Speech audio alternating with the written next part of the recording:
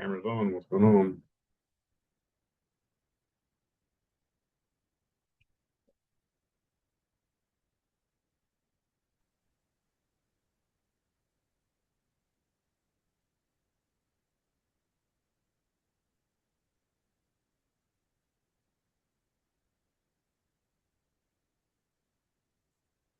Afternoon, gentlemen, and Maria.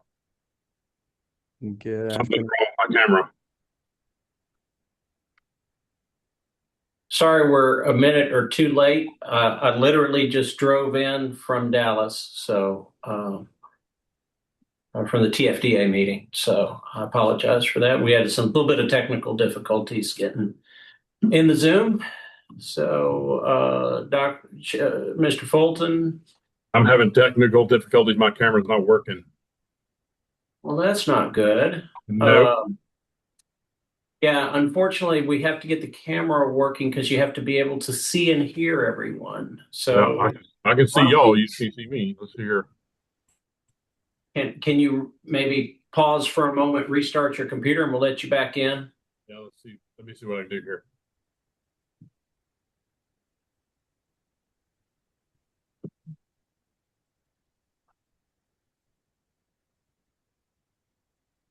And the same with Jason as well.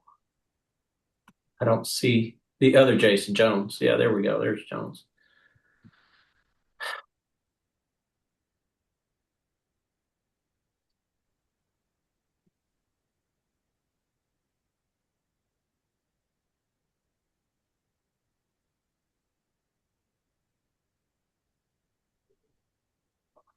And Maria, I don't know if can I share my screen?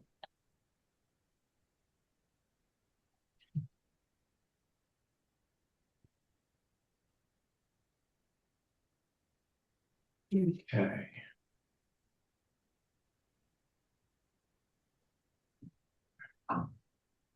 Mr. Opiola, would you like me to get it started and do the perfunctory things while we're waiting for Sure. Charlie? Why don't we go ahead and do that? Because we got a lot of work to do today. So I don't want to be respectful of y'all's time. So let me pull up the agenda and I'll share it with you real quick.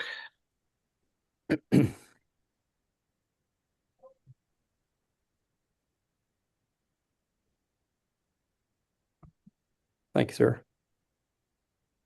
So we will call the State Anatomical Advisory Committee meeting to order and do a roll call here. We'll start across my screen. Kurt Clark. Present. Thank you. Brandon Rubsman. Present. Jason Owens. Here. Mike Houston. Here. Aaron Ali is here. That gives us a quorum. We're waiting on Mr. Fulton to be able to get his audio visual working. Is there anybody who's absent from our group besides Mr. Fulton right now? Jason Jones is here and present. Jason Jones, thank you. Okay, we have a quorum and we don't have any excused absences. We're just waiting for Charlie to get connected. Mr. Opiola, we'll let you do the invocation, please, sir. Let's take a moment and invoke the name of our Creator. Heavenly Father, grant us the wisdom to work together today to accomplish the important goal that is before us. Make sure that the administration of the anatomical program in the state of Texas is in line with your wishes, is in line with what is best for the people of the state of Texas and the families who entrust and the individuals who entrust the care of their earthly bodies to us for the advancement of all mankind. Grant us the wisdom to honor your wishes. In your name we pray. Amen. Thank you. Thank you, sir. Well, we've done the call to order. We've established that we do have a quorum. We've got all our members present. Charlie's working on it. We'll do the Pledge of Allegiance. Okay. Pledge allegiance to the To flag the To the flag flag United of States the United States of America and to the and to the republic republic for for which which it stands, one one nation, one nation, under God, indivisible, indivisible, with with liberty, liberty and justice for all. not a honor Texas the flag. Texas flag.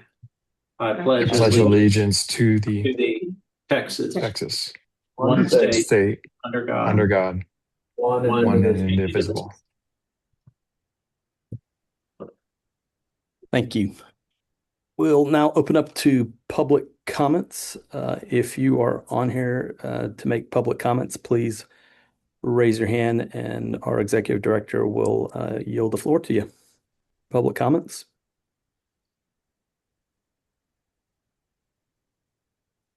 We don't see We anybody. don't see anyone. Okay, last call for public comments.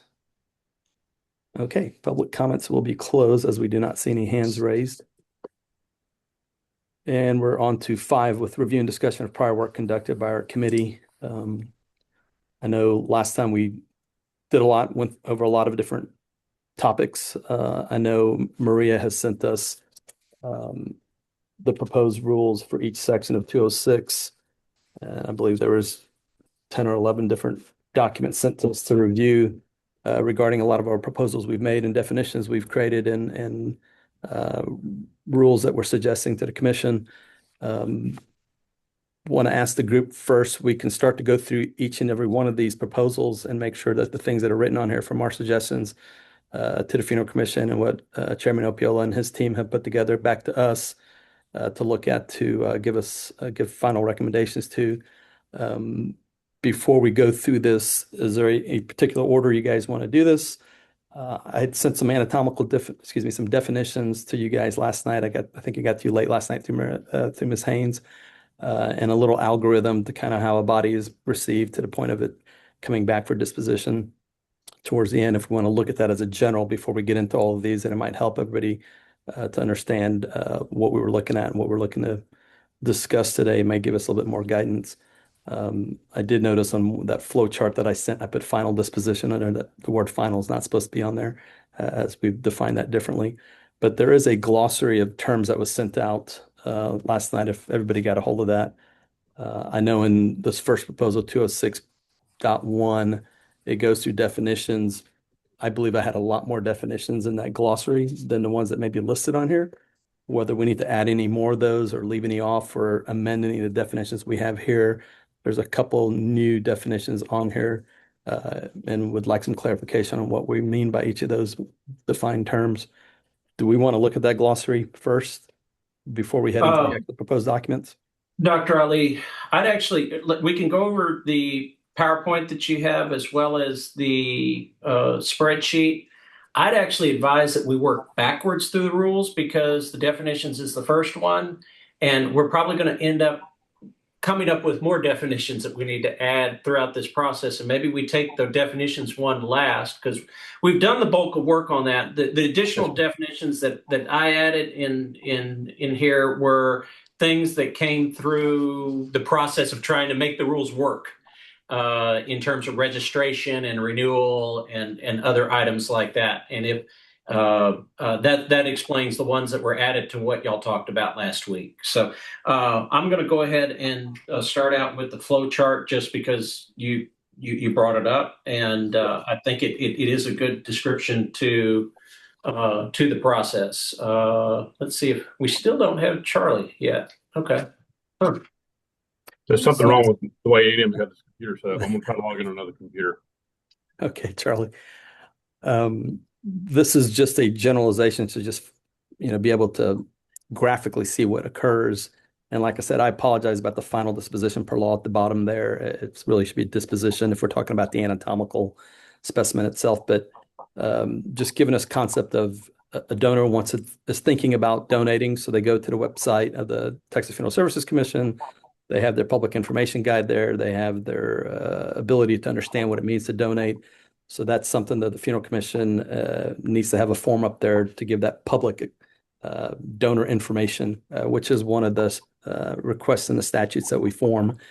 Once that person makes that decision, they are now on the death certificate, they're clicking the donation section in essence, and they are now considered a gift to the funeral commission, as the funeral commission is the authority over the donated body to science now. And then it goes into the people who are allowed to receive the initial body as a willed body program or a NATO. And when I say NATO, it includes conditional NATOs. The one question I had at this point here, do we ever have a body donated directly to a forensic institute like the Texas State? I believe they call themselves the body farm. I don't want to be disrespectful. Is there any time where the path of a willed body program or NATO is skipped and they go straight to another entity? Maybe that's a question for Vicky. Have any of has like the Texas State Body Farm registered with us other than as an anatomical facility? Not as a facility, no. So they registered prior, I believe, with SAB, just as a forensic program, but never as a actual anatomical facility with us. Yeah, they That were. doesn't mean they weren't supposed to, but that's just the status of them right now. Is they're not registered with us. So, does anyone have any other ideas on that? They only accept donations. They do not transfer out, and also all theirs are scatters. None of them are returned. Right, Is what I understand from Sam Houston and from Texas State. but Kurt, the question I've posed here to the group is the initial people to receive a body from when someone puts on their final disposition that I want to donate my body, is it only willed body programs, NATOs, and they are the ones that will distribute to like a forensics institute? No, they go straight to the forensic. They Right. donate straight to them. Okay, so currently that's what's happening. My question then now to the SAC and to the funeral commission is that appropriate? And if so, that needs to be make sure that we mark it in our proposed rules that they can receive that as we get to that point. But it's just something to think about for discussion points. Oh, that's a good point. I hadn't frankly given it any thought before you just brought it up. So something to consider as we go through our proposed rules that we have here of, are we going to consider them the third entity that may receive a body directly from a donor? So they pass from home, somehow they've gotten to the Texas State Will Body Program, their program, and they send it to them. So do they need to now be considered a Will Body Program and meet all the rules and Well, requirements? no, I actually think so. They're not referenced under 691, if I remember. I think they're under 692A. Okay. So we need to look and see kind of, I'll look it up while we're talking here. Okay. So that's my one question there on that tier with tier one. And then obviously if it comes to a Will Body Program, they keep it there for their own anatomical purposes, for their medical school, dental school, nursing school. That's where it's at. Or the second tier is the Will Body Program or the NATO ships out. And then you'll follow all the rules of shipping and chain of custody and all those kind of things will obviously go in that arrow. And then the disposition by law that we hit in one of the proposed rules that are given to us by Maria, we'll go with that too. But this is kind of an overall understanding of what happens. And if we can go to the next slide, sir, on number 2. And this was where we were getting to is who's authorized to receive as a first recipient. And we'll figure out where a forensic institute or the Body Farm in Texas State falls in that. And then number 2 tier is who's the authorized recipients.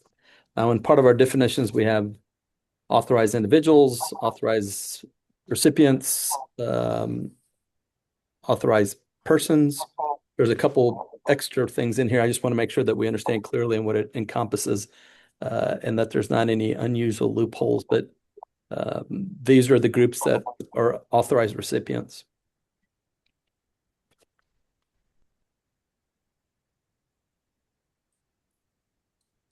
I don't think we're missing. Dr. Ali, I have a question about this form in general. What's the intended use of this once it's complete? It's not intended to be any kind of rule or anything. It's just for us to look at to see if anything pops up that's like, oh, we never thought about this group, or how do we use that group? It's just a general visual for people to look at. Thank you. And then page 3, sir. So one thing under, so under tier 2 authorized recipients, you've got licensed physician, dentist, or other health professional. Is that any licensed health professional or interpreted as any other health professional? Yeah, great question. You know, I was thinking really hard about the people that are right on the gray or fringe zone of these authorized recipients. And what clears it up in my head is, um, you know, I'm a physician, I'm an authorized recipient, but I Right. can't order it to my house because it's not an authorized entity or approved anatomical facility, right? Right. I It can would if have I'm to at be my anatomical facility and I'm ordering it to my anatomical facility and I'm an authorized recipient and I'm doing it under authorized uses. So it's not an and or, it's an and, right? So I'm an authorized recipient. That's number one. I'm asking it to be shipped to a authorized entity or an anatomical facility that's been approved, and I'm doing authorized uses, right? So it's all three have to be on there. Obviously, the dignity and respect, and there's some other rules that we have in our proposed things of educational uses versus spectacle displays, those kind of things.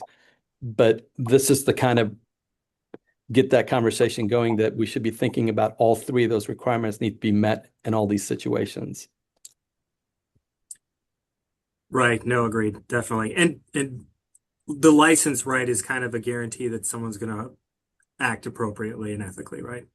Right. But Because they're once kind of again, putting their, yeah. right, just because you're a dentist doesn't mean you can order it to your dental clinic if your dental clinic is not an approved site, right? Right.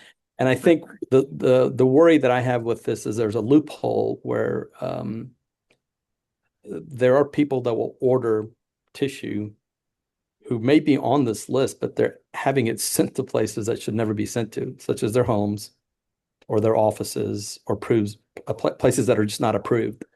And so the onus should be on that person and the World Body Program or the NATO that if you're sending to someone who's an authorized, whether it's an authorized person or an authorized individual, that they're actually receiving it at an authorized anatomical facility or an approved site, and it's being used for approved uses, right? So all three of those conditions need to be met at all times for this all to occur. Right. And this doesn't necessarily mean too, I'm assuming that a licensed physician or military federal program, they can solicit for consent for donors. They can also they can only receive from an approved willed body or NATO. Is that correct? Correct. Yeah, And so because So actually, I can bring you to this particular sections of the statute real quick. Give me 1 second. I hope I'm pulling up the right one. Okay, so 691.030 says who the authorized recipients of bodies donated are authorized by the commission that can receive it. Right here, will body programs, forensic science programs, which would be Texas State's, search and rescue organizations or recovery teams that are recognized by the commission under 501c3 and use human remains detection canines with authorization of a local or county law enforcement agency, physicians, anatomical facilities, and other persons as provided by this section. And then in their own right, the forensic programs can receive gifts of bodies under 692A 011 because they're listed under this section as an anatomical gift may be made to the following persons named in a document or gift, which includes hospitals, eye tissue banks, forensic science programs at a general academic teaching institution, which would be Texas State, or a private or independent institution of higher education. And then search and rescue organizations, the commission, or a NATO. So all of your will body programs operate through the commission, right? They are the designee of the commission. The NATOs can receive them under their own right, commission under their own right, the forensic science programs under their own right, tissue banks under their own right, hospital organ procurement. So that's our statutory authorization for each of those guys. Hopefully that cleared that up. is there a differentiation between initial receipt of a donor versus receipt and then distributed to? Yes. So the initial receipt is under 692A right here. Mm-hmm. And then redistribution is under 691. 030, which is the commission or the commission's representative shall distribute bodies donated to it and may redistribute bodies donated to medical or dental schools or other donees authorized by the commission to other will body programs, forensic science programs, search and rescue, physicians, anatomical facilities, or other persons. So 691A is redistribution. 691 is redistribution. 692A is initial receipt. Can you show that 692 again? The Absolutely. initial thing? Yeah. Is that up? It gets a little tricky, and I'm wondering if this is the time where we fix this up correctly. Well, Or- we can't change this one. Well, this is statute. I can't fix this. And this is statute. Okay, sorry, I apologize. Yeah. But I mean, I was under the impression that you could not solicit for or receive an anatomical gift unless you were an ATB accredited NATO. Well, a NATO is one of those things, right? Under A. Gotcha.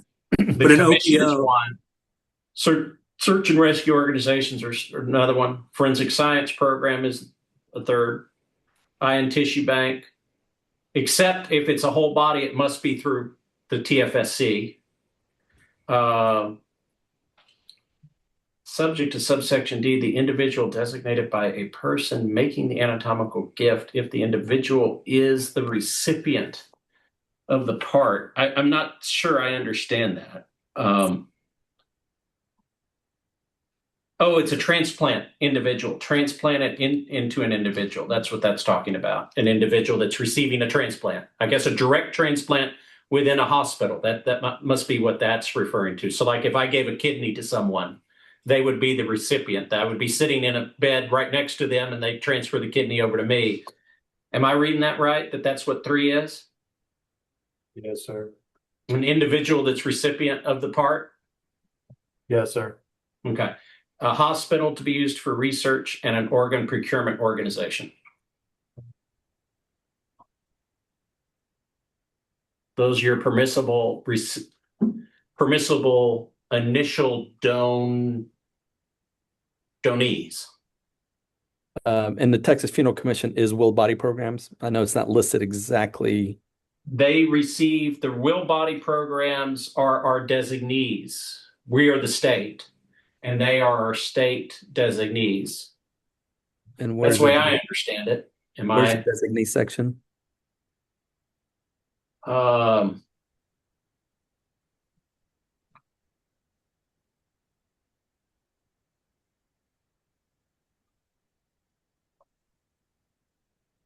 That might actually end up being because of 691.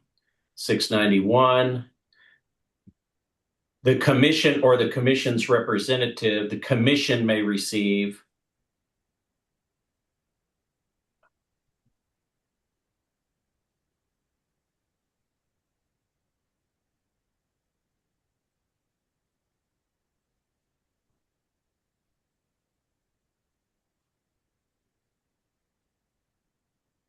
Am I reading this wrong that whenever a will body program receives them, they are receiving them in the name of the state of Texas by and through the commission? Am I reading that wrong, Charles, or one of the other? I mean, it says right there that the commission or the commission's representative shall distribute bodies donated to it. So a will body program is a initial donee. But the problem is, if that's what 691.030 is saying, then does that mean an anatomical facility can receive directly donor passes and it can come straight to Med to Market? No. It doesn't have to go through a will body program or a NATO? It has to go through a will body program or a NATO. But where does it say that in statute that it has to? Well, because they are only as a facility. Well, that's not what's listed here is what I'm trying to say. This is a redistribution. That's distribution on Yeah, 691. I guess the commission could authorize a anatomical facility to be the initial recipient. I don't know that we would. Yeah, and I think this goes other back to what I was donees authorized by the commission. right. I think this is why I was trying to go back to. It really needs to be the initial groups that can receive, which should be will body programs and NATOs only, and then those distribute to the approved anatomical facilities, which would be a hospital, all those other things that was listed. is really how the flow should go. And the other ones that can directly receive would be the forensics. But when you start getting into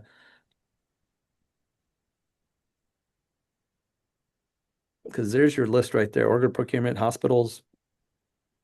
Yeah, yeah.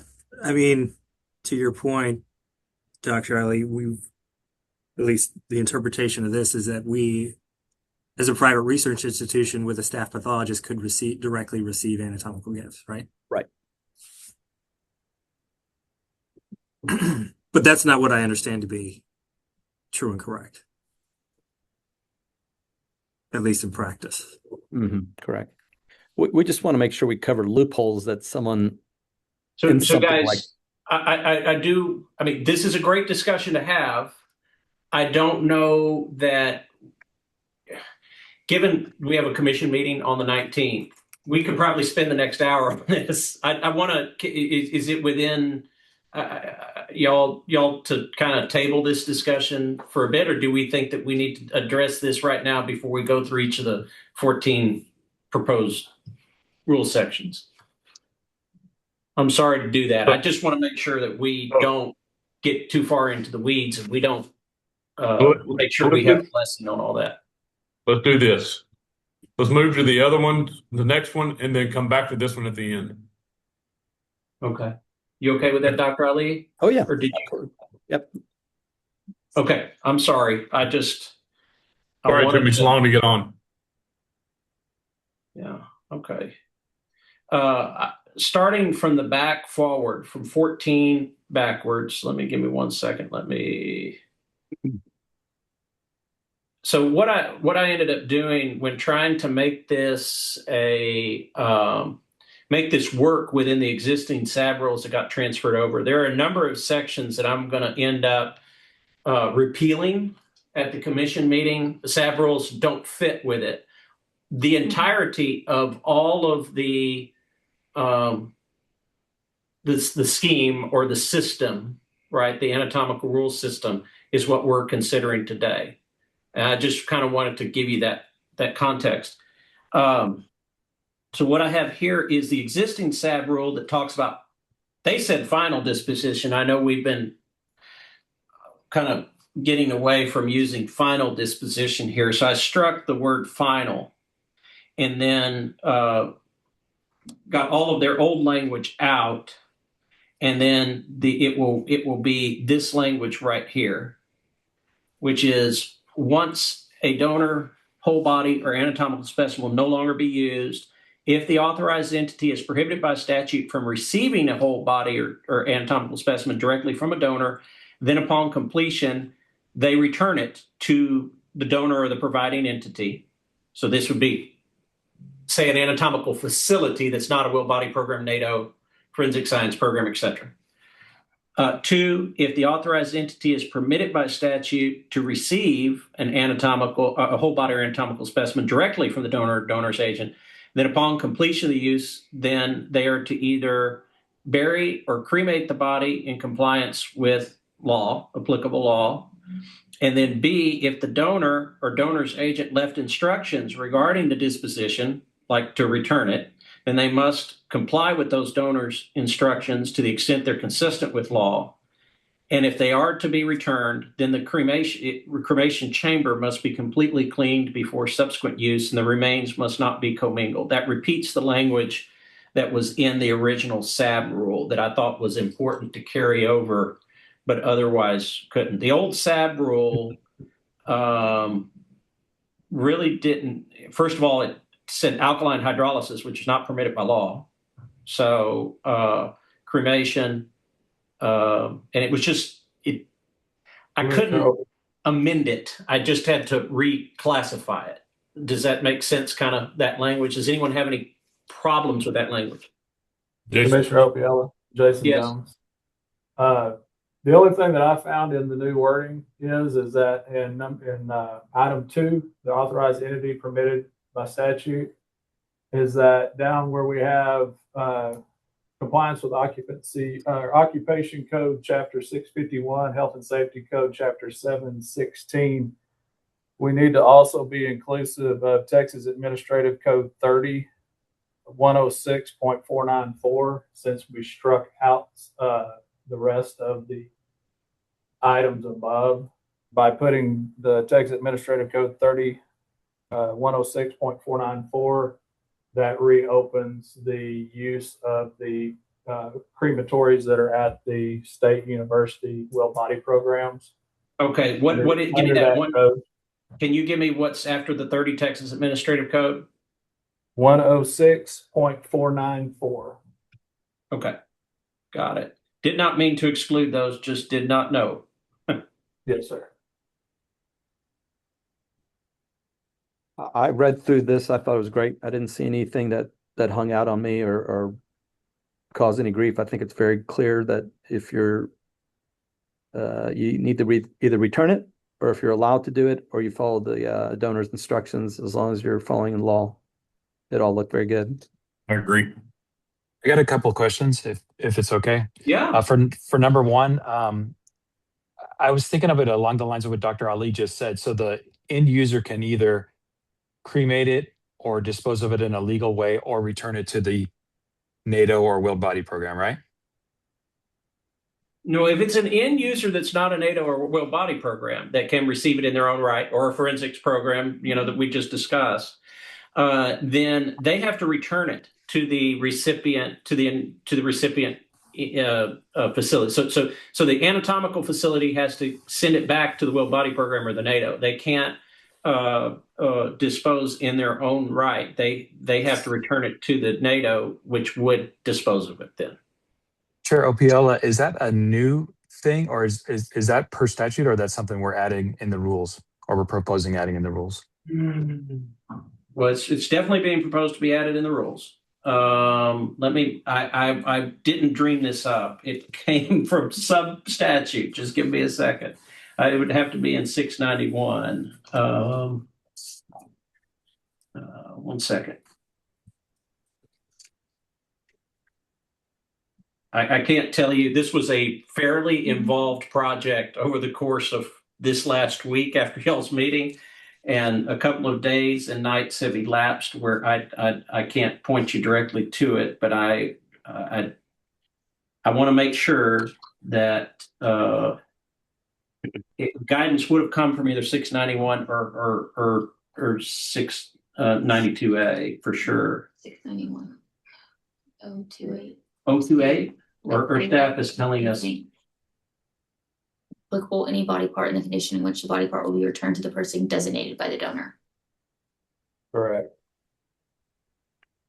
Chair, as you're looking at that, I think what is coming up that I hadn't thought about either. So if let's say Science Care sends a body to Market uses it, and Science Care says we have a designated crematorium that's 5 miles from your organization, that crematorium will come receive the body, they will cremate it, and the ashes will be sent back to either us or the family or scattered. Versus the NATO actually cremating themselves. Right. Or versus my company, that's the anatomical facility, now packages the whole body back up, sends it back to Capel, Texas, and then they receive it and they cremate it. Meaning, can the chain of custody in essence be the anatomical facility is done with it now? It's going to hand it off to a licensed crematorium that has a vendor agreement with that NATO or will body program. In essence, now it's back under the chain of custody of that NATO. Sending it back to the original facility may be burdensome, causes a lot of expenses, and putting at risk more of the body being transported around versus getting to the crematorium to be cremated, which to me makes better sense of, yes, the anatomical facility, I as Market cannot just go and cremate on my own and go scatter on my own, but I can say, hey, Science Care, you have a place for me here in Austin that I can go to. You have a vendor agreement with them. I have a vendor agreement with them. I will send it there. The ashes will be properly done under a correct facility that's licensed by the Funeral Commission. And then those ashes will either be scattered or sent back to their family or back to that NATO or will body program. Could we just add the word in there, the custody of? Because if you say custody of, then whoever you as the NATO contracted with is acting as your agent. Yeah, however Yeah. it's done, but I think we need to address that point that's being brought up. I think that's what's being brought up. So, Help me That what, figure out where to put it. I'm definitely open to this, so, but so right here where it says, the authorized entity should return the donor to the providing entity, should return the donor to the custody of the providing entity or their contracted service. correct. and it's actually Yes. not return the donor. Well, I guess the donor. That's what it says. I know it says that, and we actually need to say donor whole body or anatomical specimen. Yeah. And then, and return it to the providing Custody entity of. or their contracted service.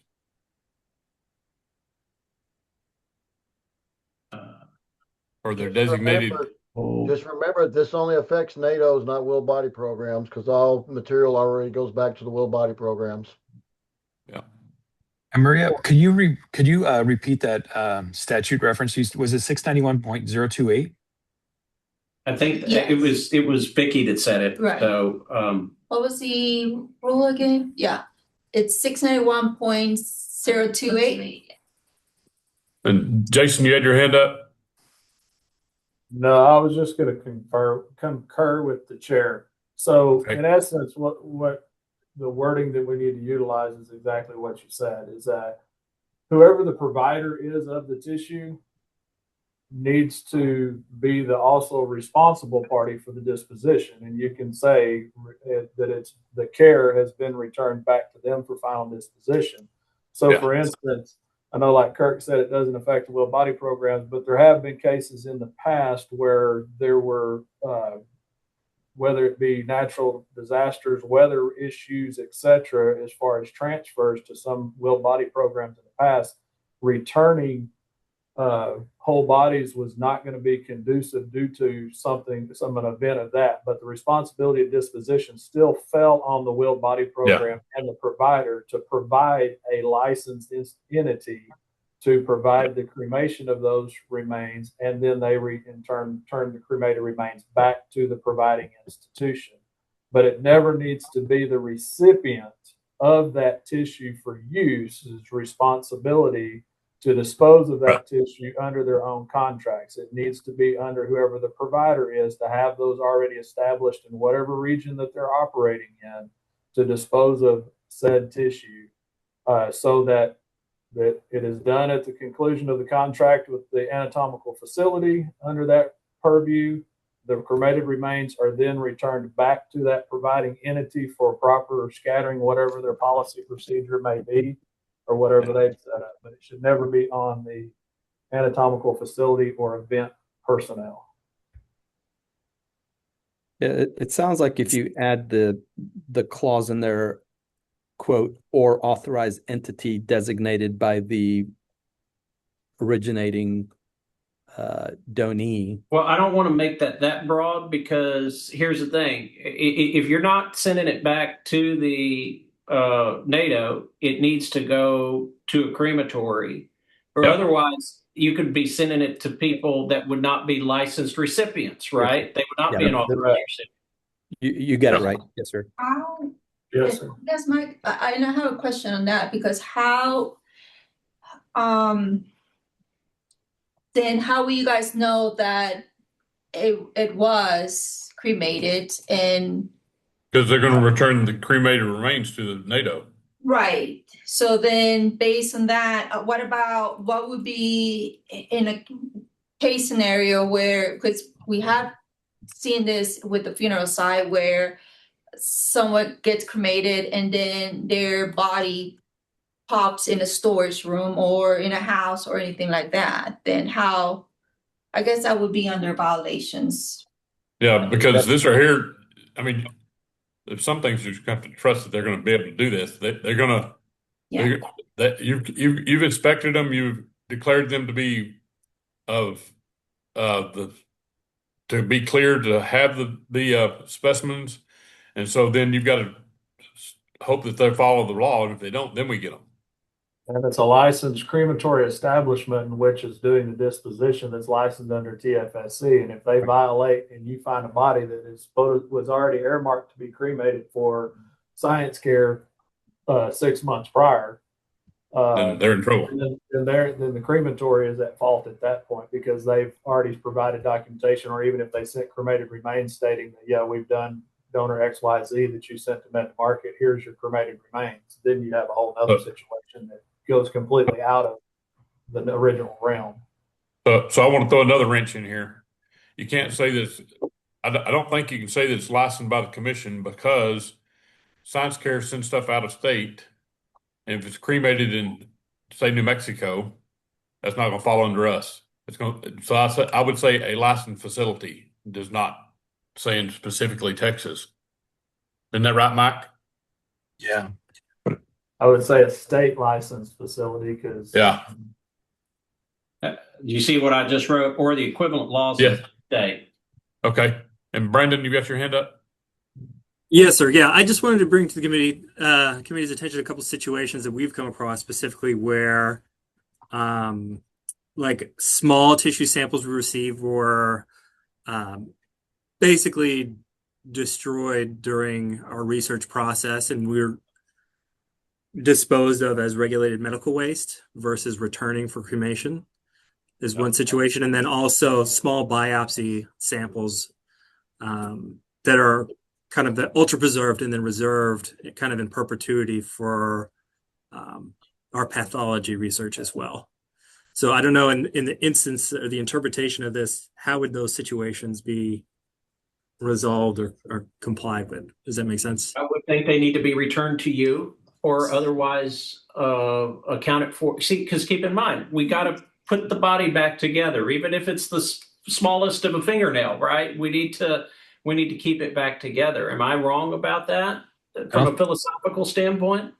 I don't think that's in statute. So, Okay. Chair Opiola, there are occasions where you're going to have pieces that are kept for research, Okay. and the body's going to, and I'm talking about minuscule pieces. I'm not talking about a whole leg or a whole arm or something like that, but This there's is like going to a be tissue punch. minuscule pieces of tissue that don't even have bone fragment in them that are kept for research, and you would have already cremated the body and sent it back. So then those would be cremated as parts or disposed of as medical waste. Yeah, and I agree with that we got to be careful about putting everything back together because that never happens. What about the small piece of skin that's dissected out that's considered biohazard material? It goes in a red bag. At the same time, I get it. We don't want a full foot in a red bag. But when you have tissue that's disposed, part of an aorta, part of a kidney, that goes in a red bag as biohazard, and it's by statute, that's exactly what you're supposed to do. At the hospitals, we do that, and at anatomical facilities, you should be able to do that.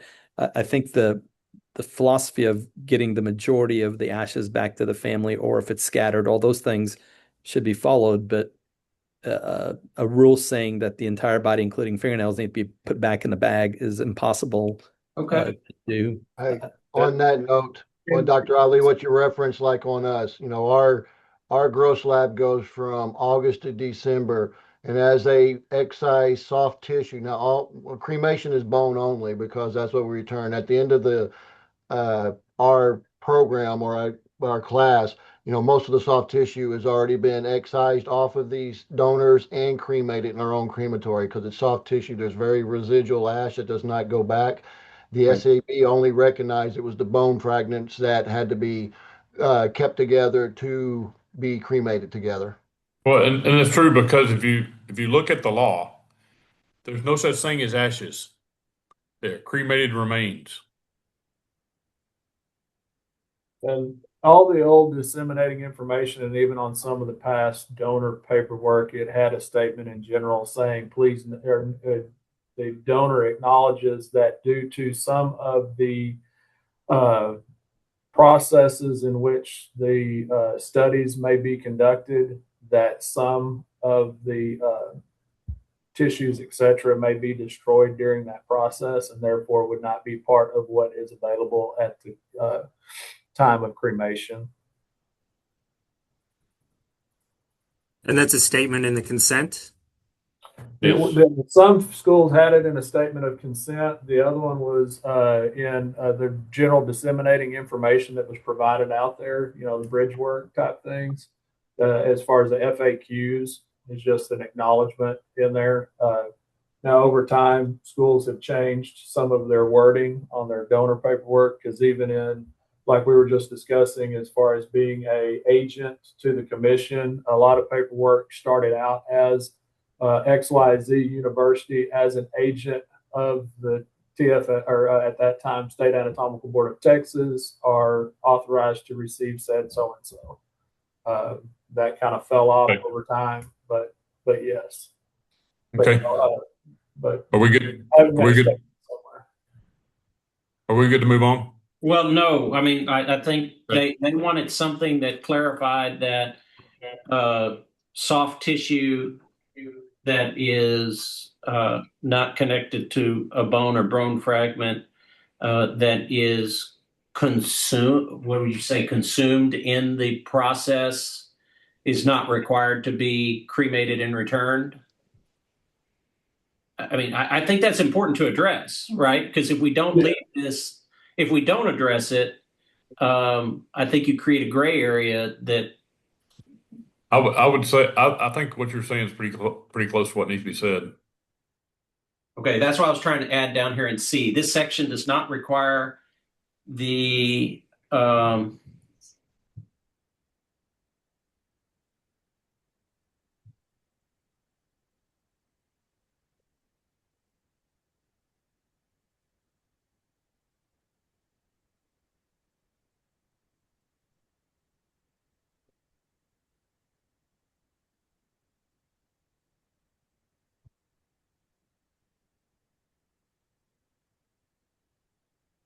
I'm help me here while I'm typing. I think some kind of residual soft tissue, something, because I can't hold, bags and bags of tissues at the end of the class to get rid of all the soft tissue they excise off.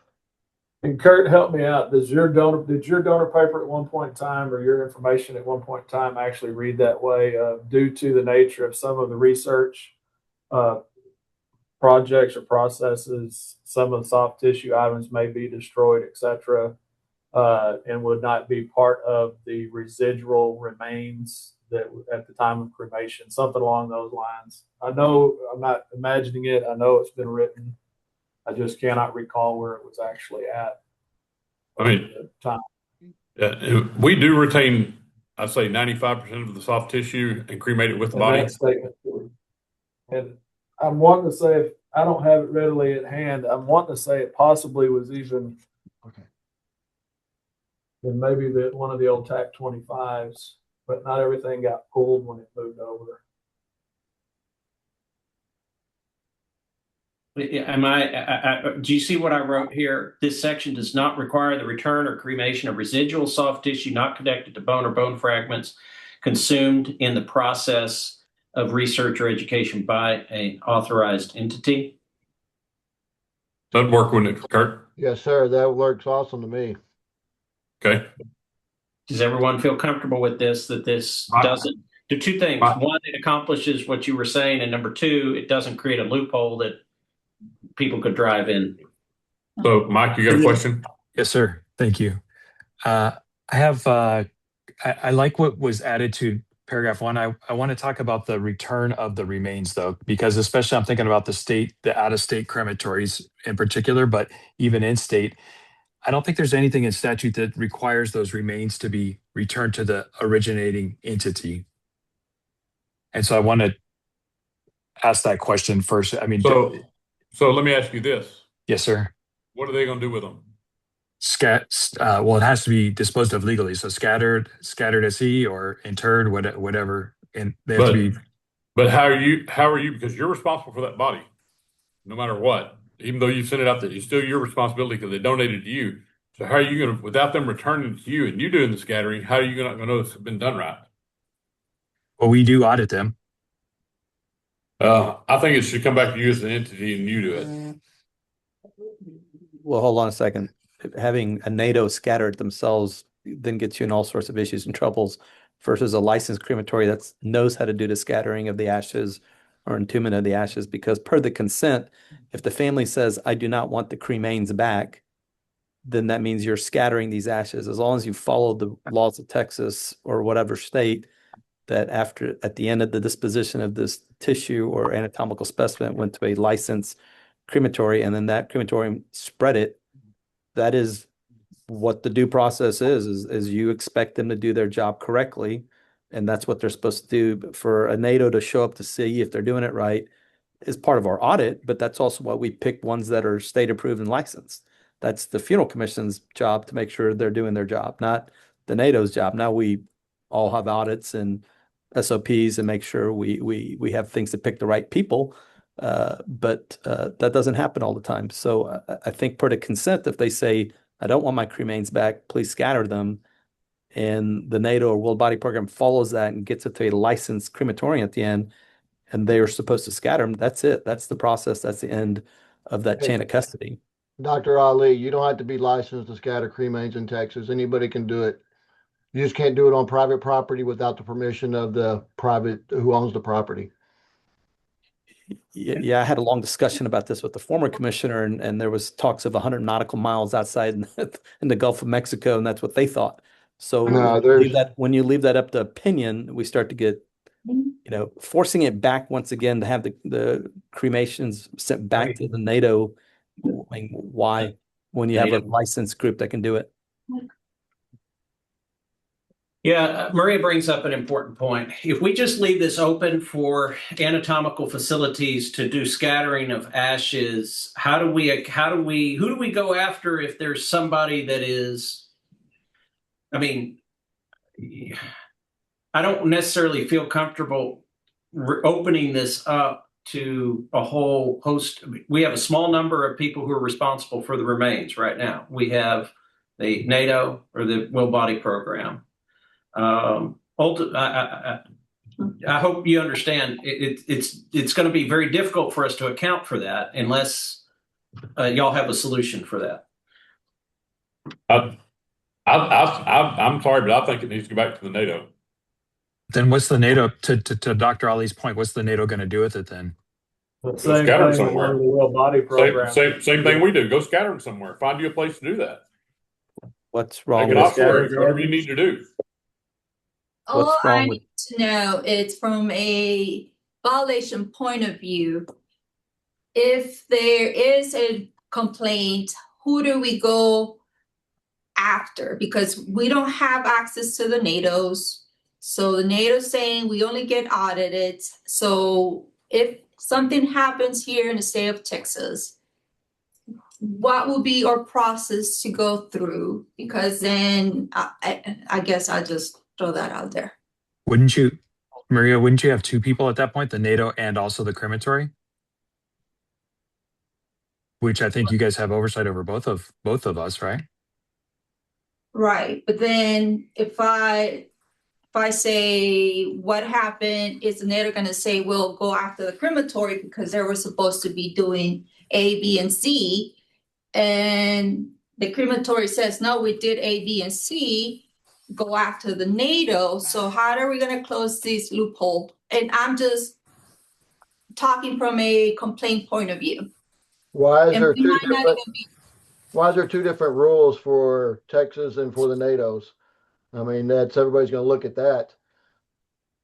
I mean, we as the Will Body Programs, we wouldn't have a crematory scatter them. But you could. Why? No, we shouldn't. Why not? Why not though? I have a responsibility to the family to make sure it's done correctly. And you should follow the same rules we do. No, it's not that.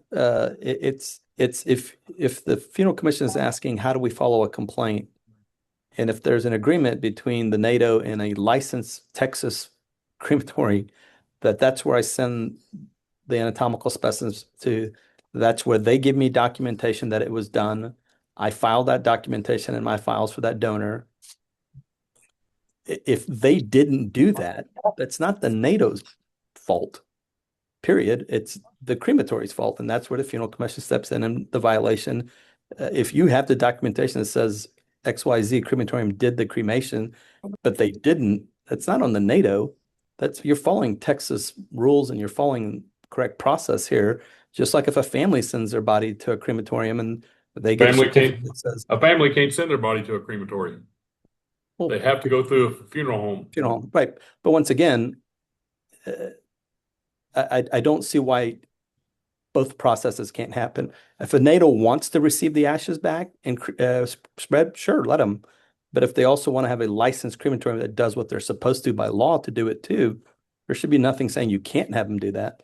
I'm fine with both options, but forcing a NATO to receive back their cremations to have them go spread it, to me, opens up more of a problem where an employee takes it out there and just says, well, I'm just going to dump it here in Lake Austin. It's a pretty little site.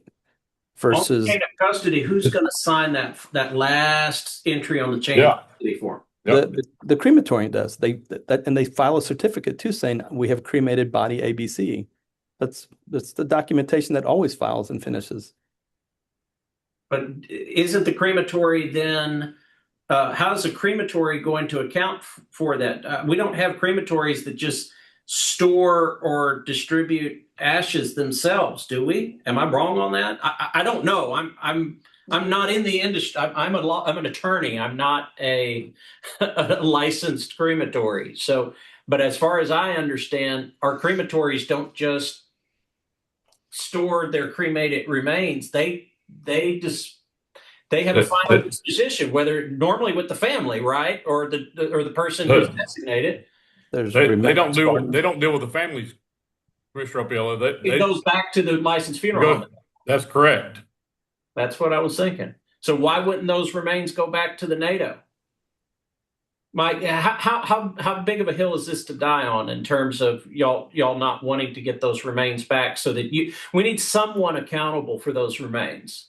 Yeah, I think I agree 100% with Dr. Ali. I think that we have licensed crematories. And it sounds like we don't trust the licensees to do the job that they're tasked with doing. I mean, that's the path we're going down. Sounds like.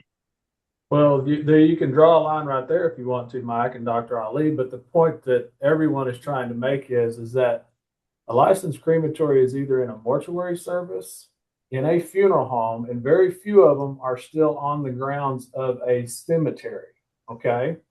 So where is the funeral home supposed to put those cremated remains that they are cremating for you? Or where is the mortuary service supposed to put the cremated remains that they have cremated for you?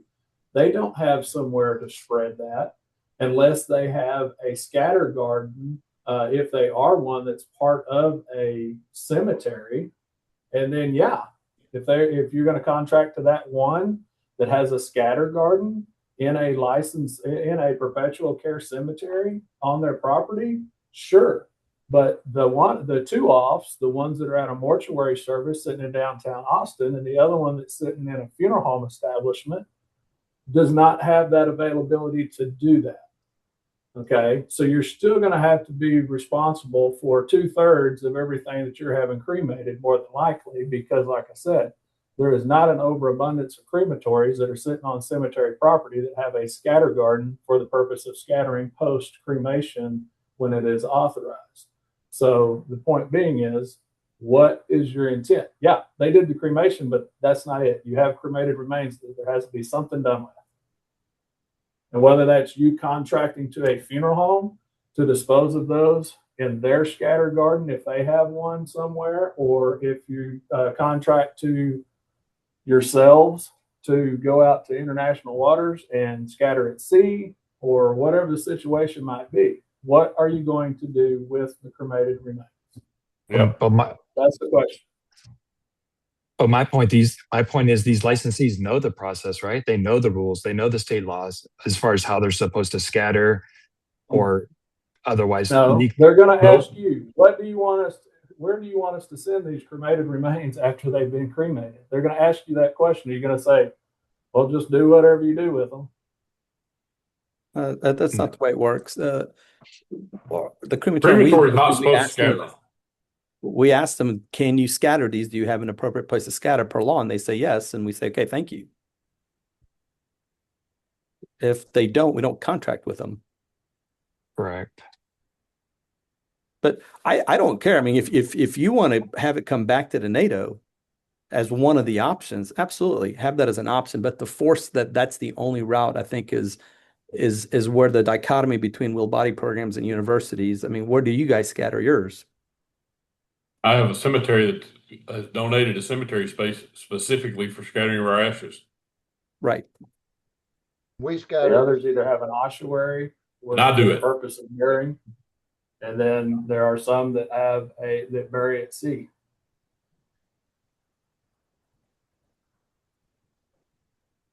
And they do it. They don't contract out for that. We take care of that. We don't depend on the crematory to do it.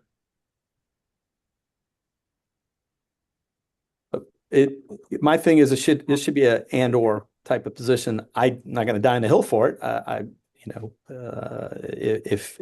If you want the NATO or my NATO to go into a private property and appropriately dispose of and do a nice little ceremony, no problem to me. I'll do it personally myself.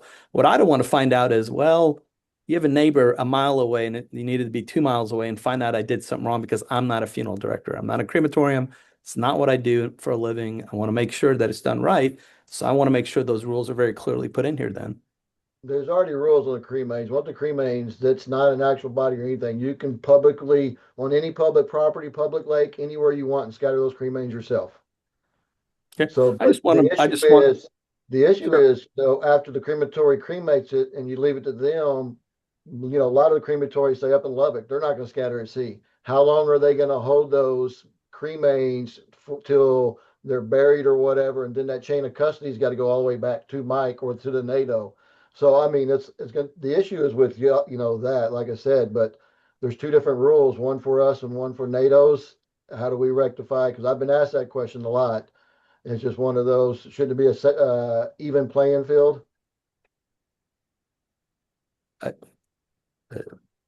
Like I said, I think if a licensed mortuary or crematory has it and they say we have a proper way to dispose of these cremains because the family did not want it back, then whatever that process is appropriate.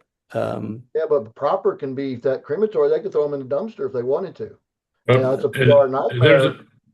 there's a huge difference between a licensed mortuary and a licensed crematory.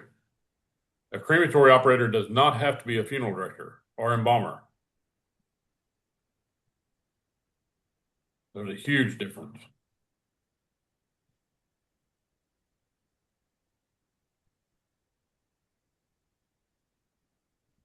What do you call it? There's a technical term for when you scatter the remains, right? What is it called? Scattering cremains. Scattering cremated remains. Yeah.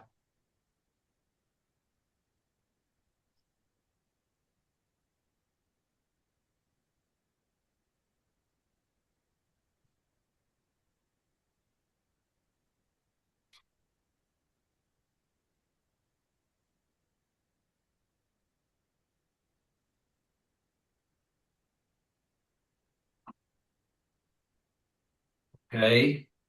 What about this language? I'm just trying to give you all something to noodle on one. So it would be the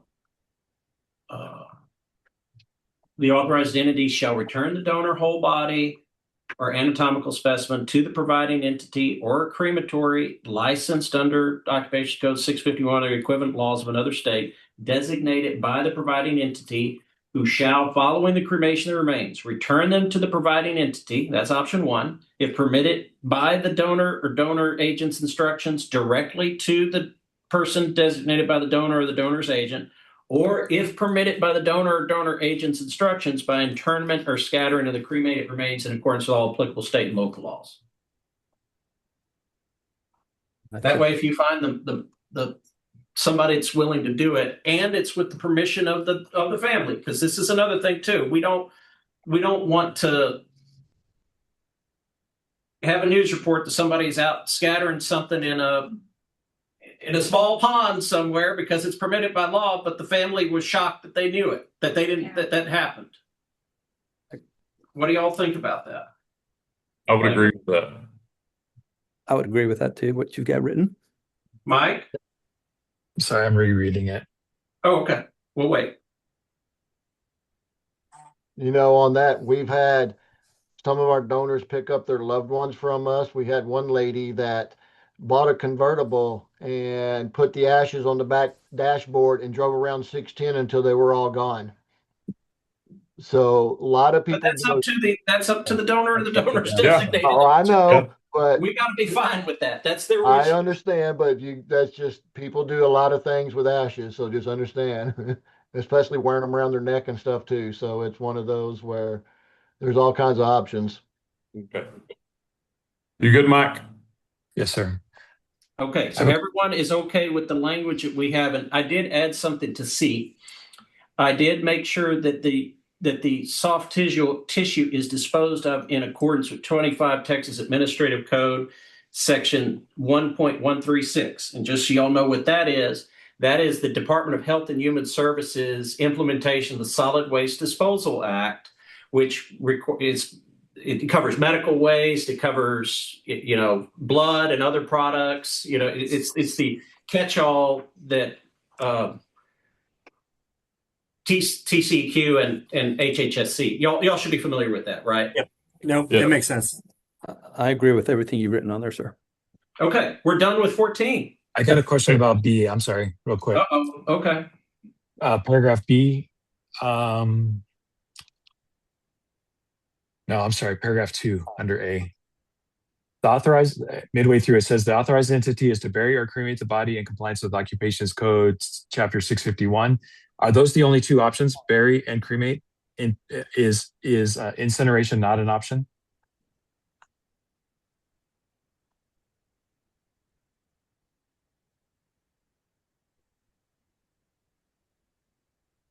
And if I could get Jason Jones to, or what Jason Owens. incinerate.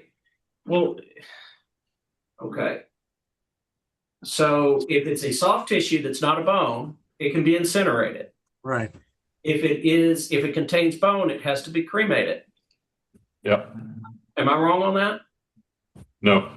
I don't know. I'm not saying you're wrong. I just don't know that that's in statute that way.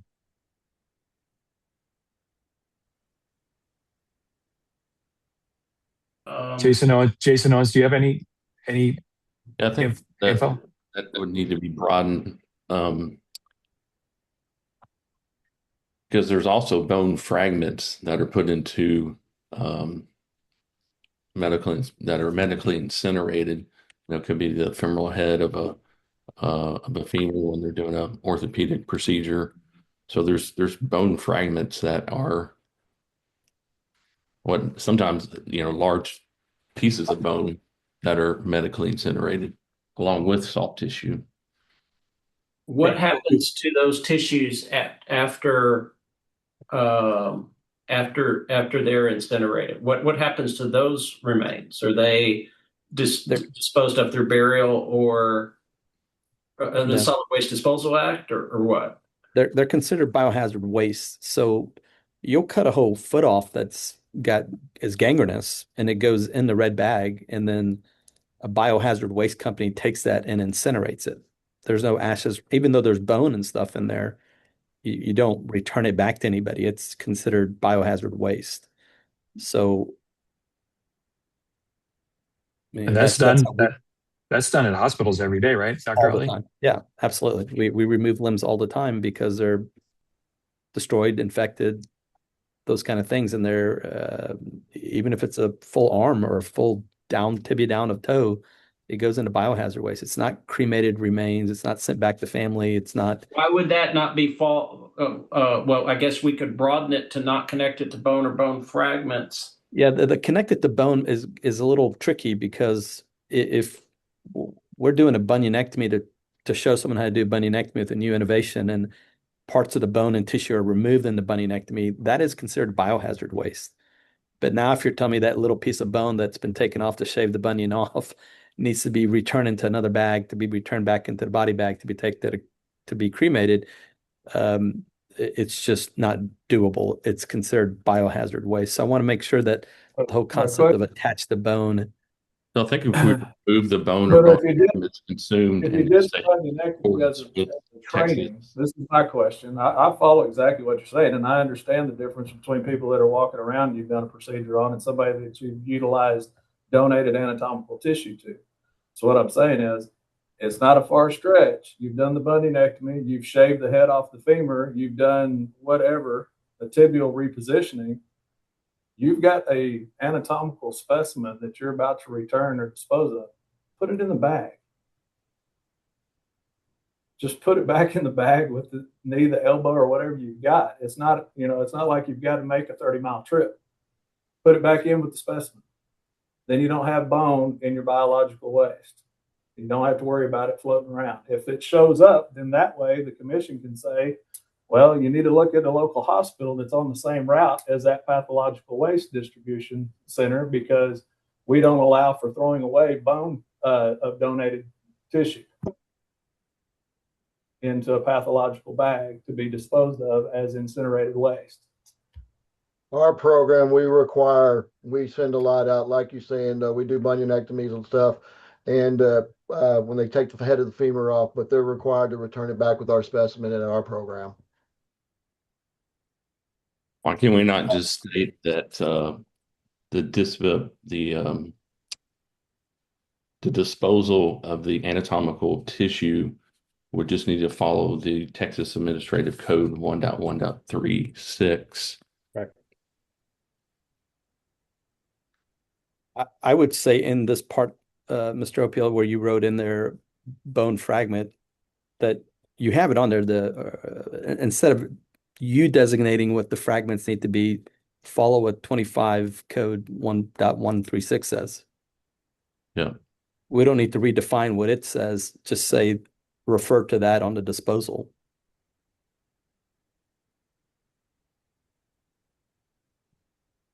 I'm looking at 1.136, and I want to make sure. Keep in mind, I'm also concerned about creating a loophole that would allow the entire femur to be disposed of as medical waste. I don't think it's appropriate. I think the public would question if you had a femur that would show up in a medical waste bag at the solid waste landfill, right? Well, it's medically incinerated. Right. It doesn't go to the landfill. Yeah, but I'm checking 1.136 to make sure, because I do actually think that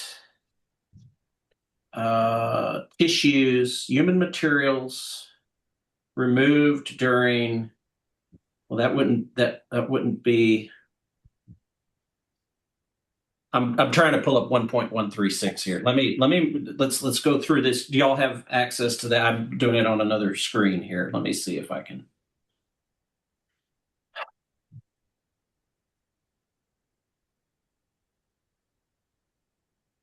What is it? 25? Tech 1.136.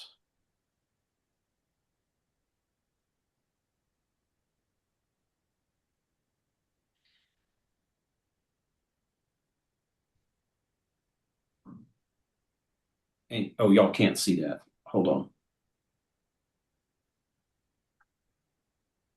Oh.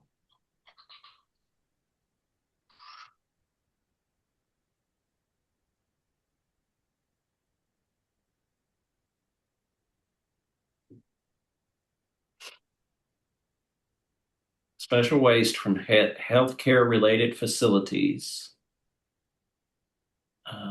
It's not, bulk human blood. That's fluids. It's not microbiological. Pathological waste. But this would not be removed during surgery, labor and delivery, autopsy, embalming, or biopsy, correct? That would not fall under that. Am I wrong on that? Sharps. I don't know that 1.136 covers that. Would this be considered pathological waste? Or this would be tissues other than embryonic and fetal tissue remains?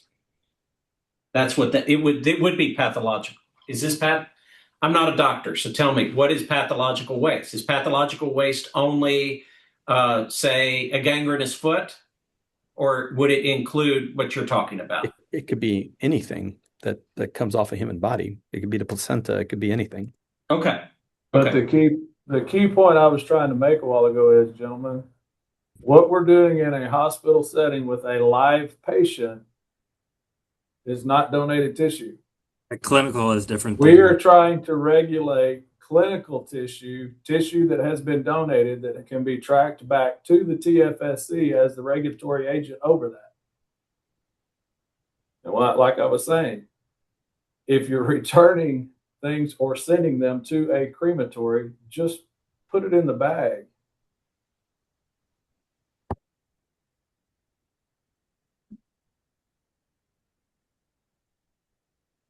So what you're saying is we don't need another exception under B. We can leave B like it is. I think we Yeah. need an exception. I think it is considered pathological waste. Pathological waste comes from a living human being, not a dead body. That's not correct. Autopsy is a dead body, and it's written up there at autopsy. Yeah, but they're not doing autopsy though. This is. This tissue's been donated though. I mean, I understand, and I listen. I philosophically I agree that we return everything. What I'm getting to is when you're doing these dissections and there's wastage on the ground, and someone sweeps it up. What I don't want is someone coming through my trash and saying, "Aha, we found a half of a toe, and I'm taking you down for it." And that's where I'm thinking of. Not, I want to return everything. By golly, I'd love to put a big bag underneath every single station and make sure every single piece of tissue and hair gets back to the families. I get that. But what I and I make get that. sure is we don't find ourselves in a position where someone says, "Look at this, guys. I found a half a finger that was mutilated during the dissection that's consumed, and it ended up in a red biohazard bag, and we're going to get you for it." That doesn't make sense to me. And so we want to be cautious of that. That's what I'm concerned about, secondary to the dignity and respect that, the vast majority of things be returned back to the family if that's what their wishes were under consent. But if the consent says scatter the ashes and it's in the consent appropriately, that there are parts that will be consumed and not returnable. And if a destroyed bunionectomy is considered not returnable, then that's what it is. It's not returnable tissue, and it's not to be part of the cremation. That's all the distinction I'm trying to make. It's in the consent if you've done the consent correctly.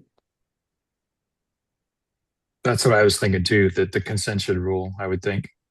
Correct. Now, if I did not say in the consent that there will be consumed body parts, including bone tissue, soft tissue, and I didn't write that in there, and I'm tossing little pieces away, then that's on me because I didn't do my consent right. And then, yes, I'm in violation. But if my consent says there could be parts, including bones and other tissue, that may not be returnable or crematable, and the donor says, "I understand, thank you," then I think that you're keeping crazy loopholes there. I get it. We don't want a leg in a biohazard bag. I get all that stuff.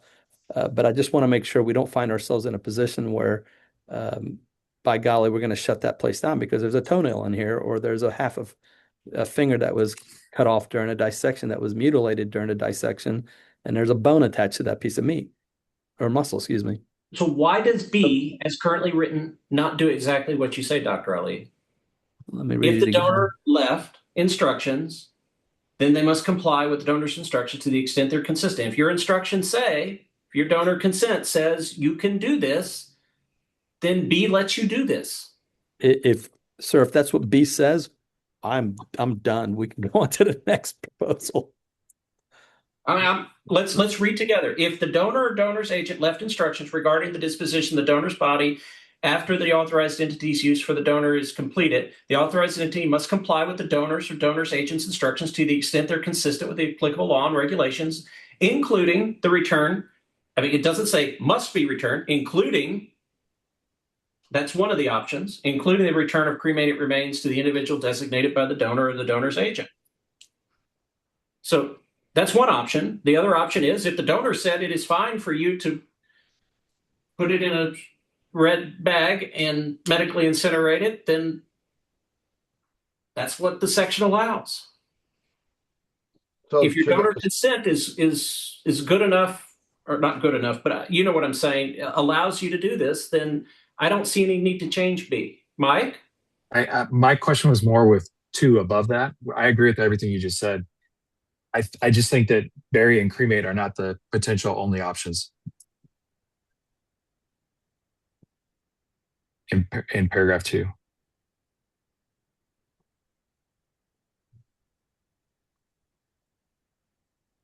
So you want to add incinerate in there also? Correct. I think that would take care of all of this if you had the incinerate in there. I agree. Thank you. If you guys are okay with it. Okay. so I on the did. consent form, should it be added that parts that are not returned are gonna be thrown into biohazard? That's up to each entity, correct? On their own Receipt. consent form. Right. If you don't do that, then you're not doing that. If you do that, then you make sure that the donor understands that. And then you're gonna have to also verify that your biohazard people do not do steam disinfection with subsequent burial to follow, and that they're doing all incineration. Yep. Is that legal in Texas? I thought it had to be incinerated. Nope. The thing is, you can contract to someone who is out of Arkansas that comes through and picks up your biomedical waste, and if the process is being done in Arkansas and Arkansas allows it, then they can do the steam disinfection and bury it after it's been disinfected. Yeah, you said and bury it? Yes. Correct. Okay, that's why it says authorized entities to bury, incinerate, or cremate. So bury's in there too.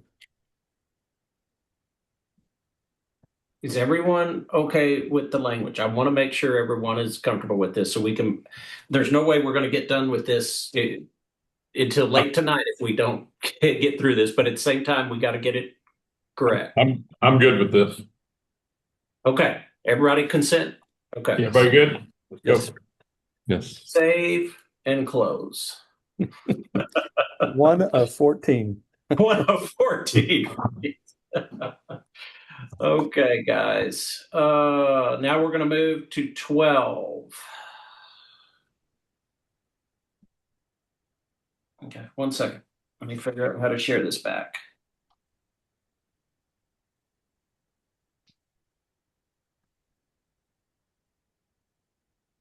Who knows? I should have started with definitions. So the current section says application and inspection of facilities. This is the registration. This is our lack of a better word, licensure provision. When we talked last week, we apparently did not even consider licensing or renewal, registration and renewal. So let me walk through this with you. Any individual wishing to receive, use, or transfer non-transplant whole bodies or anatomical specimens must hold an active. This is, by the way, not breaking out specific. This is a general registration regulation that applies to anatomical facilities. It applies to NATOs, applies to will body programs. It's a procedural only rule. Must hold a valid registration or authorization prior to operating in Texas. If the individual simply attending an event as a student or trainee, no authorization or registration is required by the individual. The application must be made on the commission form. And this is from statute. A lot of these things, we had to, for instance, there is a requirement that none of these facilities be owned by a TFSC commissioner or established or even a licensee. Like a funeral director cannot own a NATO. A funeral director can't own an anatomical facility. An embalmer can't. A crematory can't own an anatomical facility. That's all in statute. So that's why we put that in there. So we need to know who owns you because we have to make sure that it complies with statute. The name that you're going to be holding yourself out to the public with. We need documentation of proof of compliance with federal, state, and local laws for instance, building occupancy. Okay. Sir, on 4A, I just want to make sure, Yes, when we got our building inspected by the fire marshal and all the other city approval and all that kind of stuff. That's what you mean by A. Yes, sir. And then we have Stericycle come pick up our biohazardous waste. So we show that that's how we dispose of our waste for chemicals, pathogens, medical waste. I just want to make sure there's nothing in there that's not doable. Applicable zoning, facility construction requirements. What's Use disposal of chemicals, pathogens, medical waste, Mhm. and applicable Zoning. zoning facility construction requirements. Great. Okay. So B, Yes. section B, the only other thing that I would consider adding is down where it says active crematory license, we probably should put and or TCEQ permit, which reverts back to Texas Administrative Code 30106.494. Okay. TCEQ permit. Issued under 30 Texas admin 106.494. Also Okay. in paragraph B, I think you're missing the word for on that first line between laws and the. Laws for the. Yes. Good catch. Thank you.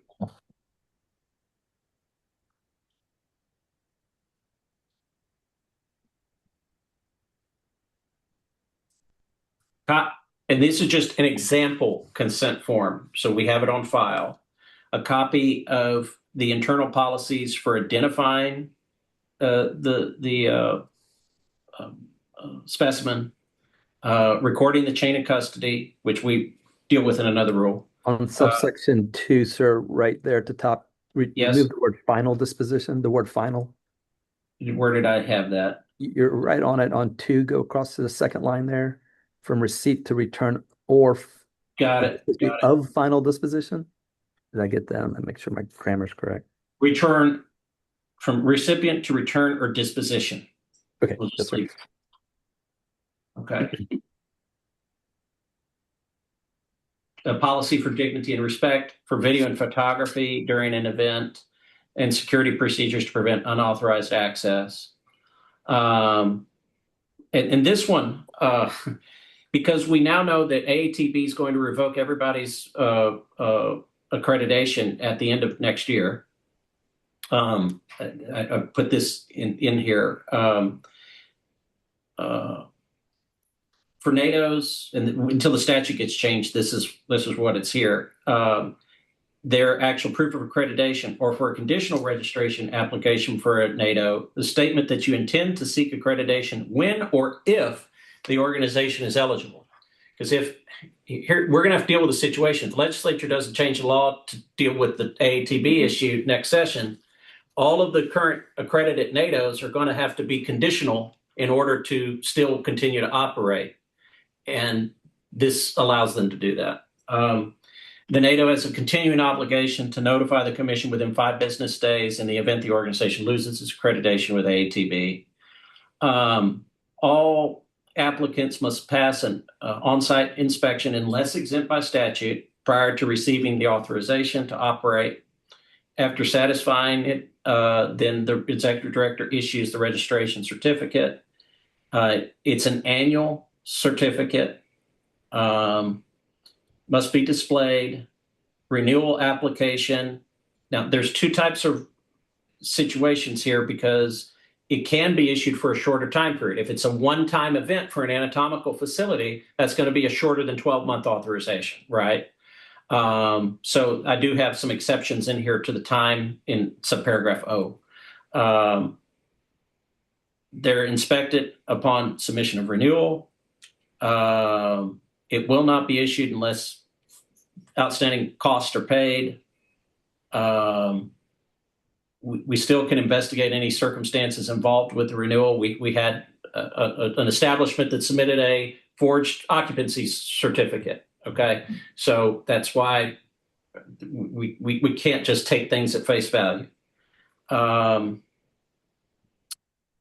We may refuse to renew ownership change. We need it at least 30 days in advance so we can go through that process. Actually, I think that this, is this with an ownership change we do? This might be a duplicate here because I already said you must pass an on-site inspection prior to receiving approval unless exempted by statute. Did I not say that earlier? Hold on.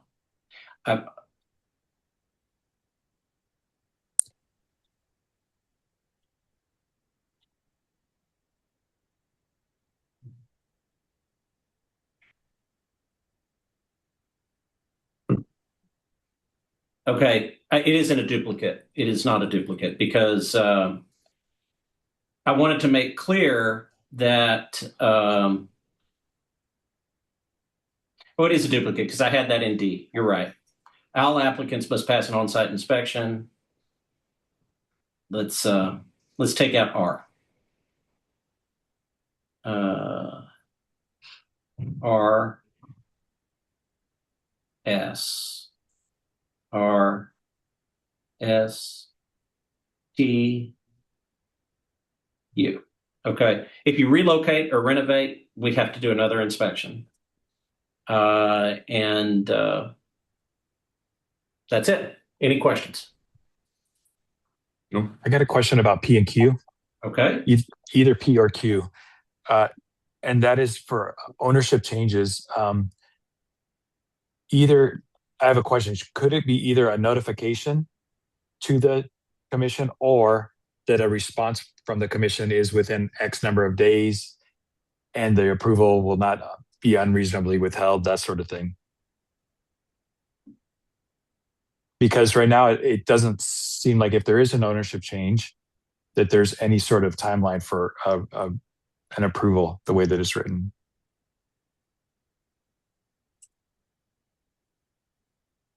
Well, okay. Well, So we maybe require it's you to submit it 30 days prior to change. The commission shall approve or reject the ownership change.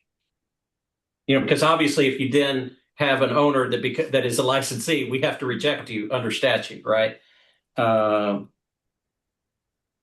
Change within 30 days of submission of the Maria's.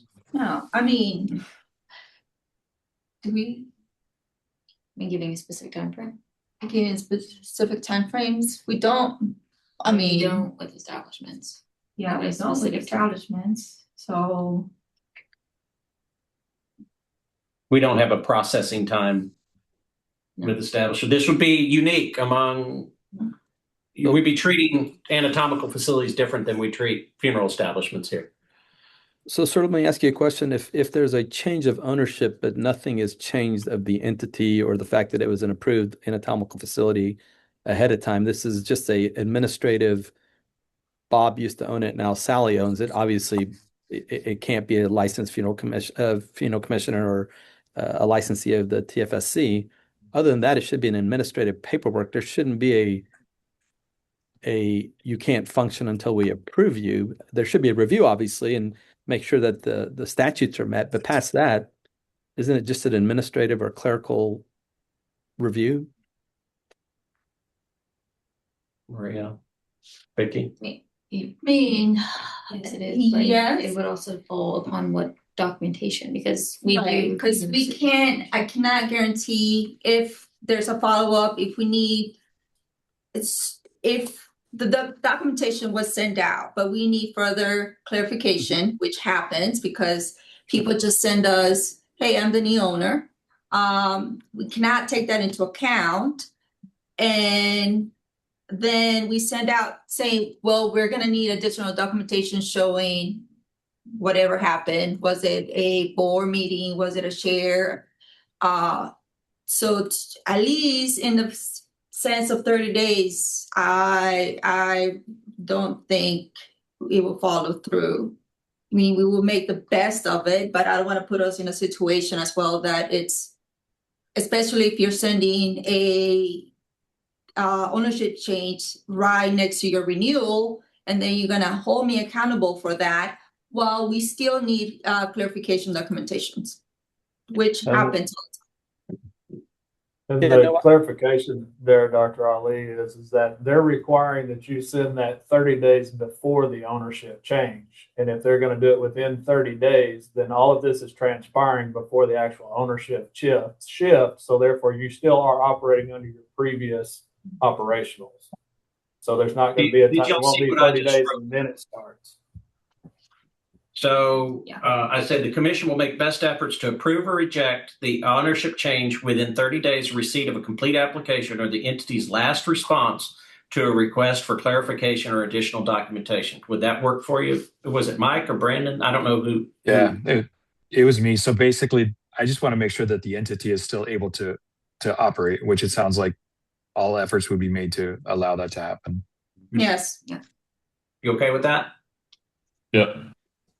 Okay. Yeah. Any other changes?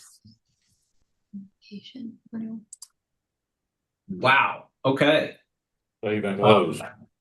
We are closed on that one. If we can just do the rest of it that fast, this would be great. Let's see. 1 second. We move on to, it was 6.8, Greg. is it 8? I think so. There we go. Okay. So 8 is, am I sharing 8? Yeah. Yeah. Okay. Here we go. Literally, it's one paragraph, I think. Yes, this one's easy. So this is just changing the references to the SAB, to the commission, and then adding the statutory requirement that you include the name, mailing address, and telephone number of the commission for the purpose of directing complaints to the commission on each written contract. That's a statutory requirement. And I thought ahead on this, and I know that you probably already have your forms. So I added, an entity may comply with this subsection by including this notice on the contract form itself or on a separate notice acknowledgement signed by the donor at the time of the execution of the written contract. If the notice is provided separately, the acknowledgement must be kept with the written contract and is subject to inspection by the commission. I gave you both options. Y'all cool with that? Yes. Mm-hmm. Yep. I got a couple of questions, Chair Opiella, please. For contract, should this reference instead of contract, should it reference the informed consent? I think the statutory language says written contract, so that's why I mirrored the statutory language. Let me go back and check. This is in 691.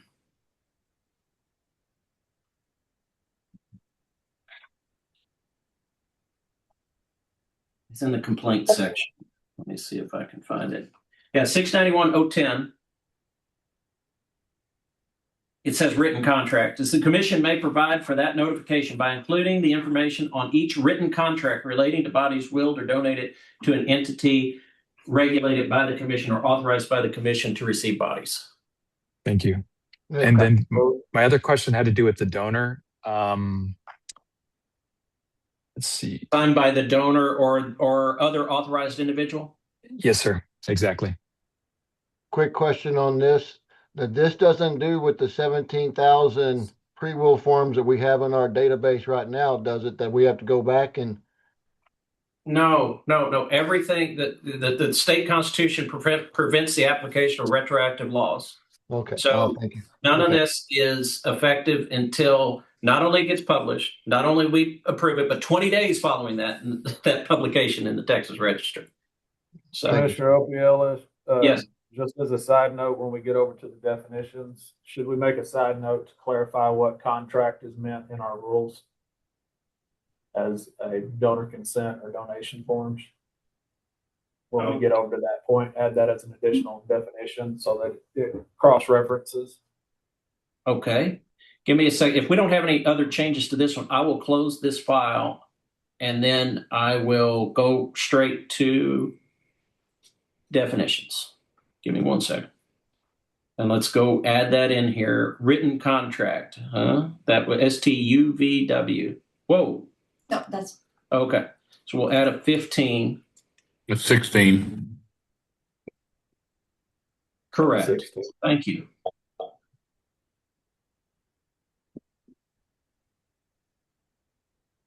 Go ahead. Means? I would say donor consent or anatomical will form. Anybody else have a suggestion? I was wondering, Jason, if there's other things that we would want to include in that. I can't think of any off the top of my head, but Well, in reference to written contract, as far as what they were meaning by statute, is the actual donation of that individual to whether it's a will body program, a NATO, etc. I think that'll work. Yeah, because right now on our forms, it says make all complaints to the SAB treasurer. So the new forms our donor forms will be changed to the Texas Funeral Service Commission.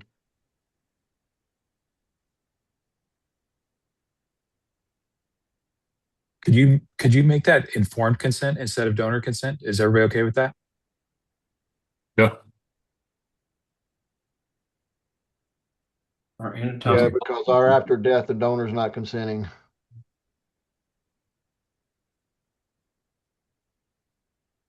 How about that? Written contract means an informed donor consent or anatomical will form for donation of will body or anatomical specimen for educational research purposes. I just mirrored the will body language from 691. Y'all cool with that? Yes. Okay. Now we'll move on to 7.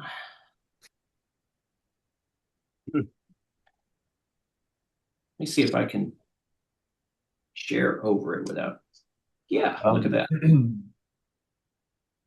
Okay, so 7 was the former SAB rule on board forms, which we don't need anymore because we don't need that unless you think we need to have this in here. Do we need to keep anything from the old SAB board forms rule? No. Okay, so we replace this with the educational use prohibition of public display that we approved at our last meeting. I don't think I made any changes to this from what we approved at the last meeting. I did make the change about bioskills trainer that we talked about down here in qualified skills or bioskills trainer, and I think it's somewhere else in here too. You'll see changes here. Oh, right here in qualified supervision. There we go. I have one question to Maria. Jason, I know we said we weren't going to take any of the old SAB stuff out of the top half of this, but I know we're putting everything online with the website. Would y'all care to, somewhere in the below, to add the section of a yearly procurement report, kind of like we do with the crematory reports, where you have each institution provide you with a final number that you can then cross-reference? Yeah, we can do that. I'm just saying for your record keeping, that way you can make sure that your system and the numbers reported are matching up. Yeah, we can. So do we need to have that in a rule somewhere to require are we producing that report? No, y'all the report's are producing the report and providing it to us, right? Yes, sir. Yeah, we'll provide it to you. So so we would need to put that somewhere, not in this revised rule, but I'll have to find another place for that somewhere, right? Something similar to what we sent her for them to do when we started this. When they did their evaluation of needs. Well, our procurement report will show how many in-house labs we had, how many training we did, how many transfers we did out to other institutions. I think if she wants it that detailed, I would say yes. I was just saying in general, just an overall intake number so she can cross-reference it back to the website to make sure that both are adding up. But you can set it up how you prefer it, Maria, on that part as far as the detail aspect. Yeah, no, I was just saying what was on the old form. If we don't have to send all that, that's fine with me too. Just a overall is fine. Because like the crematory report, they just turn in an annual total number. Correct. Mhm. Yeah, so it'd be similar to that. That way it'd help you with overall numbers, I would think would be beneficial just as a cross. Right, because if we're gonna post it on the website, we have to make sure that personal information is not displayed. So maybe we just do like you're referring to, Jason, just kind of do a number and put it out there with the entities. Yes, ma'am. They provide you their total number of intake for the year. Right. Mhm. Yeah. We provide that on the front end though too, right? Each time Well, we yes, accept. it's a running tally through the year, but she's going to ask for, a reconciliation just to make sure either we haven't not missed putting one in and you have an overabundant number, or that way it's just a cross reference. You're going to give her, say we take 100, you send her 100, she can cross reference for XYZ entity.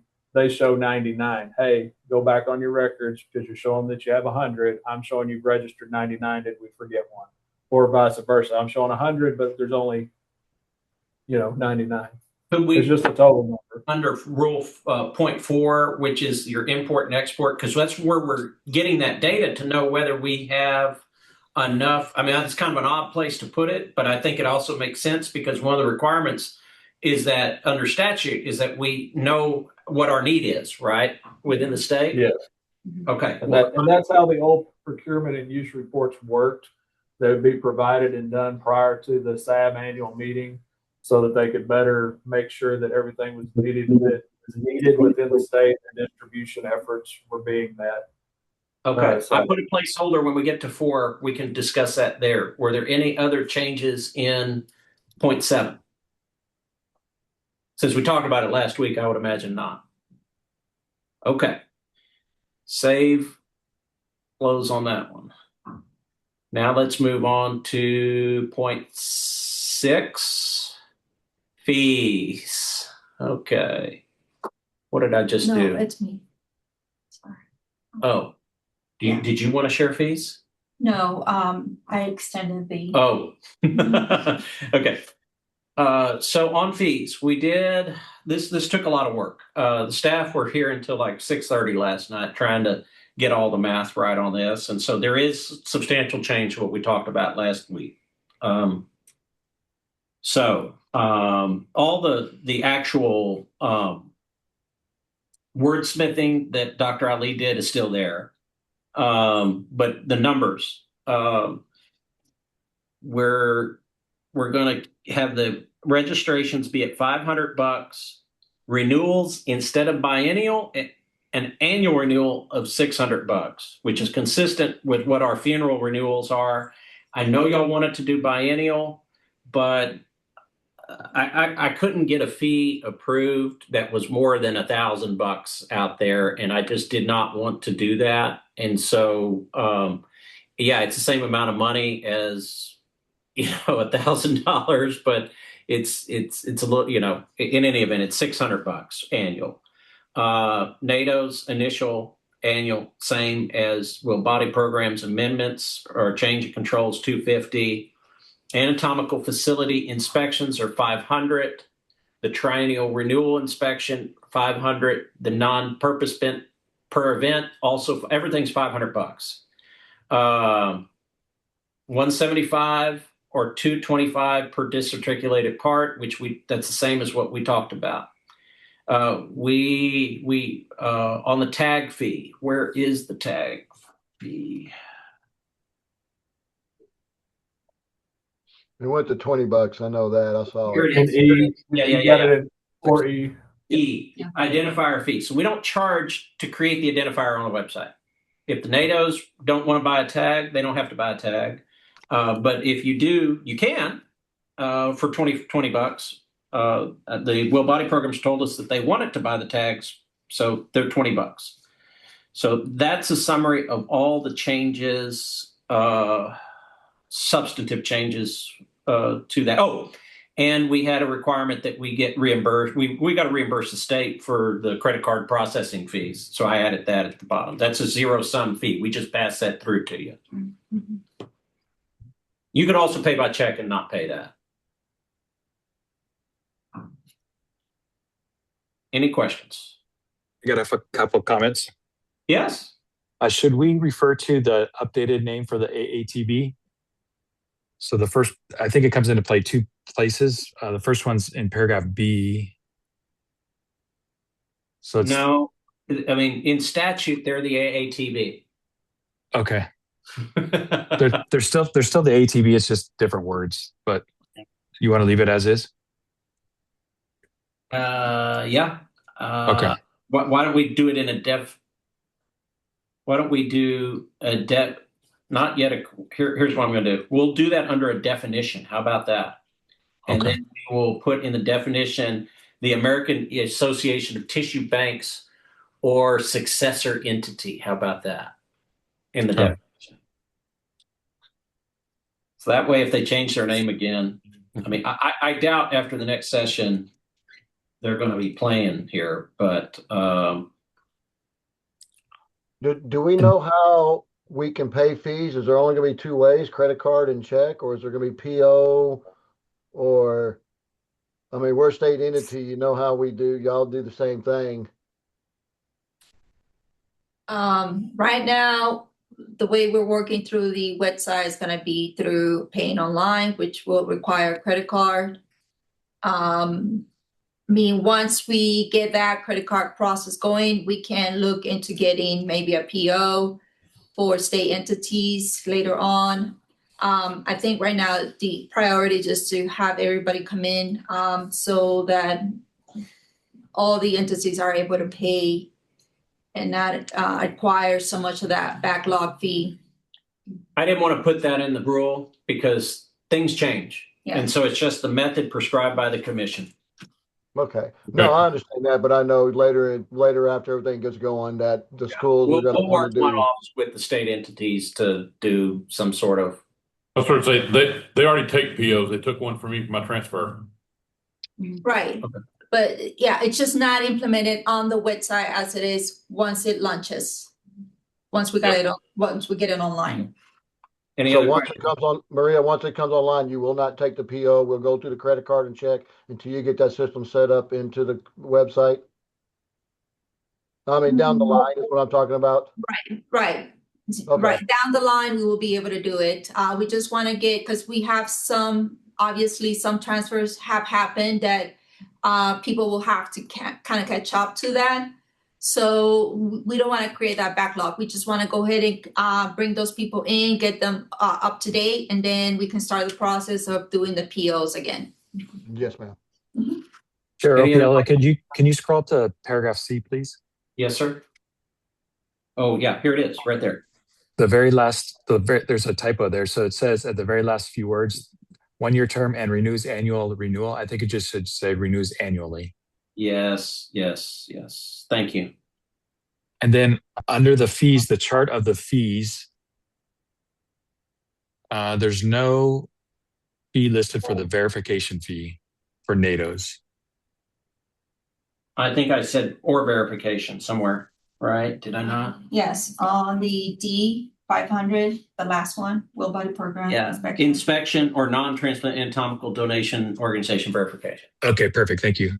And then I just have never will occur, right? Because AATB is not going to do that anymore. But go ahead.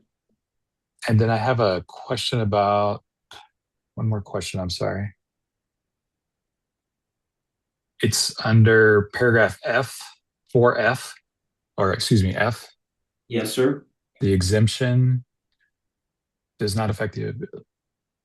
So just to clarify this, the transfer fee, let's see. The end users who acquire anatomical specimens from NATOs are also not subject to transfer fees. We talked about that last week, but I just want to make sure that's clear in rule. Tell me how you want to clarify it. So I believe right now we are charging them. I thought I thought it changed to a registration fee or something. Am I wrong on that? Yeah, this fee right here is just not, it's just not applicable to NATOs, the fee that I'm talking about, Kurt. Yeah, no. I know what you're talking. And then we were talking about the anatomical facilities aren't going to pay anything if they get everything from NATOs. And I thought it was a registration that they Correct me if I'm wrong, last week, I remember something about it, but From From the transfer The fees, the NATO specifically, but not anatomical facilities. facilities. That's correct. So, so the answer to his question, from my understanding, would be that we will be charging the anatomical facilities that the natives are going to be transferring to. That's different than what we discussed last week, though. So the ones that are statutorily exempt are the NATOs, only the NATOs.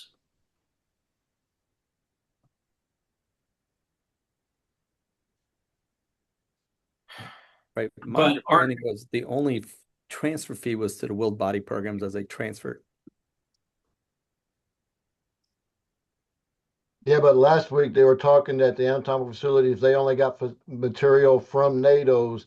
They weren't gonna be paying anything, and I thought we said it was a registration fee. They didn't call it not a registration, what was it? Something, because we didn't, they were exempt from that term. It was an inspection fee or something something I remember. You're talking about that front, Yes. right, Kirk? It was something last week about it, because I know we held up on this because there was an issue about it.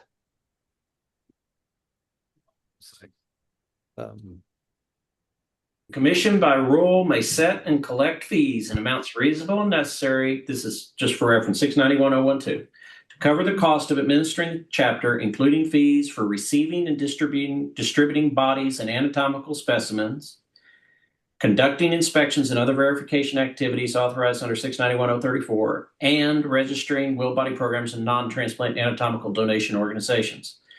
A non-transplant anatomical donation organization is exempt from a fee described by A1, which is receiving and distributing bodies. That exemption doesn't apply to anybody else. We're inspecting the anatomical facilities and we're charging a fee for that inspection. We're not charging a registration fee for the anatomical facilities. I don't see where the anatomical facilities are otherwise exempt from any fee. Tell me if I'm just reading the plain language of it.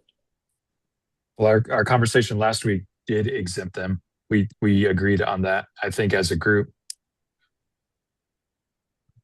I I didn't change this word.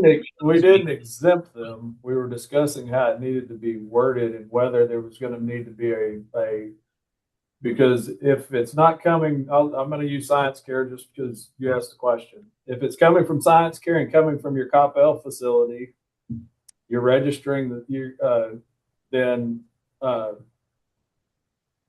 the commission has to determine how they want to register the transfer to the anatomical facility, because you're going to be doing that online. But if it's coming from out of state to an anatomical facility from one of your other facilities that Science Care has, then the receiving institution, y'all are having to register that transfer coming into the state, notify the state of that transfer coming in. And we asked the question to Maria, what type of fee needs to be in there for the administrative aspect of that notification in there? And is there going to be a fee for that, for registering that transfer into that facility? And that was where the discussion kind of ended at that point. We didn't exempt someone that was receiving stuff from Science Care or Genesis or anybody else from not being feed if this commission so chose to want to have a fee for that. You as a licensed as an establishment are exempt from that by statute. Respectfully, I remember it differently last week. As I do too. Okay, well, let's have this discussion today. I don't see where we're prohibited from collecting that fee. So if a willed body program is going to pay a transfer fee, correct? And it's Yes. sending it to an anatomical facility. Now you're going to charge the anatomical facility too to get a transfer fee? No. That's not for No. us. It's already That's gonna be paid. This is from Okay, NATO's, I Dr. understand. Ali. I just want to make that Yeah. statement. So that's not correct. So The transfer fee is paid by the requesting facility, not Right. by the will body program. Correct. that's not That's not what we discussed last week. It was the Willed Body Program is paying the transfer fee to the Funeral Commission. They will pass that on the costs. If we set it up in the website as such, that's how it will be, as a pass off to the receiving institution. But the receiving institution is requesting the transfer. Right now, the receiving institution pays the $175, not the Willed Body Program. I had to pay it directly to the commission.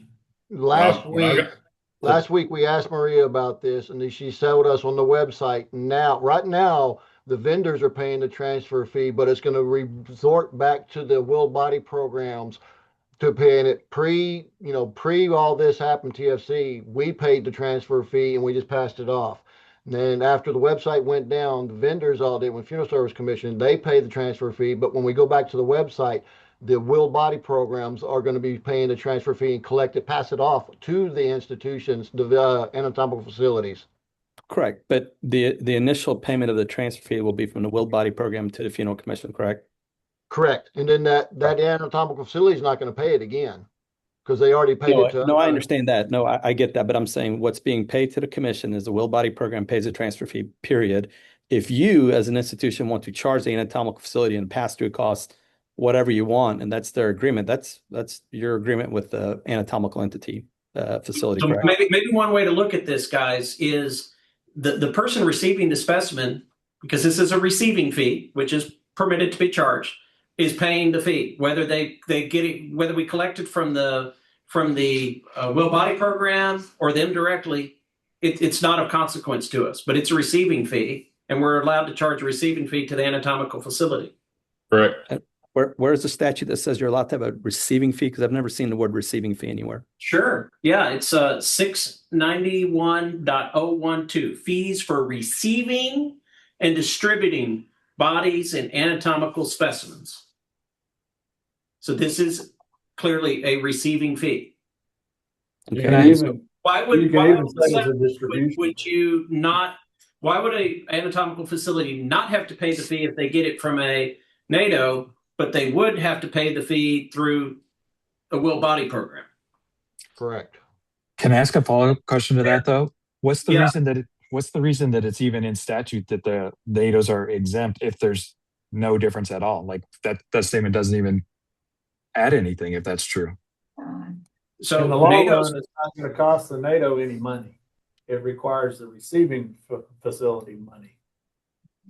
Okay. So when a Willed Body Program gets a body and they transfer it to their anatomical anatomy room, are y'all paying a fee from that transfer? No, when it doesn't it's going from your Willed Body Program the to rule your that Commissioner Opiella just read. Yes, there are transfer fees and there are receiving fees and there are distribution fees. I personally would call this a distribution fee that the TFSC is administering, because they are having to approve the distribution of that and track the distribution of that from its originating entity. So regardless, the 175 is here. The question that is being asked,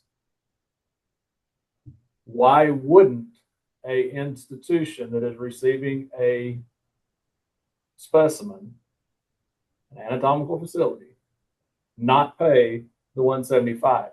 Whether it's paid up front by the providing individual on the website to streamline it, or whether we go back to the old fashioned, if y'all want to backtrack, we can just have all the anatomical facilities start sending checks and payments to the Funeral Service Commission. The Willed Body programs can be out of it.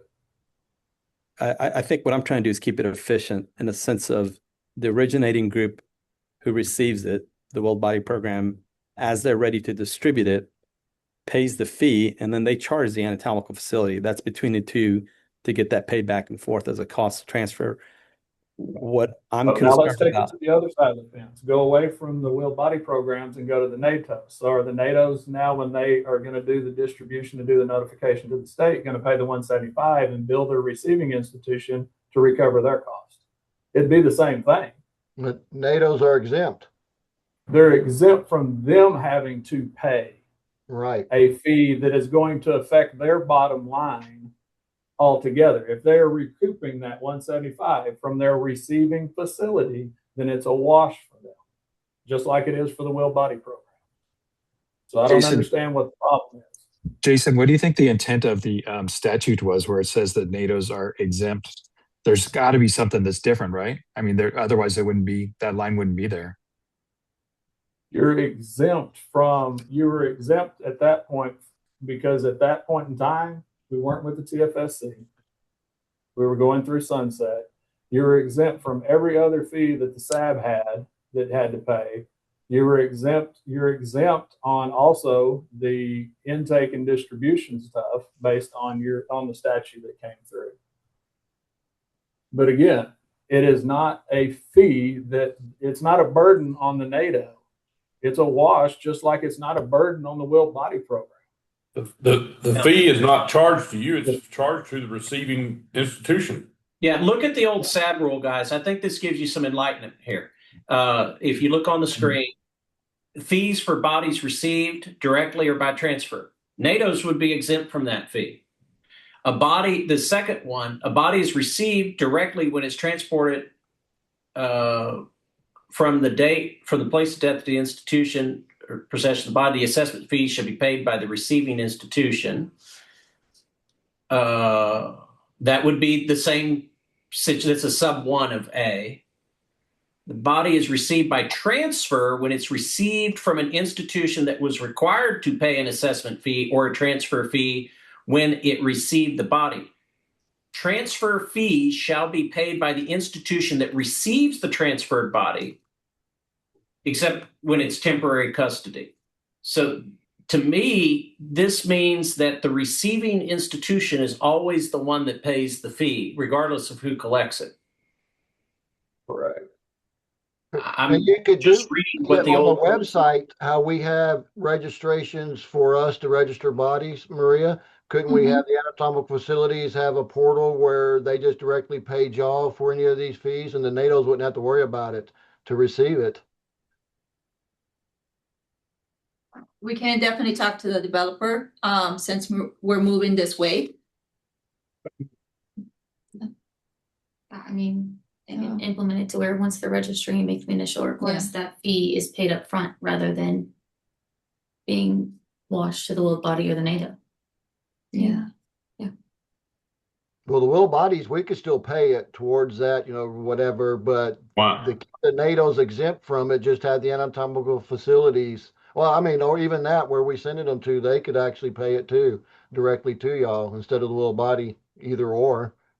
I And agree. then that takes NATO's out of it and they didn't have to worry about it.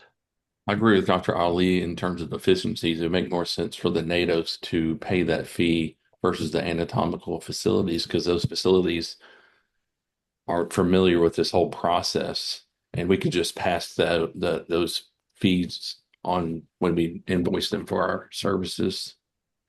Yeah, the problem is the NATOs are exempt from paying these fees by statute. I'm just trying to figure out if you look at the economics of the I want to be careful when I say this, the burden of what's placed on who. So right now, a will body program will pay $500 for their initial registration and $600 a year for their renewal period.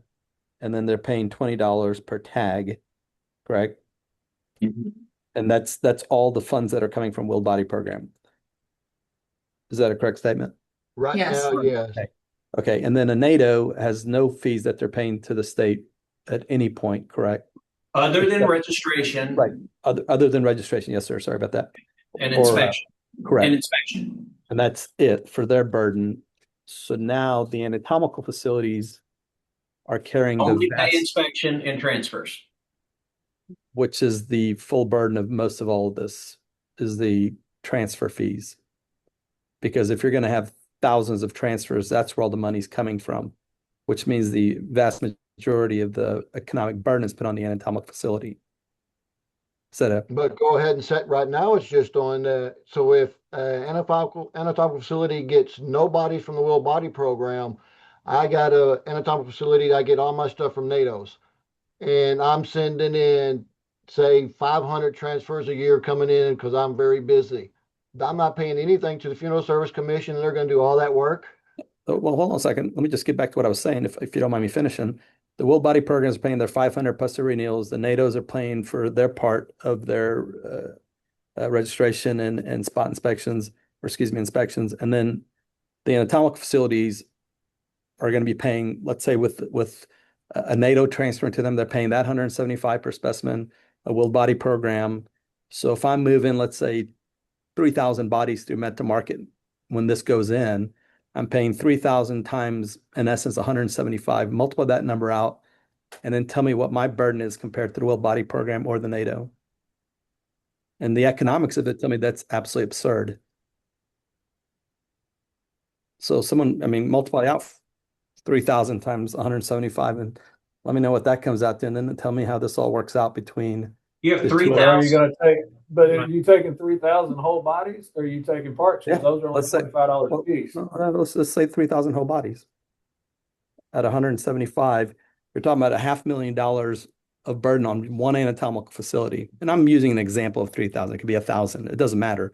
The ratio is still. But is if gonna you be- if you took in 3,000, you made money on those 3,000 too.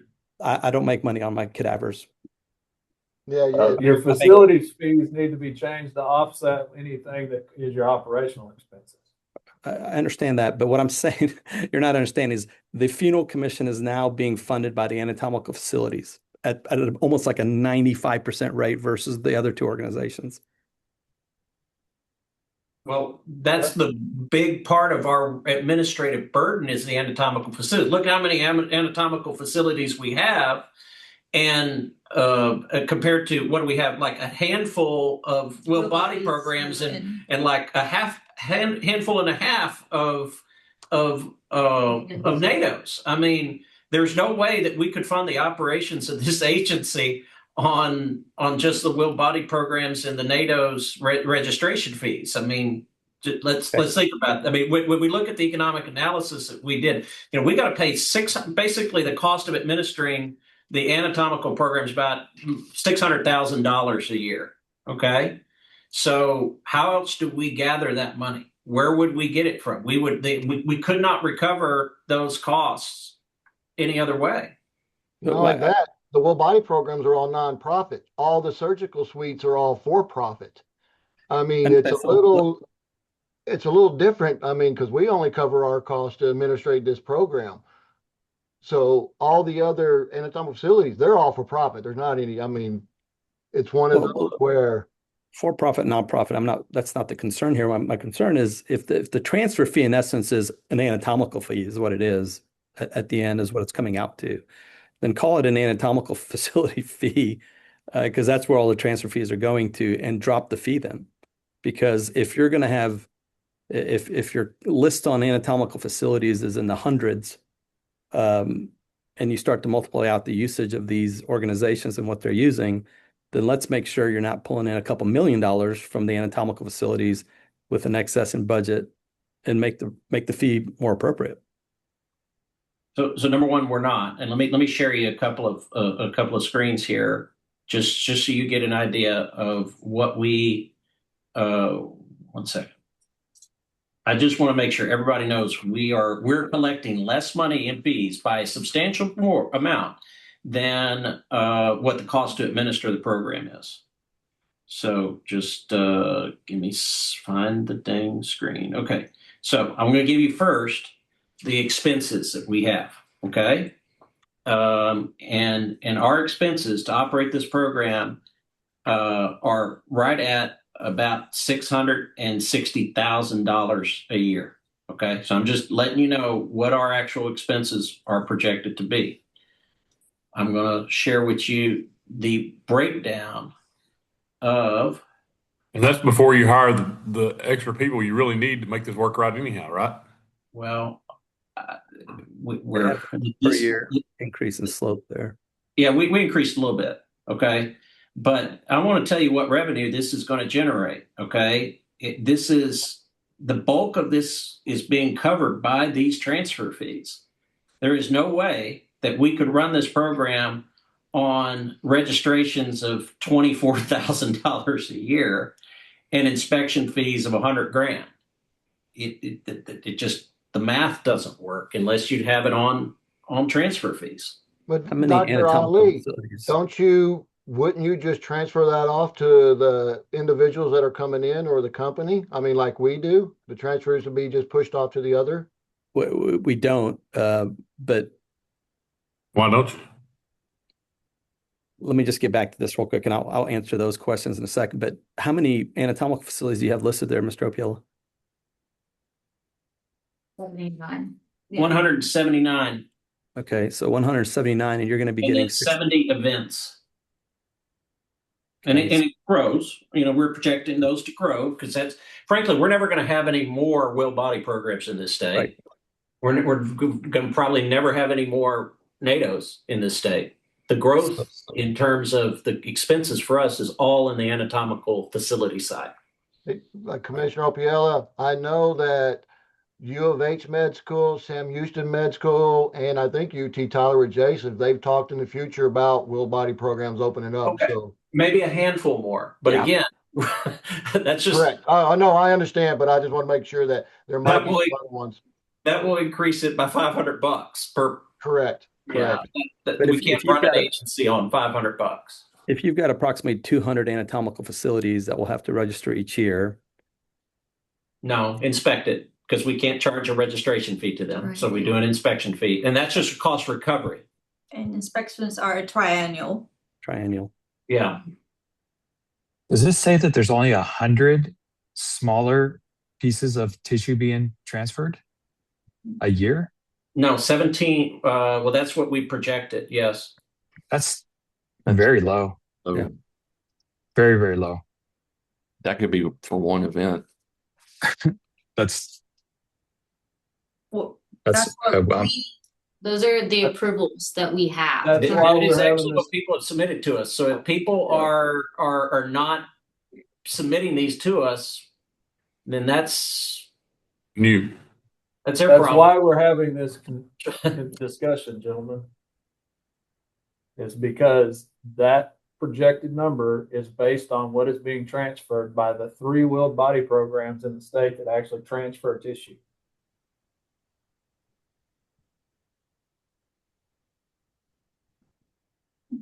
Mm-hmm. That's why we're having a discussion on how we are going to assess this fee in reference to the anatomical facilities, because it is going to be necessary in order to maintain the budget funds that are going to be necessary to run the anatomical side of the TFSC. And the advisory, I mean, the anatomical facility is gonna, push through like we do, I would assume. I mean, it's just what it is to do business in Texas with this new rules and regulations. If you want to do it, you got to do this. I mean, no, I understand that. But my question is who's funding the funeral commission, right? If most of us to transfer, like you said, right now, Right. 175. But I think OPL said that, and if they can reevaluate the price, if they start collecting way too much money, then Yeah. of course we'll evaluate and drop it. I mean, as is, we are losing money to the state. Our costs exceed the costs that we're collecting in fees by about 200,000. Now, the LBB is letting us do this because this is a new program, and so we don't really have a good estimate of what those expenses will be because we, like you said, we need to hire more people, et cetera, and et cetera. So they're letting us run at a deficit for these 5 years.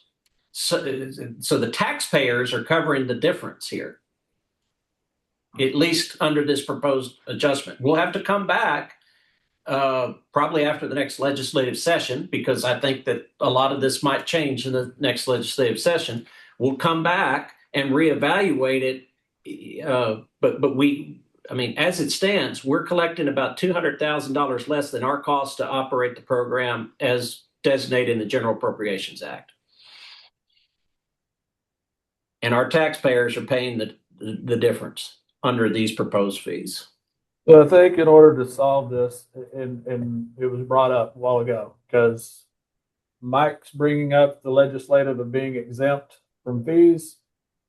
Ali expressed his concerns, I think we go back to what was said by Kurt to Maria is that the anatomical facilities pay it directly to the TFSC through a portal that can be set up for them for either one-time use or multi-use if they're going to be a brick and mortar facility. We run with the fees that we currently have set. We evaluate it in a 12-month period to see if we're covering what we need to do. And if we need to come down because we're collecting too much, we do so. If we need to increase, we take a consideration and do so at that point. And that way it takes care of all of it. Okay. The process of paying, I've had my employees run up to the building to pay with check, which is does not work. How are we doing this to move this along and be efficient about it? So you go onto a website and then you pay via credit card or Credit card. credit card or ACH or just credit card. My understanding, credit card. We're not waiting for an approval. As long as it's coming from a approved NATO Will Body Program going to an approved anatomical facility, it's, hey, I'm having 5 bodies transferred to me. It's not going to be an automatic process where you're just going to put in the information and automatically it's going to approve it. We have a human that looks at it before it gets approved, and you'll get an approval. That's one of my major worries here is that's a huge challenge in moving things as we move quickly here. Is this a week-long approval? Is this happens in the next hour, or is this when we can get to it kind of thing? Well, it's not going to be when we get to it, but definitely it's going to be by, if you put it in, we're just going to work as they come in. So there's got to be some kind of turnaround time in this, because obviously it's going to be a faster process since the information is going to come in through online. The payment is going to be there already. So it's just going to have matter of staff to kind of look at it and make sure, like you said, the anatomical facility is inspected, the whatever other process they need to go, the chain of custody is correct. We have the consent form. So if all of that information is already submitted and it's just a matter of reviewing it, I'm pretty sure this is going to be a faster process than what is currently right now, which is going to save your staff a drive through, come here to Austin just to drop off a check. Right. No, I want to make sure that this process that you're building, that we have input into it, because Will Body Programs, NATO's, and Anatomical all have different thought processes on this. But for me to go on there and have a drop down that says, here are the approved NATO's and Will Body Programs, and I pick one of them, and I'm forced to pick one. And then here are the approved anatomical facilities. I'm forced to pick one, and those are on there. And then I have a checkbox saying consent's done versus I'm not filing consents with you. I'm not filing chain of custody with you either. I'm checking that I've got all those doing or I'm completing, and it should be an automatic approval if those are all completed. What I'm saying is I don't want to put more burden on your group by having a human being going through each one of these and seeing, but if they don't meet those criteria of it's not in this drop down, it's not in that drop down, then I have to make sure one of your employees gets a chance to look at it to make sure it's okay and approved. But past that, it should be an immediate, you have my money, everything's on the approved list, and we can make this efficient. Here's what we were told by the previous advisory committee, that one of the reasons the staff got into trouble is because they were doing automatic approvals, and that's not where we're wanting to go. But if it's an approved site, but if it's somebody who's already registered and already approved, right, okay, and they click on that, yes, that's where they're going, then it should automatically approve it. If they're not already approved, then they shouldn't even be able to pay for it. 100%. Or it should just be this is what I'd like to do. I need someone to look at it and tell me why I can't or whatever, right? But there's no reason anybody should be able to transfer anything anywhere unless you hit those 4 or 5 check boxes. And if you do, and like you said, Dr. Ali, that's why we had the discussion when we did discuss the building of the website. Is the problem isn't the slowdown on the anatomical facility. The problem with the current process is the Will Body Program side of it, because of the information that is required to have together for each donor that is being transferred has to be accumulated. And then prior to right now, there was no way to accumulate that registration, the consent forms, and everything that needs to be filed. That's why we discussed that in the new process, when the donor passes and you register that donor with TFSC, you're going to front load all of your paperwork. They are going to review that all of that front loaded paperwork is correct. And it's going to, and because we're using our standard form of acknowledgement now, for those, it's going to be streamlined. For those that are having to be loaded up that are from previous registrations that don't fall under the new, it's going to take a little bit to make sure that that paperwork meets that requirement for the until we work through that. Right. We're going to try to front load as much as we can to make it as streamlined as possible. As far as an answer in an hour, no. I would say probably once we get it going, we may see that we have an answer within 24 hours. But until we get going, just like the fees, we're not going to know where we're standing. They're working to make it as efficient as possible. I understand that, but you're not going to transfer a body from your will body program to me unless it's already gone through all that process. So when it gets to me asking for the donor and you say, here you are, doc, I've got these 2 donors for you, that means they're fully done already with the funeral site, the TFSC. I'm on at the very end of it. So mine should be, I'm getting this from UT Southwestern. These are approved donors in your system already. Here's my fee payment. It's coming to an anatomical facility that's approved on your list because I've clicked on it, showed it on the boxes. That's where we should be trying to get to, is what I'm trying to get to. Is yeah, you're just going to be able to log in and pay your fee, and it's going to come to you. Correct. Because you're going to already put your request in to get approved. I get that, but it's still going to be a problem because. But that's the thing. I'm not putting a request in to be. You just wanted something in 24 hours. Not the only place that's going to provide that to you or can provide that to you is going to be a NATO. Yeah, but what Dr. Ali's saying, if we already front loaded everything, he's an approved facility. I pay my $50 for my 2 legs. If the website's already got all those boxes checked, it automatically should throw approval out to both entities, the will body program or the NATO and that. And he's asking how long that should take. Right now it's 7 days is what Maria's asking for all the applications. So I would assume, I mean, it would be a perfect world, Dr. Ali. Of course, that way right there, if it's all lined up and you pay your $50 for 2 transfers and boom, we should get the approval. That's what we're wanting to get to, of course. Right. Yes, sir. Yes, sir. Yeah, no, I just want to make sure that it's efficient. I'm going to tell you, I am not going to, and I'm just one vote on the commission. And maybe if the advisory committee wants to bring this up at our next commission meeting, we have an agenda item for the advisory committee to say whatever they want to say and give us advice on this. But I want a human in the loop, right? So that we can catch problems without it just going to a database and nobody ever looks at it. Whether that's going to take 24 hours or whether that'll take 15 minutes, I still think having a human in the loop is important, Dr. Ali. Now, I understand that, Dr. Opiella. Mr. Opiella, what we're talking about is if I got a fresh body that came in today, I upload all the forms, your people already looked at it and checked it off and said it meets all the requirements.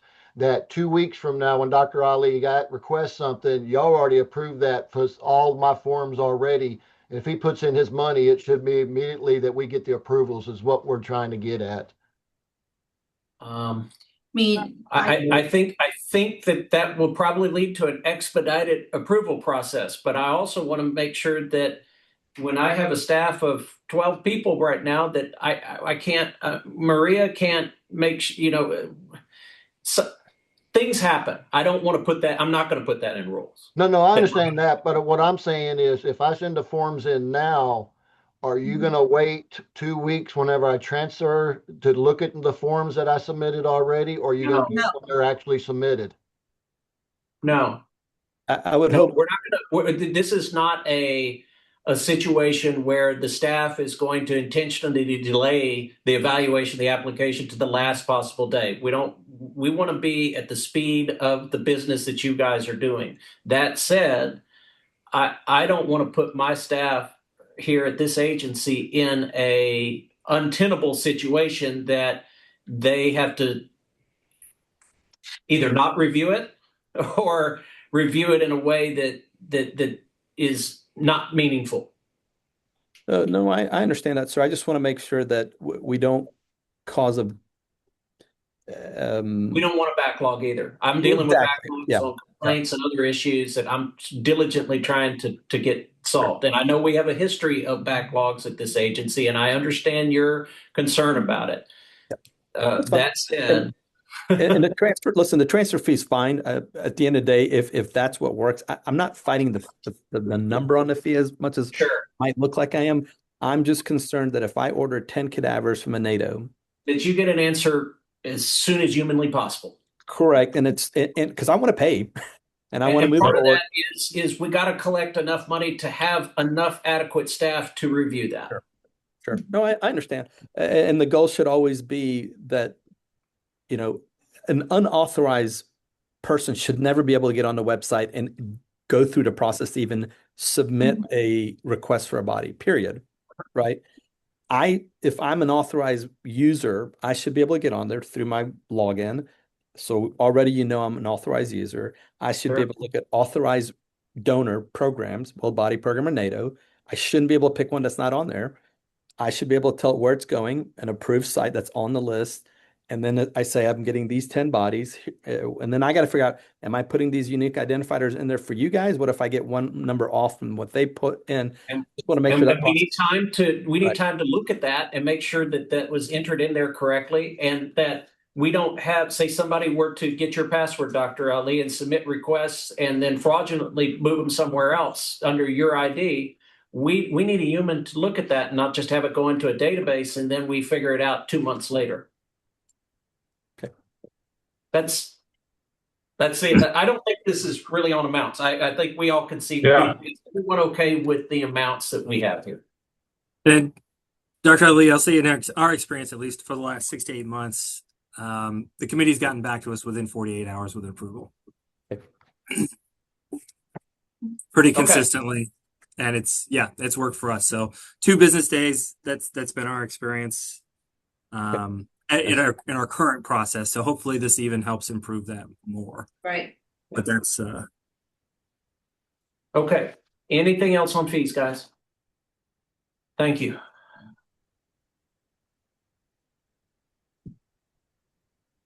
Why did that not close? Oh, I have to save it.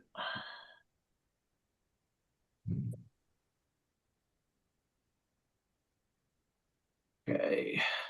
Whoa. I think again. Number 5. I believe this is one we've already passed judgment on. Oh, wait, let's see. Number 5. No, it's not. Okay. This is just a rewording of the cleanup of the SAB rule, and changes board to commission, and gets rid of items that are we've already addressed in other rules. Somebody have any changes here? I have Go ahead. I was going to say, I just have a question. This goes back to the last statement I was making about the process. So now I'm applying for an application for a transfer. I'm also waiting for an approval of the transfer. Then I've got to get on the website and pay the transfer fees. I just want to make sure that this still falls under that. We're trying to get this done within a couple days worth. It's not, this application for transfer. Is that in my initial, when I go on the website and say, I'm requesting 2 bodies from Mary. This is my application of the transfer. This is my ask of my approval. And this is my ask to pay my fees, that it's all together versus one process. I wait for that to finish, another process, I wait for that to finish, and then the transfer fee process. And now we've moved into a week or 2 of work to try to get 2 bodies from approved facilities, approved NATOs to approved sites. One transfer, one payment of the fee. And one application online, preferably, and payment of that fee.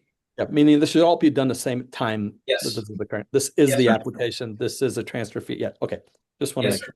Not a multi-step process. Thank you. Okay. So this is, to clarify, this is the requester making this rather than the provider of the tissue. This is like the anatomical facility making this request. That's what it's getting to. It's the anatomical facility. It's not the willed body program. Well, unless they're transferring from one willed body program to another. But once again, it's falling on the anatomical facilities. So do we want to, the person who desires the transfer is the recipient. I want your femur or whatever. Okay. Maria. Oh, okay. I'm making that request. And Mr. Oakbill, on that, when y'all took over, the Funeral Service Commission told all the will body programs that the requester has to submit the application. The will body programs cannot. Only the requester can do it. What they made me do. That's how we've been operating for the last 2 years. Okay. Either way, the requester is going on the website. They're doing the application, transfer, fee. It's all kind of one process in essence. Yes, sir. Right. It could be another medical school. It could be me. It could be another NATO, whatever. But you're doing this.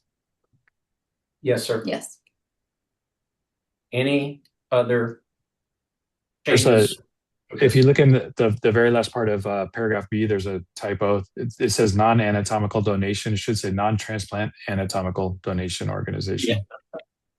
Good catch. I appreciate it. Yes. No, not transfer. Not transfer, transplant. We've been going at this too long. Yeah. Now I'm going to raise another issue. Are there any other? We have extra recipient organizations under the statute. Should we add? No, but I guess I'm thinking of that forensic program, right? Or that's going directly to them. They're not. That's going directly to them. Okay. Okay. Right. So if they want to request more from a will body program or NATO, they're a requester. But I want to make sure we get everybody that's allowed under statute here. I don't want to restrict it in the rule. And maybe what we do. Can you refer to that section and take out will body program? 692A, that's why. Hold on. I was in the wrong section. Which section is that? May claim. Will body program, forensic science programs.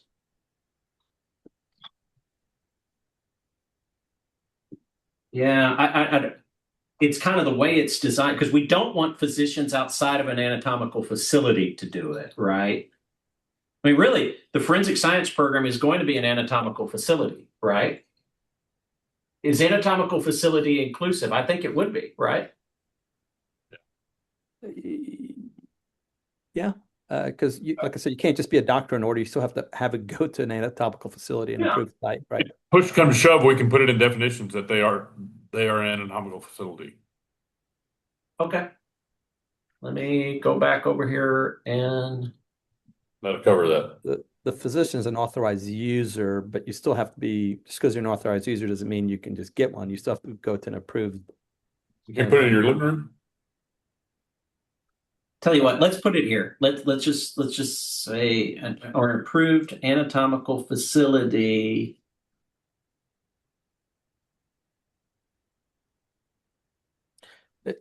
Are you trying to say some more? All recipients of transfer requests must be authorized users that will, in essence, using the bodies at an approved anatomical facility.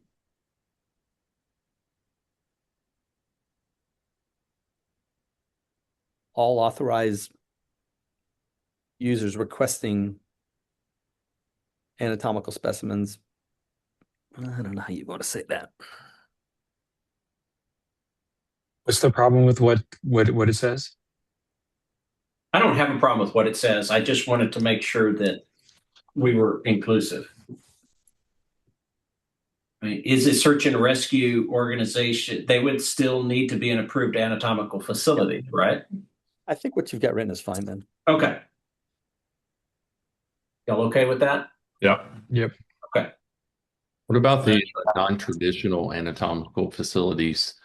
Would those dollars actually come from the requester, meaning like the medical device organization? whoever if it's a non-traditional facility, whoever is holding the event, right? They make the request. Yep. Because they're the ones that are responsible for the not disposition, but the custody of the specimen. Yeah, I just want to make sure that we're clear on that it wouldn't be the convention center per se that would be paying that fee or be Sure. It should process. be the authorized user, right? That's I know in our definitions we'll get to all this about authorized person, authorized individual. Those should be the requesters. Right. It shouldn't, someone who's not an authorized person or an authorized individual should never be allowed to request. Correct. Correct? Correct. So you got to have a real person requesting it going to a real place that's approved. And that even happens on the traditional anatomical facilities where the medical device organization will ask us for, 10 torsos to be used at this location. And there's an inherent issue there, and that's the device rep should never be the one requesting. It's the anatomical facility is the one that's requesting the tissue to be sent there through their authorized users. How about this? Or an authorized person for use at an approved anatomical facility. And that way you're inclusive of that larger group. Yeah.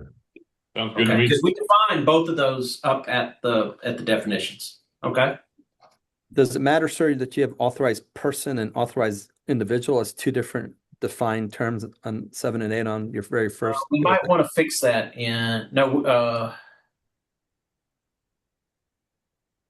we probably need to consolidate those. Just threw me off as to what you mean by person versus individual, and it.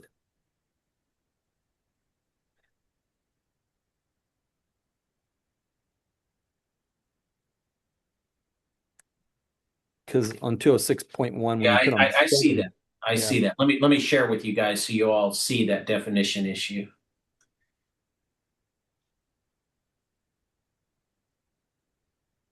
Yeah, so you have an authorized person, which is a person under 691.033A and designated by the commission, and it wouldn't be in 206.55. That would be in 206.2. The term includes both an authorized entity and an authorized individual. So really, these are the same things.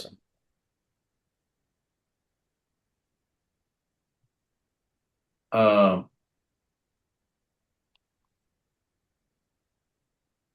don't we just get rid of this authorized individual definition? We just need to make sure we don't use it later on, right? In any of the other rules. I think the only place it was used was in the approved activities rule. So we'll address that coming up. Okay. Thank you. Yeah. Now let's go back to y'all. Have any other changes to this 0.5? No, sir. That was my only question, sir. Perfect. Okay. Why did that disappear?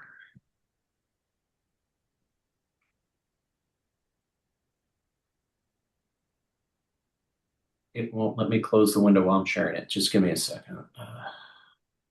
Stop share.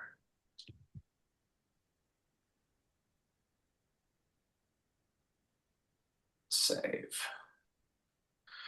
Okay, 206.4 import-export rule.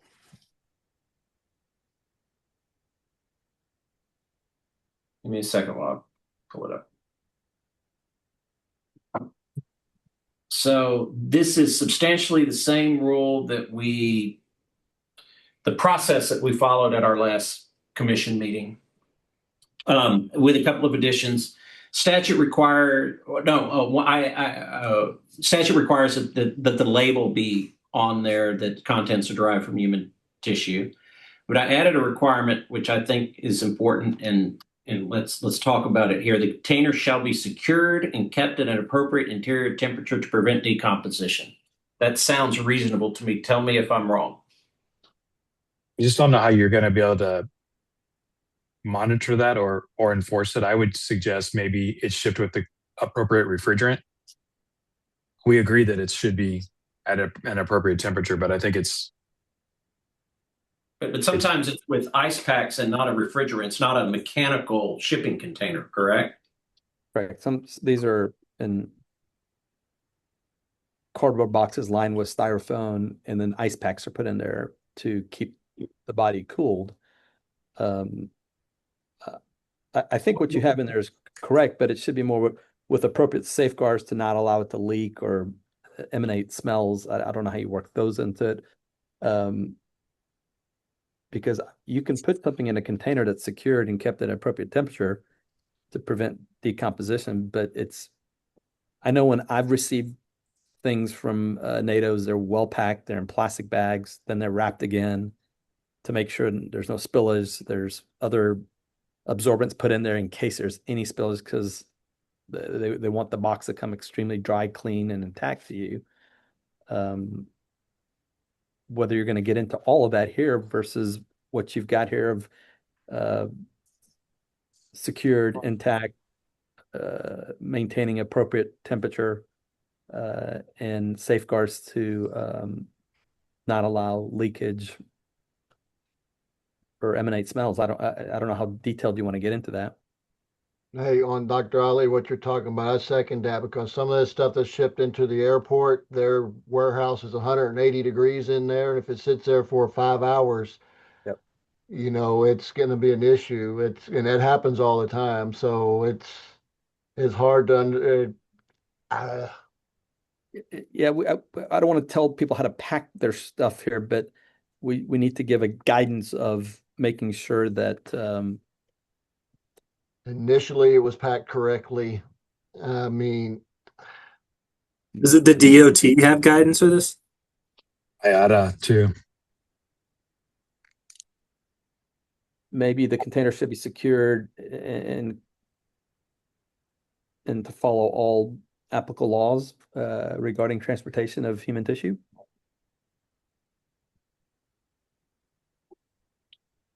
Well, I don't know what those laws are. Yeah. Just give me a second. Let me see. You were saying Department of Transportation has rules for this? My reference was to IATA, IATA. Yeah, IATA is for international air transport. DOT is over U.S. state highways or U.S.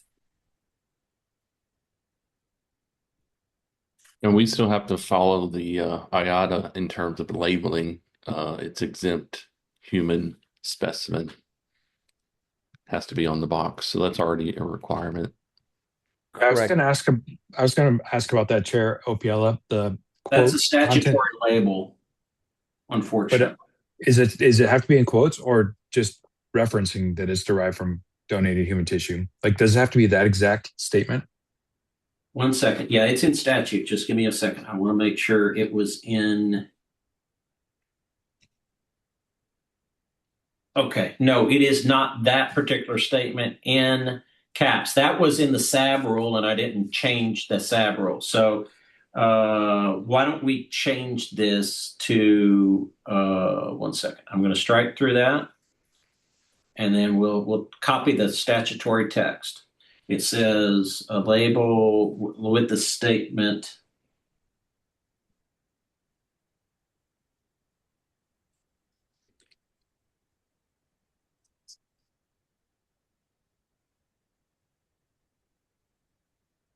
Like to Jason's point, Yeah. the statement exempt human specimen, I think, Right. does that same thing, but That way it's not in quotes. That follows the statutory language. So with current labeling that we have, would that meet this statute? I don't know what your current labeling says. I'm just saying what the 691-031 says, that a label with the statement that the container's contents are derived from human tissue shall be affixed to the container in which the body or anatomical specimen is transported. That is literally word for word sub A2 of that 691-031.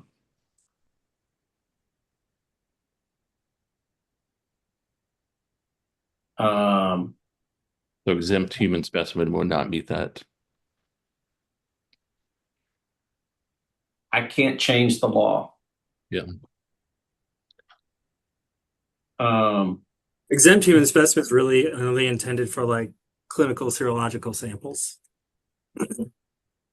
like blood or things of that nature. I would argue that it meets it, Jason. But it's not in quotations, right? It says you'd I have to took the quotations off. specifically. Yeah, I struck that from the SAB. The old SAB rule required it to be in quotes and in capital letters, and I just took that out because the statute does not require that. What about going back to what I put on the line that says the container shall be secured, packaged to prevent leakage of fluids, and kept at the appropriate interior temperature to prevent decomposition and emission of foul odors? Is that amenable? I would strike the word foul, but I'm fine with it other than that. Okay. Anything else? Get clarity on, so that label would say this container contains tissue derived from human. But it's not in quotes, Jason. It's not in quotes, so you can say it however you want, but I'm mirroring the statutory language. I'm not gonna. Yeah. We could go to legislature next session and ask for dispensation on that if y'all have something else. Okay, let's move on. Each body or anatomical specimen shall be carefully deposited and transported with the least possible public display. That is also a statutory requirement. Is the word deposited in statute? Yes. Okay. Each body or it's word for word what the statute says in sub C of 691.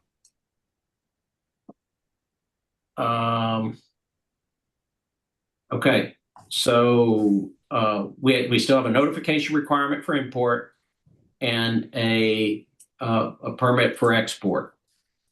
And the criteria is the same as what the SAB had. And it needs to be a same type of the authorized recipients that we have in 206.2. And we are adding a requirement because when we look at the overall statute, that's what we're trying to do here, is verify that the requesting institution respects the dignity of the human body and complies with any restrictions contained in the donor instrument. And the entity that wants to transfer it is responsible for making that visit if requested by the commission as a condition of approving the transfer. And then no other changes. Oh, the yearly cadaver and procurement and use report we talked about earlier. So let's go in and add that. This is the language from the SAB. So how do we want to make this language? The report we talked about earlier, guys. Is this a report from well body programs, NATO's, anatomical facilities, everybody? That was the question. This would be a report from the NATO's and the Will Body programs to see how many bodies were actually donated. Correct, Jason? Yes, it'd be a total number. Correct. In the past, Dr. Ali, the anatomical facilities never reported, only just the will body programs. Okay, so why is the anatomical? I'm sorry. Is this a redundant thing? Because if you're already registering each donor as you go along, and the NATO's, as they said, it was to do a Cross an evaluation, make sure they have their numbers right. it's a cross reference. If I registered 100 and then at the end of the year I put in 102, they'll know that we're off somewhere. Somebody is. Does that need to be here in our rules versus that's an internal audit? Seems redundant to me and more work for Maria's team.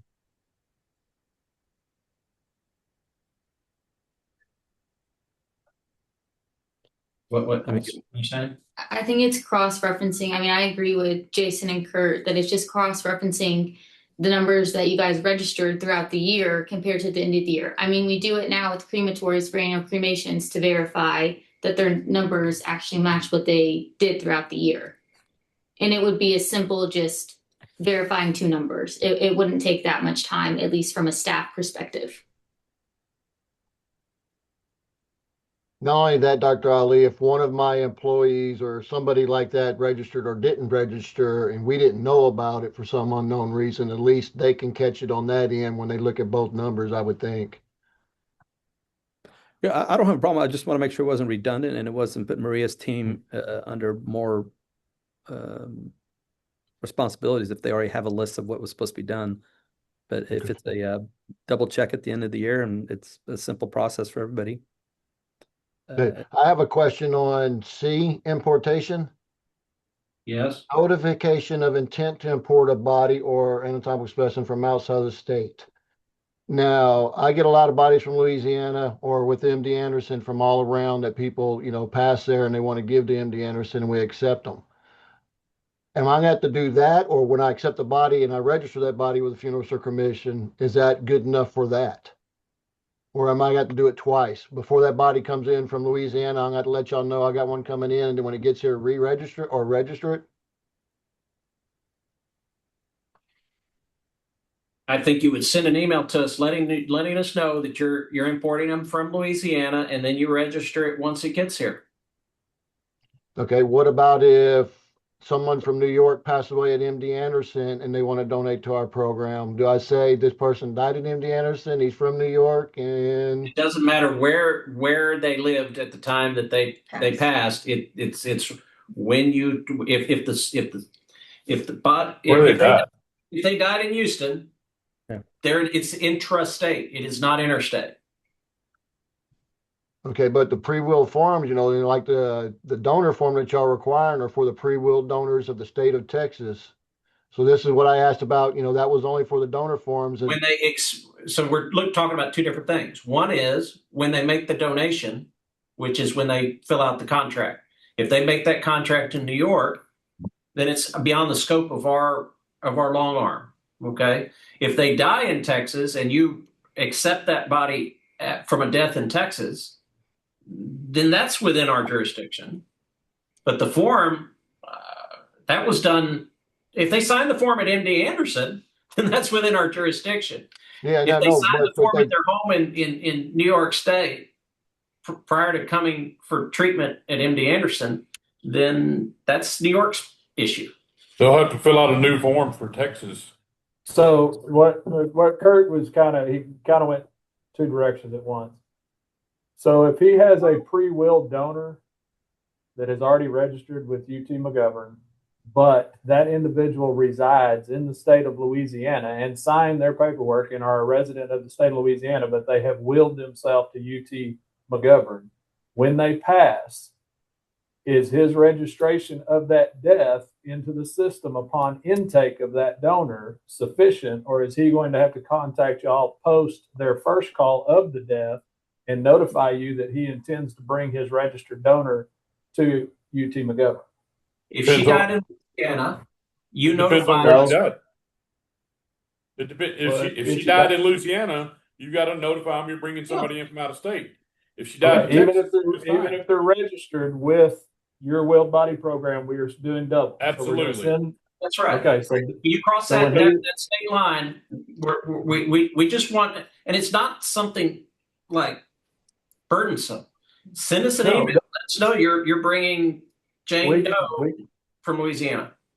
Yeah, no, I mean that's it is.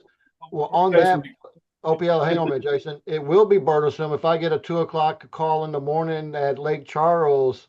I'm at home. I guess, well, I don't have a computer at home. I have to use my phone. I guess I just send an email to the Funerals Commission saying, hey, such and such, what requirements are you going to want? Just that the name and that, coming from there. It specifically tells you there, Kurt. All you have to do is notify. Yeah. So when you get All on you the have to road, do is send an email to Vicky.skip@TFSC or Anatomical at TFSC. You've met the requirement. We're not trying to, all we're trying to do is if the cops call from Lake Charles and ask where the body is, we have something that says who has it. No, I understand that. I just want to make sure because I got to let the funeral homes and our contracted funeral home know all the new procedures that will be taking effect on this because we've never This is- required that. So I just wondered. So it's going to be two parts on that. Anybody out of state, I send an email, and then when they get here, I'm going to register it with the Texas Funeral Service Commission number. Yes, sir. And Kurt, this is in effect now. This Yeah. was made in effect at the last commission meeting. You had to notify when somebody died out of state and you were bringing them in state. Yeah, we passed this on May 4th. Okay. Next, I haven't received anything out of state at the moment, so Dr. Ali. Yeah. Real quick on section 1B, the supply of bodies exceeds the needs of the institutions in this state. Are we defining the word institutions? I Because don't. Where do we see institution? I thought I deleted all the institution. it's on my sheet that I printed this morning. It's in section 1, big capital letter B. It's one day Got that it. bodies exceed. Got it. That was an old sad. Yeah. The So we need to needs. define the needs in Texas are the universities and colleges, and we have a list of like 6 different things, I believe, in one of the 690 whatevers of these are the institutions that in essence have priority that need to be met Yes. before they can send out of state. And so defining what that means, and this is the part that gets a little complex on how you meet those needs. And I know we have to build database and information to know. That's why we're asking for your report yearly. 100%. And so, but maybe having some kind of definition to what that is, because should that be all approved will body programs, NATO's in the state of Texas, anatomical facilities, Where I is think that? NATO's, Help I me think out. NATO's are exempt, right, Dr. Ali, from this? No, I'm sorry, I guess this is more the will body programs when they have the bodies, right? Before they're able to export it, because we're in the export section, right? Yeah. They're supposed to make sure that they have met the needs of the state of Texas. I just want to define what institution means, because if in their mind they're like, well, the colleges and universities are good, I can send off. Well, I feel that that's not correct. I feel there's a few different types of institutions that are on the list on statute in Senate Bill 2040. What if we said this? Exceeds the needs of bodies in this state. Supply exceeds the needs of bodies in this state. How are you going to define what that?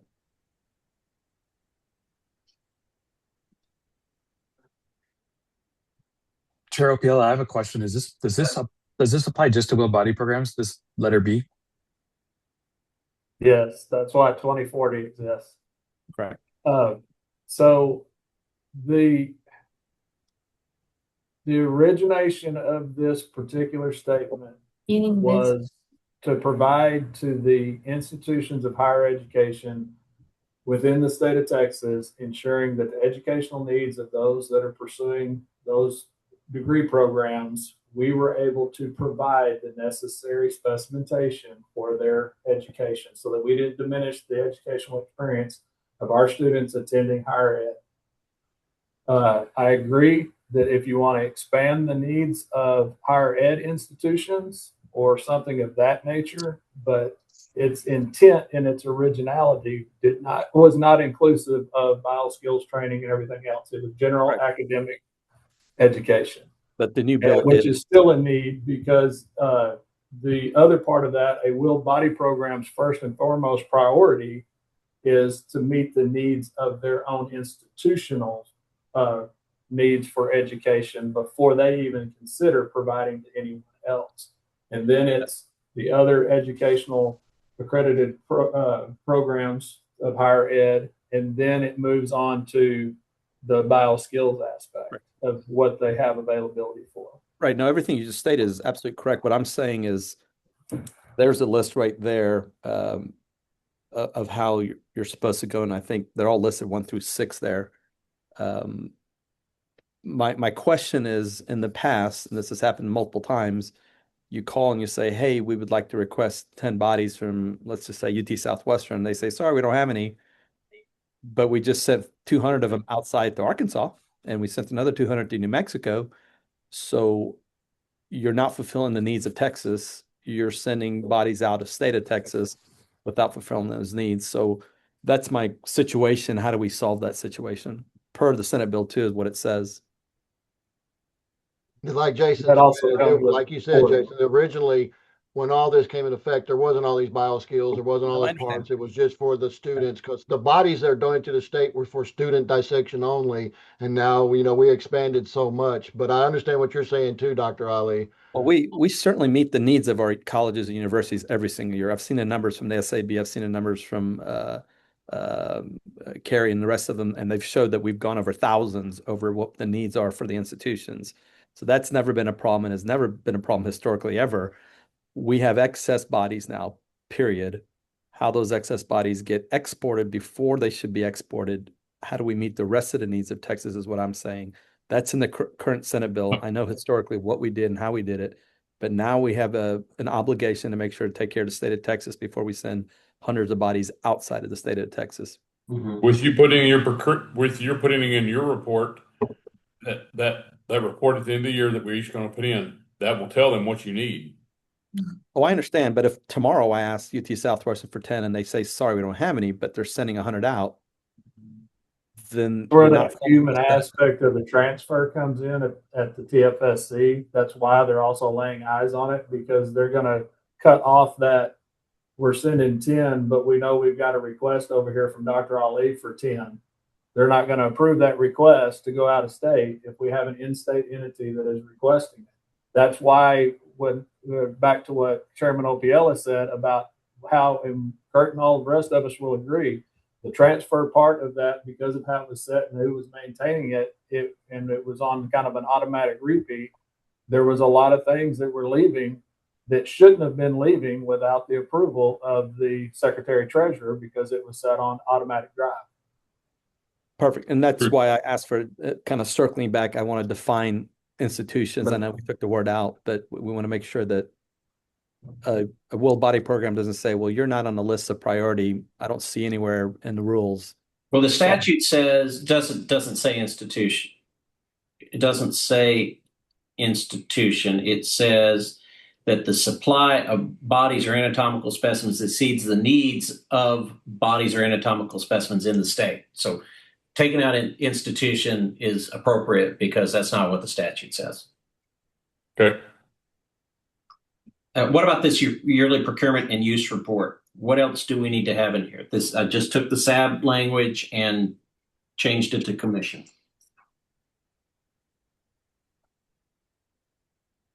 Do we need to have a report from recipient medical or dental schools or other donees authorized by the commission so we know what the need is? Is that date? Are those dates correct for you guys, Maria? What are the dates? Shouldn't it just be Shall January be through? filed not later than August 31st. This is just a SAB roll. Filed Yeah. not later than August 31st for the annual period of August 1st through July.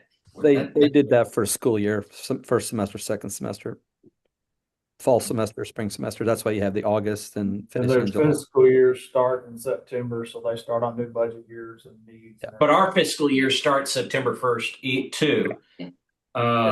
The last few years of the procurement report of the SAB went to calendar years, I believe. Why Because it not was just so take out confusing. that for the It prior was annual so period? confusing.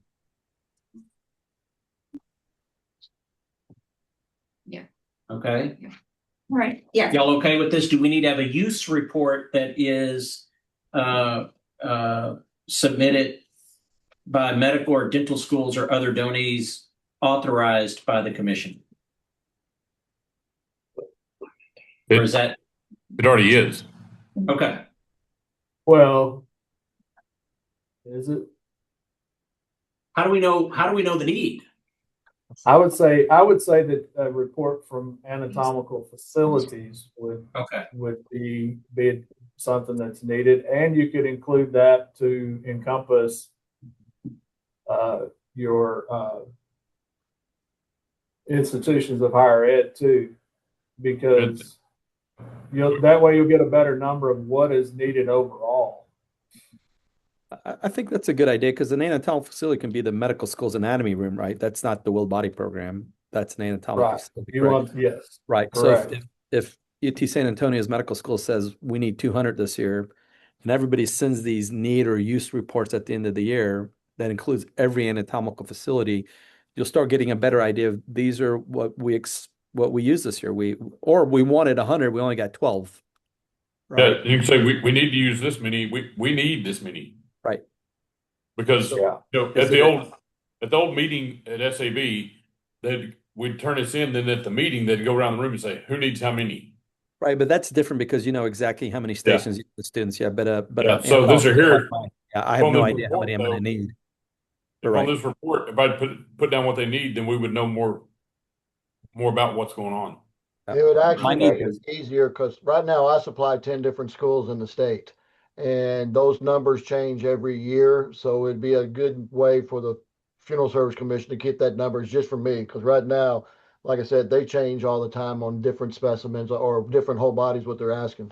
So it would actually give me a little easier too on what I need to supply or hold back for our embalmed bodies instead of our fresh material. I mean, we're one of the largest ones here in the state that supplies all the other schools with it. So, and like I said, like Charlie said in the past, we can get it from all the different institutions, but now I'm relying on them to let me know on actually the application. I don't get a yearly report anymore about what these schools are going to need. So it actually would help my facility for sure. I like what you wrote in there, Mr. Opiel, about filing a annual need or use report because I can put a use report in. I won't be able to tell you what my need is until the year's over with. Sure. So a use Sure. report, perfect. Yeah, I like that. Whereas the okay medical with schools this can give a language. need. Right. That's fine for me. Perfect. Anything other changes to this one? I have a couple questions. Paragraph Yes, sir. 2, can you scroll down, please? Yes, sir. What's the commission's jurisdiction when it relates to interstate regulation? Like these inspections, if they're to be done at a out-of-state facility, like does the commission even have jurisdiction over that? We don't. That's why we require you to do it as a condition of the transfer permit. And we're going to put that in there. We can't send an inspector to North Carolina, but we can require you to go over there and make sure that they're going to respect the dignity of our Texas residents. Or otherwise, we're not going to allow the Texan to be sent to North Carolina. And that's obviously allowed, right? By statute. I mean, it's called for in statute, or It's discretionary. We have the ability to not allow any export in statute.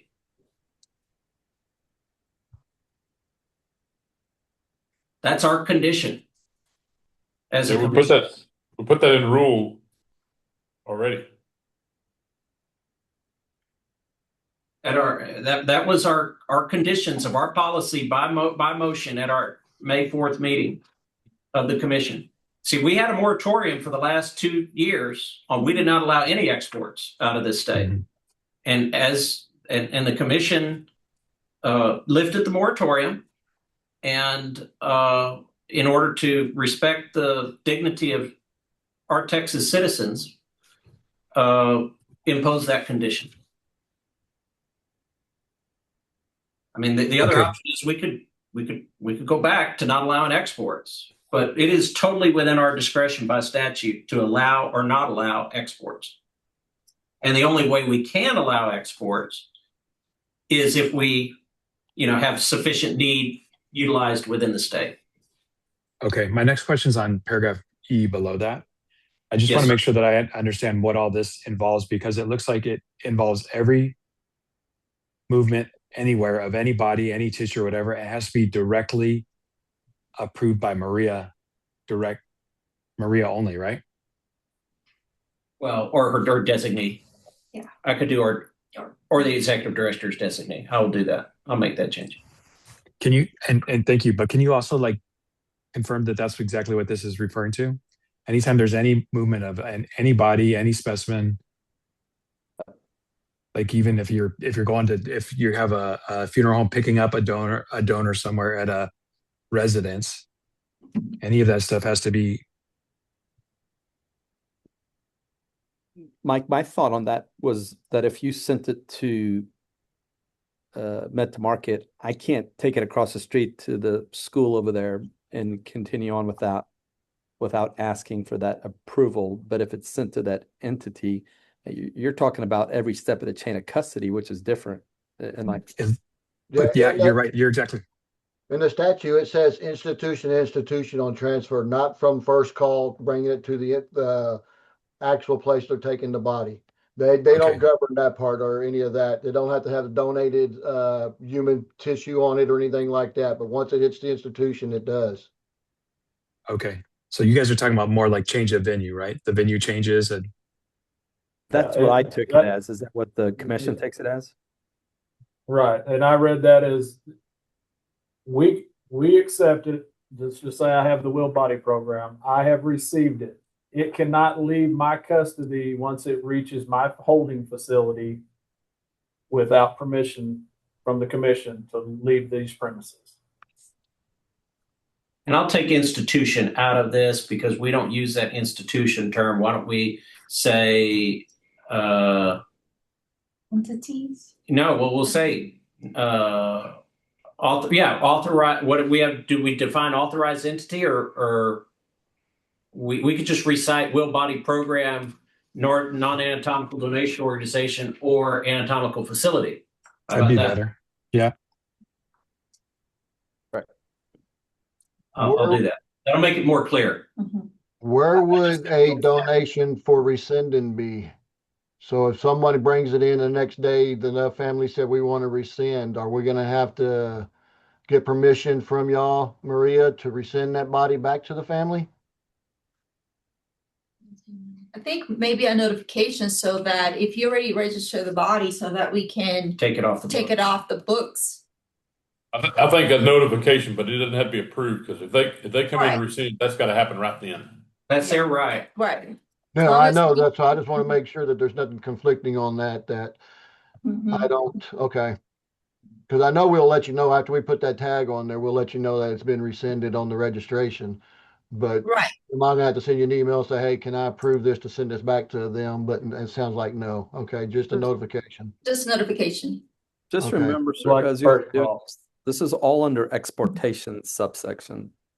So be careful we don't start mixing this up with our intrastate things, right? So this is all about exportation, grant approval of the exportation, the institutional needs, the donor authorized out-of-state shipment. And even this part you're talking about, E is under, well, it's not. E Well, is it's not. transport. It's transport, exportation, or importation. That's the title of the section.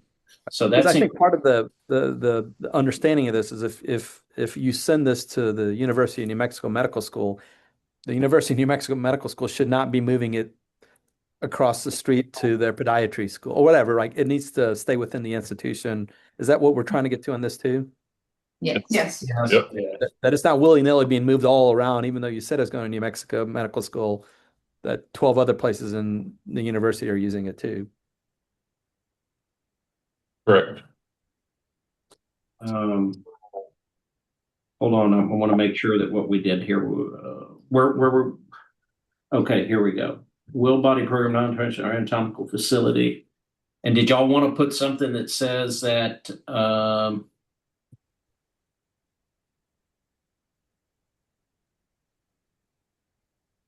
about the donor rescinding their donation?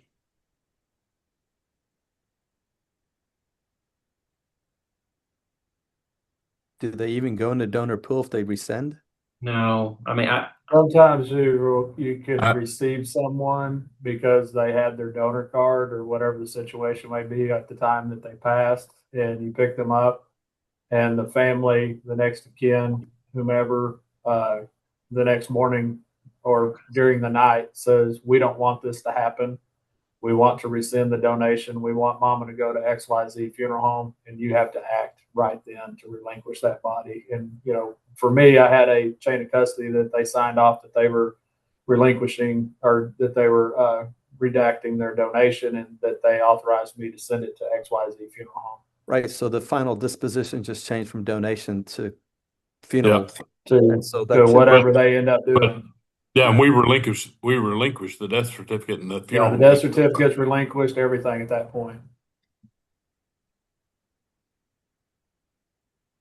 How do we word this, guys? Do you even need to word it? Because it wouldn't even fall under donation disposition. So Okay. you would. I don't think it needs to be. Okay. Because it would never fall under the funeral commission since the donation was rescinded. Now it's the final Body disposition. mark. Different, Yeah. right? I've had plenty of tags I put on and registered, and they come back 2-3 days later and rescind it. So, I mean, it does happen. Once we register it, it's part of this Texas Funeral Service Commission. So we just need to put in there, the rescinding of any registered donation. Notification must be made to. Notification must be made, or something, just as simple as that. It almost gets to, like you're saying, if a donor's final disposition changes from donation to It's something not even other. within the scope of this. This hasn't been a problem for the Right. SAB. This is the identical SAB rule that we had. Do we need to add anything, guys? No. I don't think we No, do. we normally take care of that internally. Right. That's why. Yeah. Anything else? But just be aware on y'all's end that if there, once we do get on the website, if Kurt logs in and says, I need to remove this registration due to the donor rescinding, that's what he's doing. Then we delete the record. Right. Correct. Okay. Same things. So, Chairman, Yes, sir. on your bullets under number 2. Yes, sir. No, go back up. Scroll down. See the number 2 here, if in opinion. And then your bullets down here, does that say E and F down there? Are those right? Yes, sir. Is there? Did I skip from D? No, I have it right. D, E, and F. Okay, you got 2 F's right in a row. Yeah, because the F is the old SAB Okay. rule. Oh, I and can see struck. it struck out now. I didn't see it struck out at first. Sorry. Yeah. Because that's redundant. Obviously, Yeah. if you violate any of our rules, you're in trouble. Yeah. Okay. Save and move on. We're getting close. We're getting close, and these should be easier, I would hope. But golly, let's. You thought that on something else too. So. Oh, no. We're in 3. And 3 is chain of custody. We did this last time, but let's look at it. Any changes? I have a general question, Yes, Chair sir. Opiala. If let's say that we have a large order, 30 specimens, 50 specimens, something like that.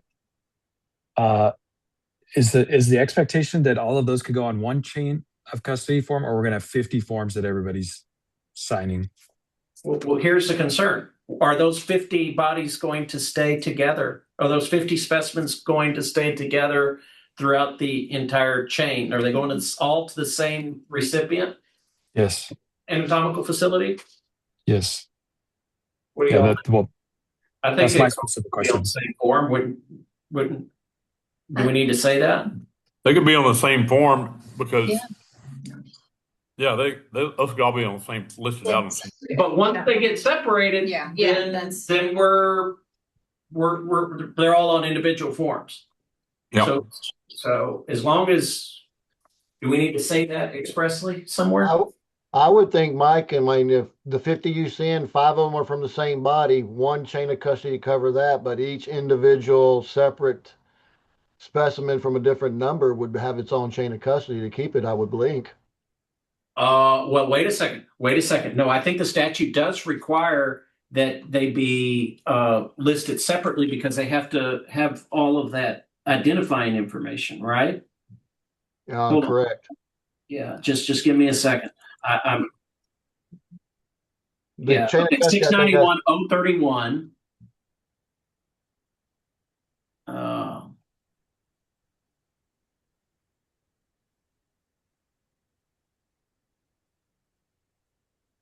Well, I don't see why is as long as the form contains each decedent's name, if known, color, sex, age, place, and supposed cause of death, and any other information for identification of the body or anatomical specimens such as existence of scars and deformities.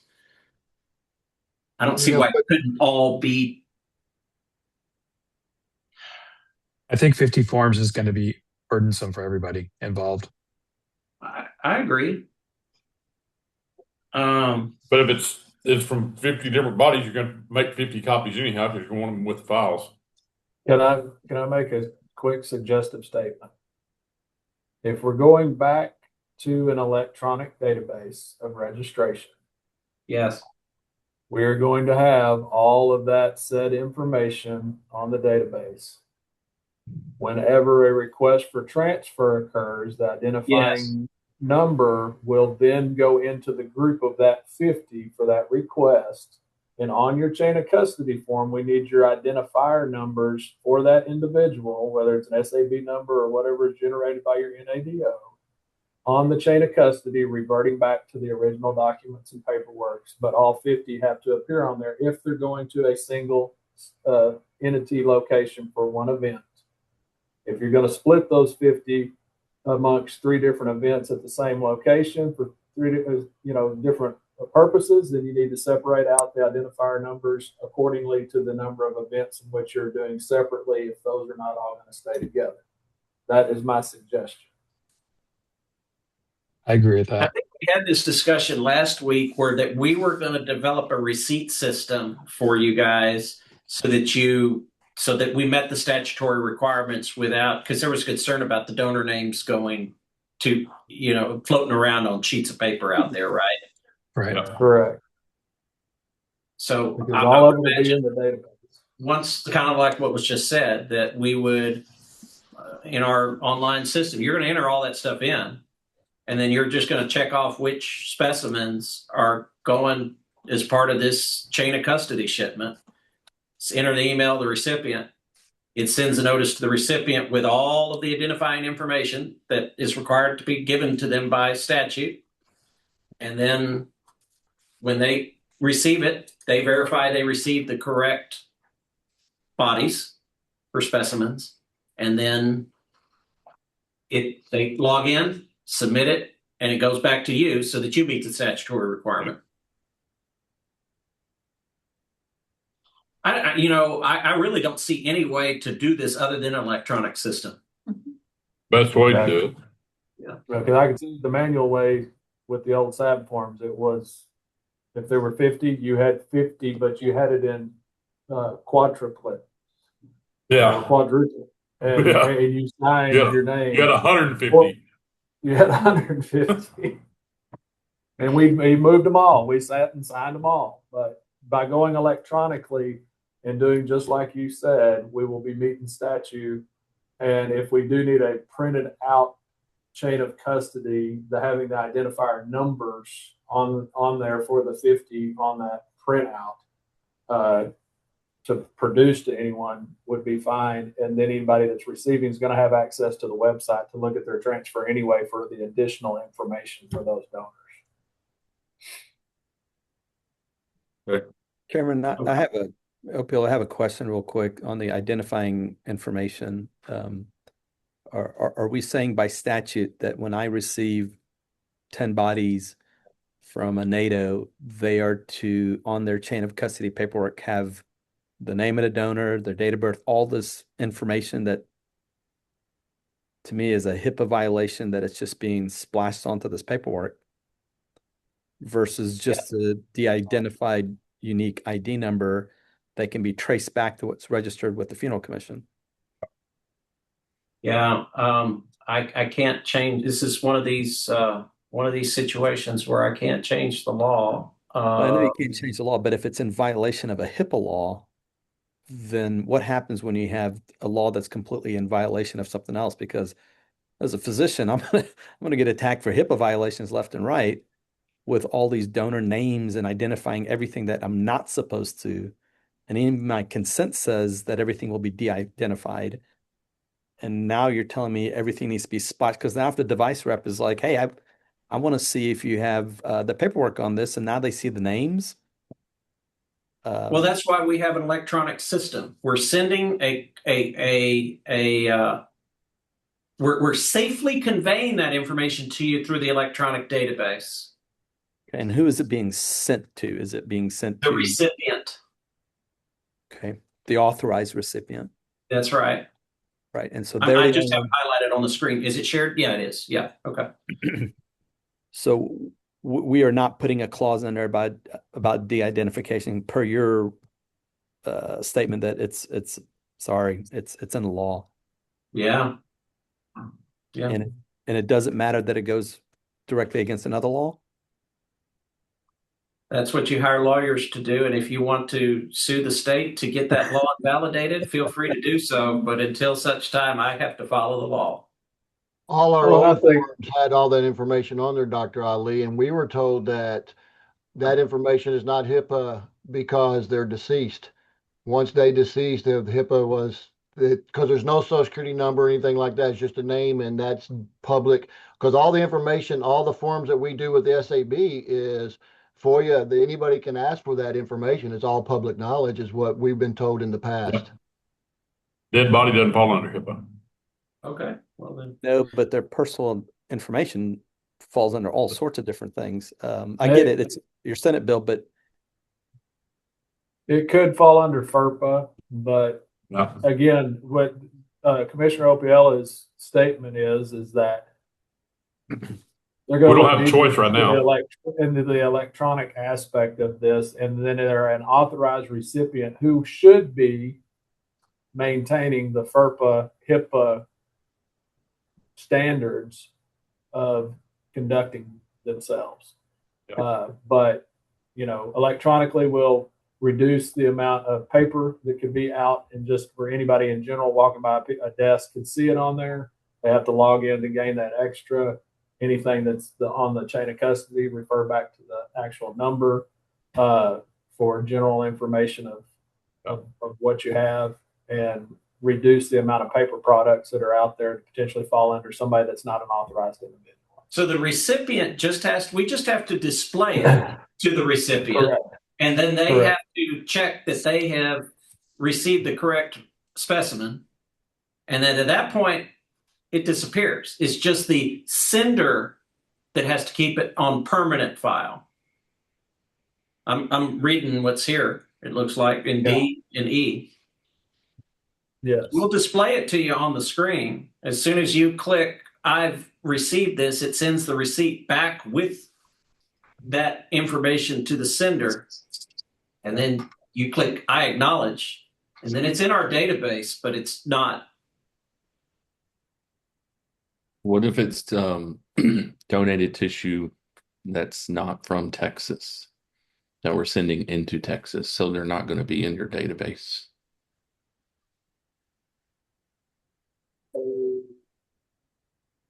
That was discussed about whether that was going to be disclosed with identifiers upon the notification of transfer last time. I don't know what ever came about it, but I do know that that was mentioned, that if you're bringing anything in from out of state, you're notifying them what it is with its specific identifiers on it at the time you're sending that down there, so that if something came up, they could re-identify it if the commission was contacted, because they're not going to probably not going to pick up the phone and call Tennessee. They're going to pick up the phone and go, hey, we've got some of your specimens here in the back of this pickup. What's going on? Because that's how it always happens, is that the commission, even way back when, got contacted whenever there were specimens found or there was a discrepancy or somebody pulled over for transporting.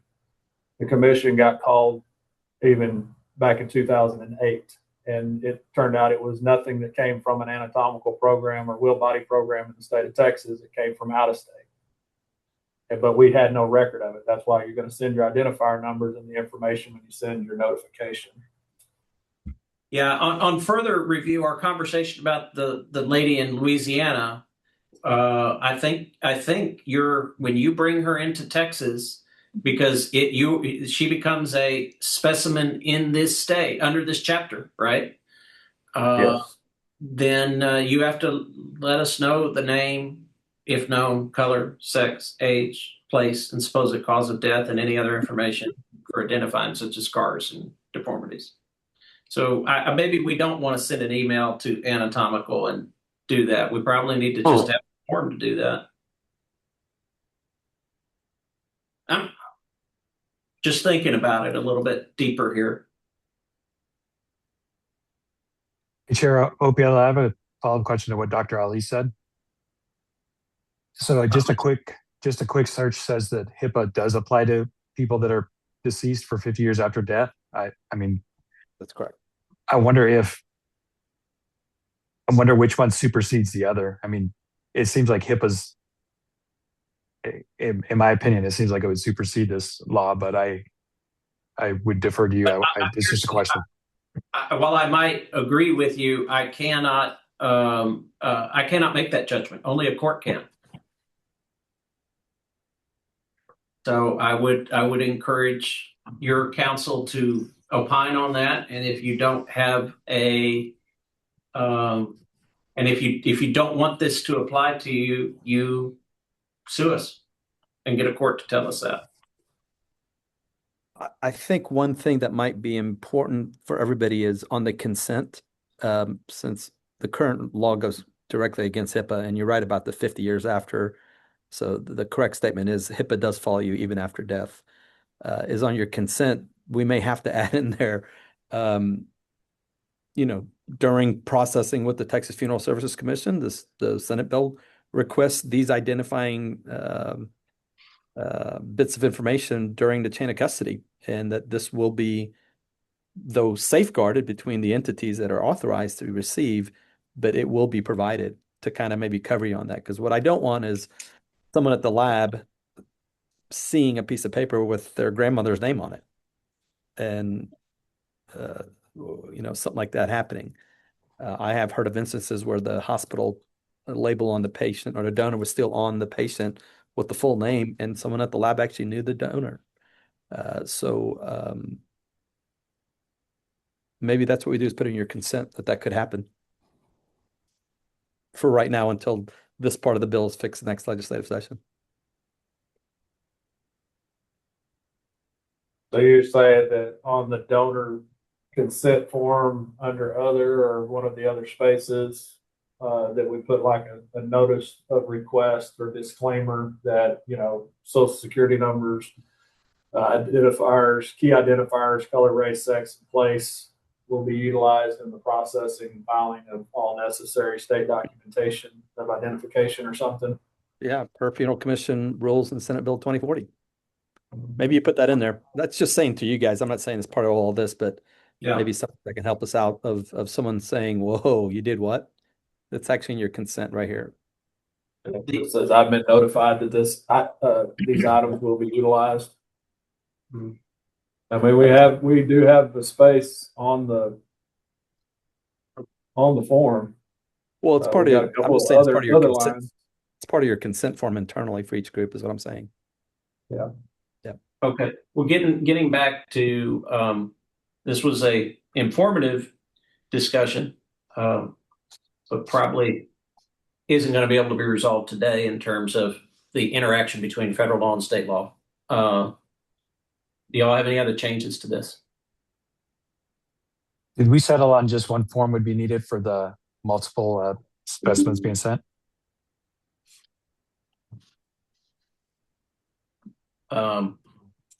I think we settle in once the website goes up, one form will be acceptable, but let me double check. It was the registered with single form with all the identifiers on it. Okay.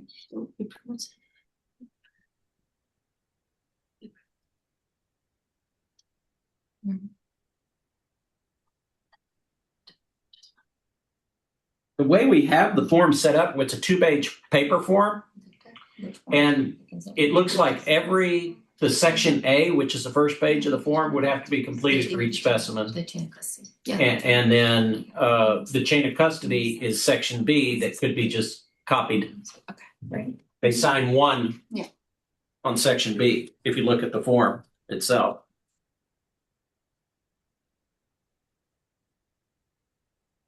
Wondering, But hopefully we don't operate on paper much longer. Right.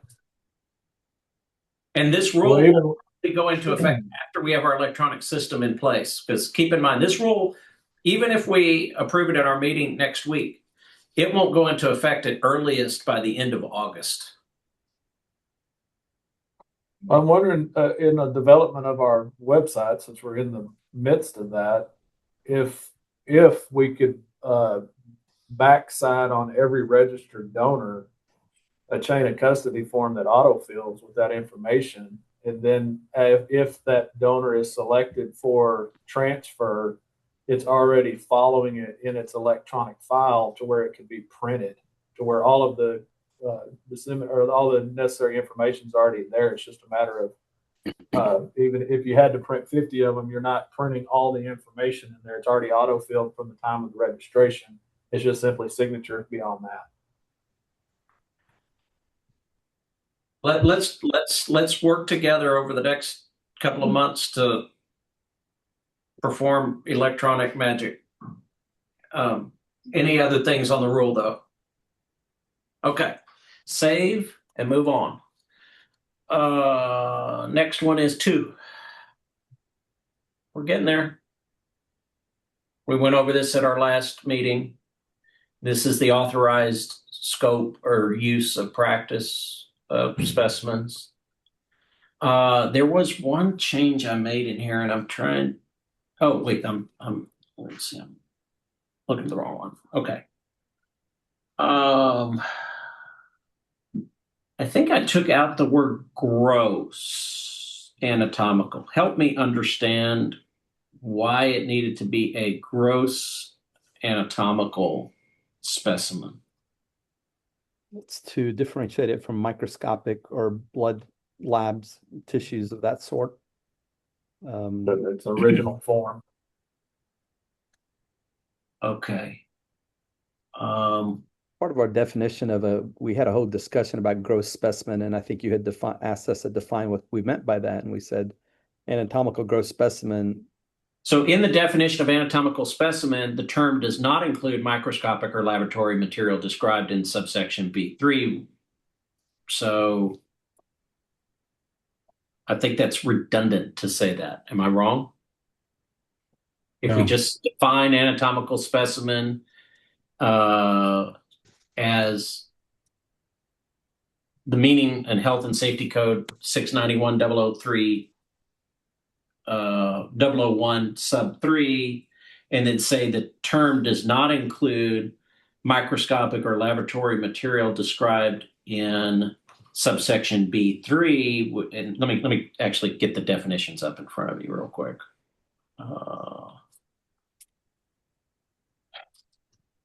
So under B3, we define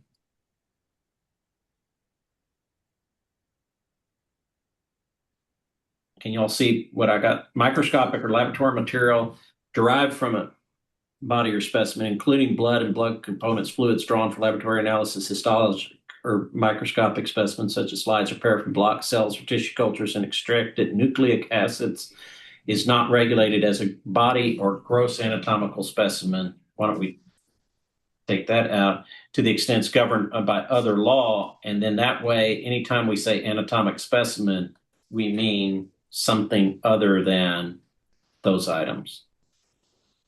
Are you all okay with that?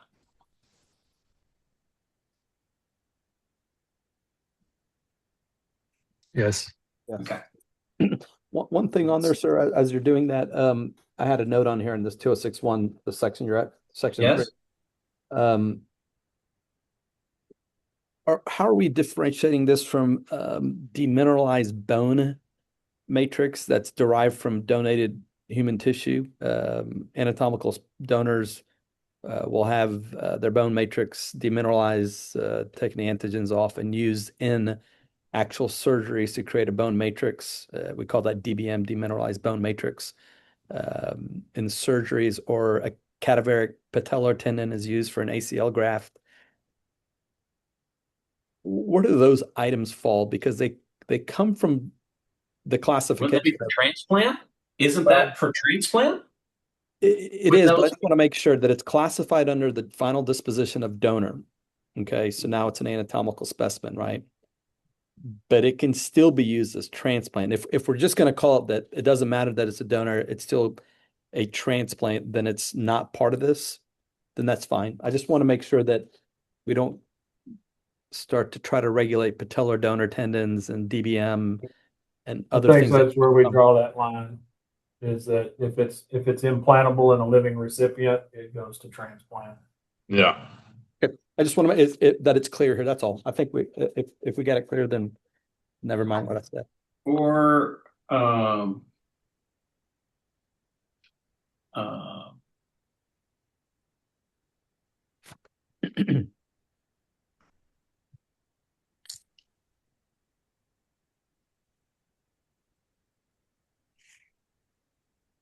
how about or material in intended for transplant in a human?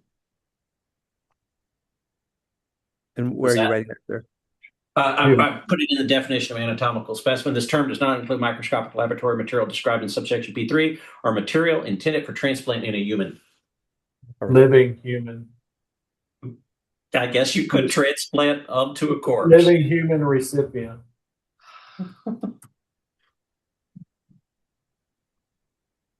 Because you could transplant other things into a deceased to do Okay. bioskills training. Okay. Now let's get back to where we were. Authorized activities. Is there any further discussion on authorized active? I have two questions. Yes, sir. This is in paragraph BVI, but that's under big C. Yes, sir. This term, when operating through or under the oversight of a registered will body program, non-transplant NATO or anatomical facility, could we change that wording from when operating through or under the oversight of to when receiving anatomical specimens from? Okay, help me find it again. What did you? What subs is it on? It's under authority and purpose. Paragraph B1. B1. B1C6. Right there. Yep. Cool. Okay, then what I'd highlighted. Okay, what do you want to change it to? So the part where it says when operating through or under the oversight of a registered will body, I would like to suggest we change that to when receiving anatomical specimens from a will body program, NATO, or anatomical facility. At the end. Instead of operating through or under the oversight of. Okay. To when receiving anatomical specimens from. Got it.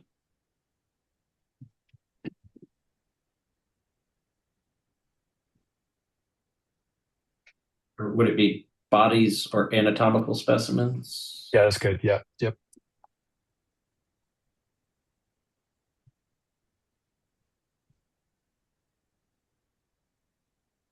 Okay. And then I have just a general question. I thought Dr. Ali and his group did a great job putting this list together. It's very comprehensive, I think.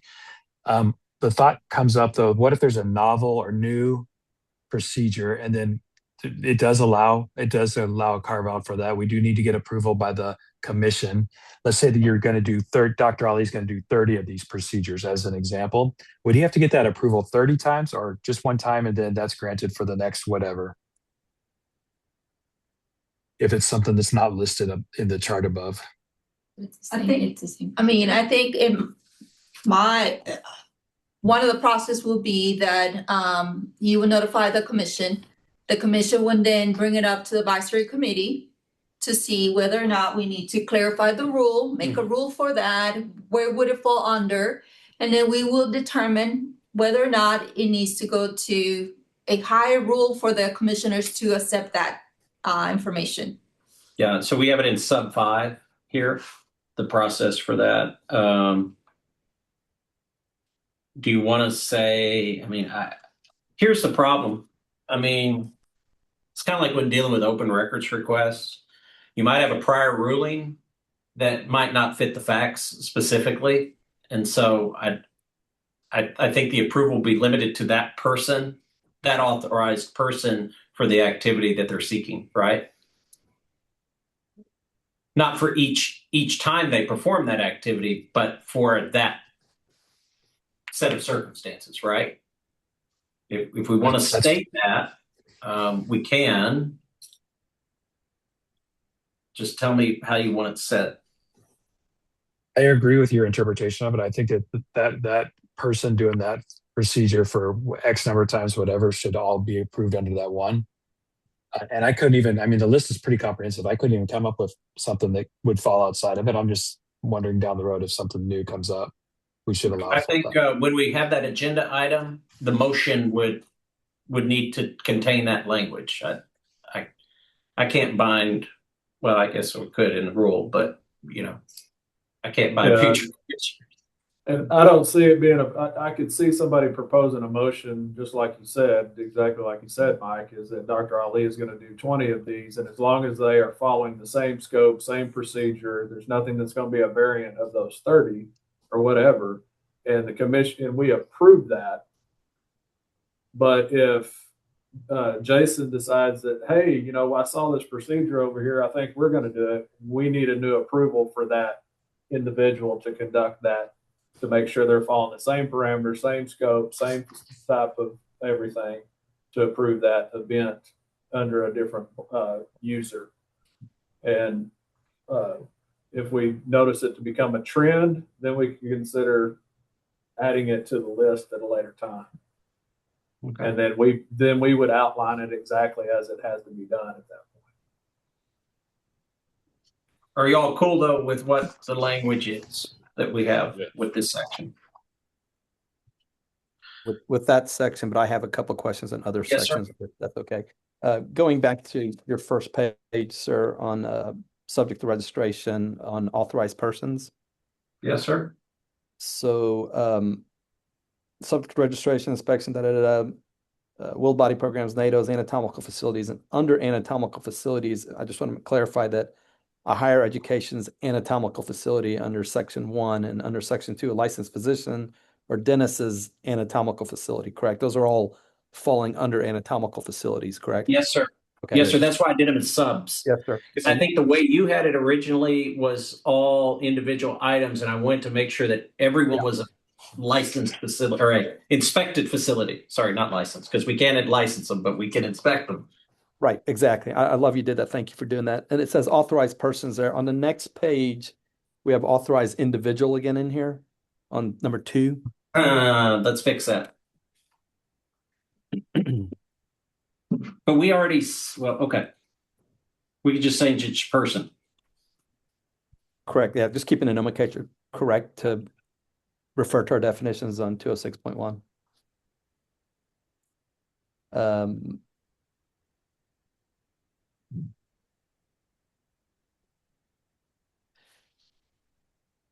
One loophole that I want to make sure is covered in all this, and I think I've read it, and I think it's all in here to make sure it doesn't happen, but it doesn't matter if you're an authorized person if you're not doing it at an authorized facility.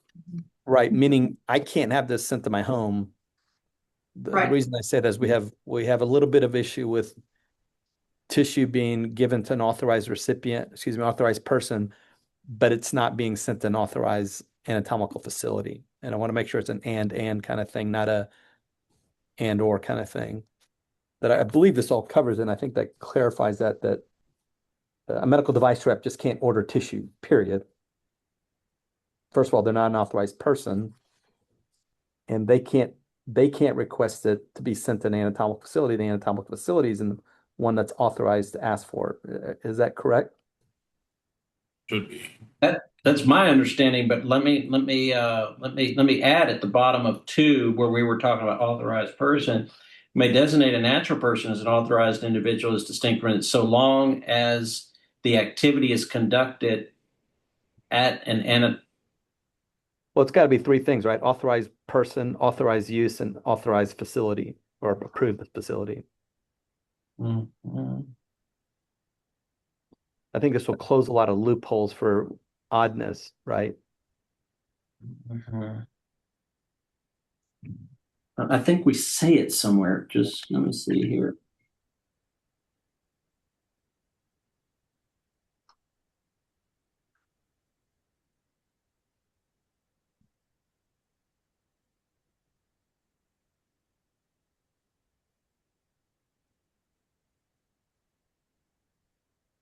Why don't we do that in activities not authorized, and we do a 6 that says, let's get the and out of there.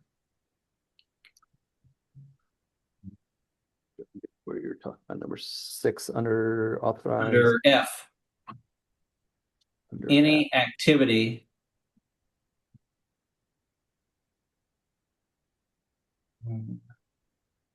not performed at by an authorized user.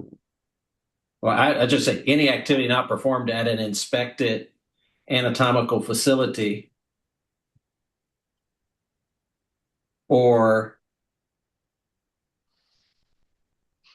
will body program or NATO or by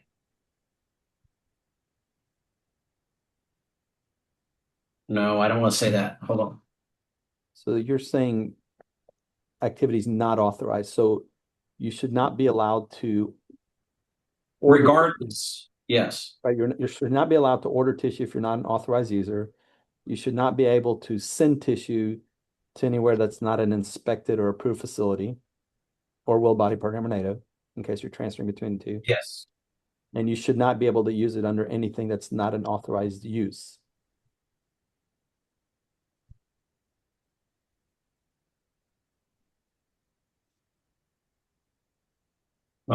It's not transplant. Non-transplant anatomical donation.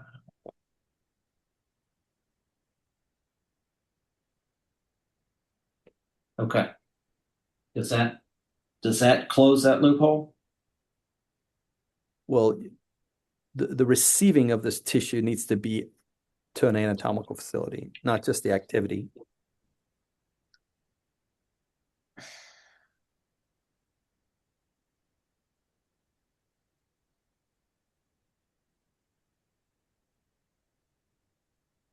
Well, that's covered under B1 because they're the only ones that can receive it. Will body, non-transplant, or anatomical facility. Okay. Perfect. Yeah. But the activity, you can't go to the Walmart across the road and do it. You have to be at an inspected anatomical facility, will body program, or non-transplant anatomical organization. And you said the person requesting it is an authorized person, correct? Where did we say that?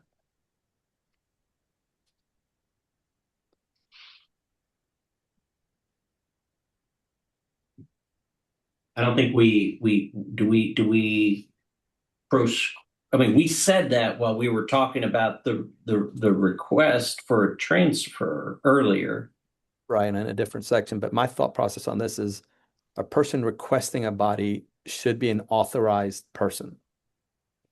Meaning my secretary should not be able to call the will body program and order bodies. It should be an authorized person, whether it's the bioskills instructor, lab instructor, or the. But what do we say? An authorized person or responsible individual designated by an authorized entity. Yeah, you have, there's a part you wrote in here about, is it in your rules or? Dr. Lee, I have a question for you to maybe clarify this. In definitions, if we combine the definition for the bioskills trainer into the qualified instructor, would that be all encompassing? And we could just use that term for what you're getting at? Yeah, it depends on what you mean by qualified instructor. We separated those out last time, I think. Is a device rep a qualified instructor? He's going to say he is, or she's going to say she is. But what are we? I What think are that's a we? bioskills trainer, right? Who's a bioskills trainer? The device rep? So, yeah. But I would argue absolutely not. It's the KOL, it's the physician there that's instructing. So when we do the bioskills lab, there's a doctor at each station teaching the younger doctors. Now, if it's an engineering group, there's usually some type of, credentialed engineer or scientist there that's doing their pre-FDA or, post-FDA, those kind of things. But for a device rep to be an authorized recipient to order tissue, I think this is where we've had multiple issues in the past is it's been ordered, it's been sent to homes, it's been put in the back of cars, and it's been driven to clinics and offices on the whole black market kind of area. And this is the part that gets everybody in trouble. And so I want to close that loophole of, yes, if a company A rep wants to do a lab, you call the anatomical facility, you call the Will Body program, you call the medical school, wherever it is they want to go to and say, we would like 5 torsos. Please order for us. We will come and use your facility. You're an authorized person who can request. You're an authorized facility, and it's an authorized use, and everything works out beautifully. And you never have the medical device rep as a chain of custody. Because I don't think one of our giant OEMs, name any of the top 10, would want to say that they were in the chain of custody for a cadaver unless it's going to, let's say, Zimmer Biomet has their own lab. That's an approved facility. They have an approved bioskills instructor there, as in like the person who's authorized, that's employed there, is ordering it from a NATO and it's showing up to their lab. But everybody's approved and authorized. But when you start leaving it open to or an approved individual, and everybody's going to be like, well, I'm a bioskills trainer. And now everybody's going to be a bioskills trainer. Yeah, but we don't want it. We want to be careful not to eliminate the last example you gave because that's a perfectly valid use of tissue. Correct. At going to an approved facility that's owned by Zimmer or whatever, right? But if said individual's trying to order because they want to take it to the hotel ballroom, if the ballroom's inspected, the NATO they're ordering from is inspected, that's all fine. But who's receiving this tissue? Is that device rep sitting there waiting for this tissue to show up? No. The NATO usually, if they've done it right, they're the ones that bring it with them, deliver it, they stay with it under their custody. It's never handed to the device rep. So my concern is it just happened last week. I had a younger device rep call and say, we want to bring in our own tissue. And I said, well, no, because I don't know where you're getting the tissue. I don't know if you've done it right. I don't know and how are you transporting? Where are you getting it delivered to? So some group out there is sending tissue to people wherever they feel like receiving it, and then they're trying to walk it into anatomical facilities. What I'm saying is the person requesting, that's one of our biggest loopholes areas that we got to make sure doesn't happen. That we don't have I just just received random that people. same call. Right. I just want to make sure random people who really shouldn't be authorized to receive tissue, because if in our authorized personnel or authorized people to receive are physicians, dentists, doctors, those kind of things, and we've listed a whole bunch, but I want to be careful with the device organizations. These are undergraduate reps who are just running out there trying to sell their product, which is fine. I love them. They're the ones that feed us our revenues. But I want to make sure that they're not the ones requesting the tissue. It's the anatomical facility, or it's the NATO delivering all the way through, or it's the Will Body program sending it straight to the anatomical facility, that you don't have a rep that's in charge of receiving this tissue and taking it to where they want to, because that's where the trouble is occurring.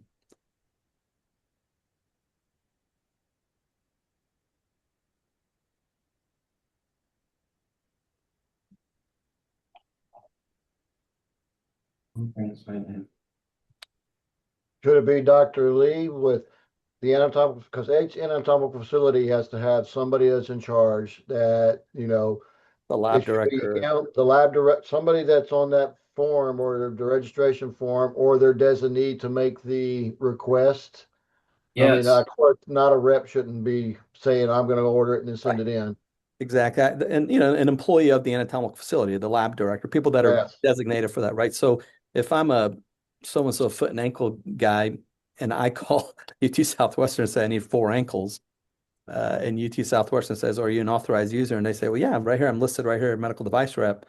Where are they sending this to? If it's going to go to an anatomical facility, then it's exactly what I'm trying to get to is they should never be a middleman to this. It should be going straight to the anatomical facility or the university or the Will Body program, the site that's already approved to receive it, right? So to a responsible person, right? So here at my facility, at the end of the day, my name is on every tissue that comes in here. My lab director has the authority to order it. It's coming to an approved site. There's no middleman in between. There's no device rep that gets it at their house or their office. It should never be shipped to a surgery center that's not approved, right? But if the surgery center is an approved anatomical facility, they're the ones ordering, not the device rep, right? And that's where I'm trying to get to is Look at G that I just wrote.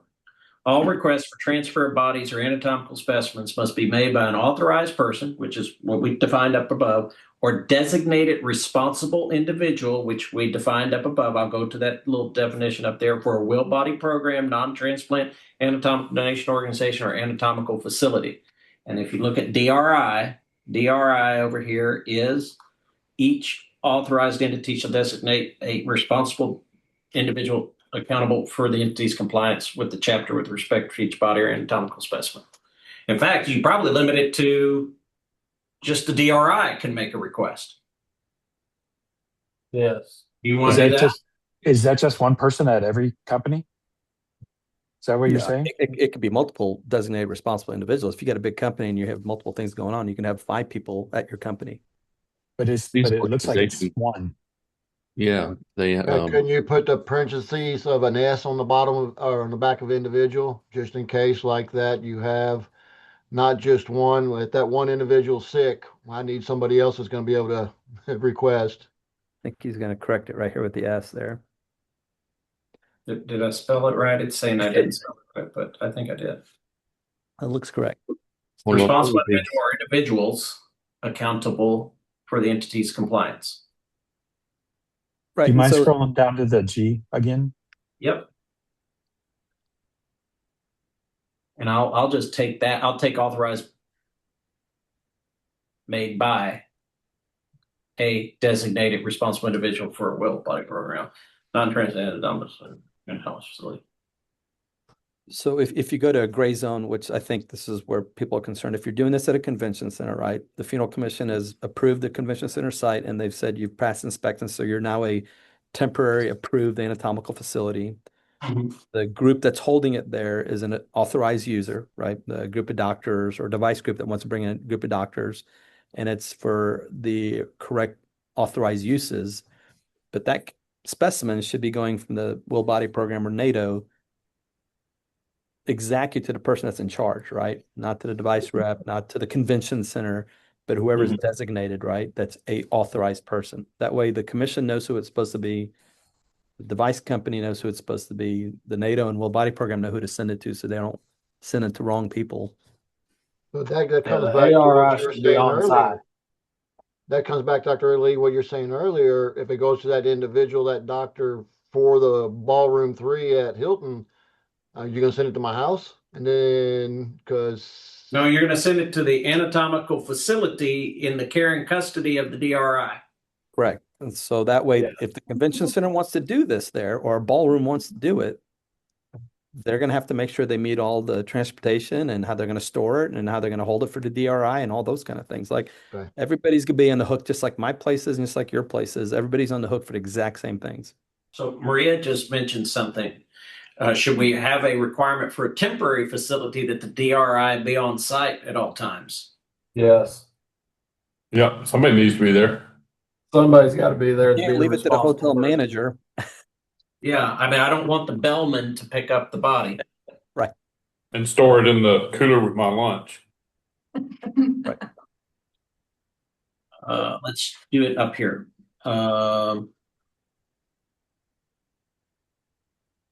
non-traditional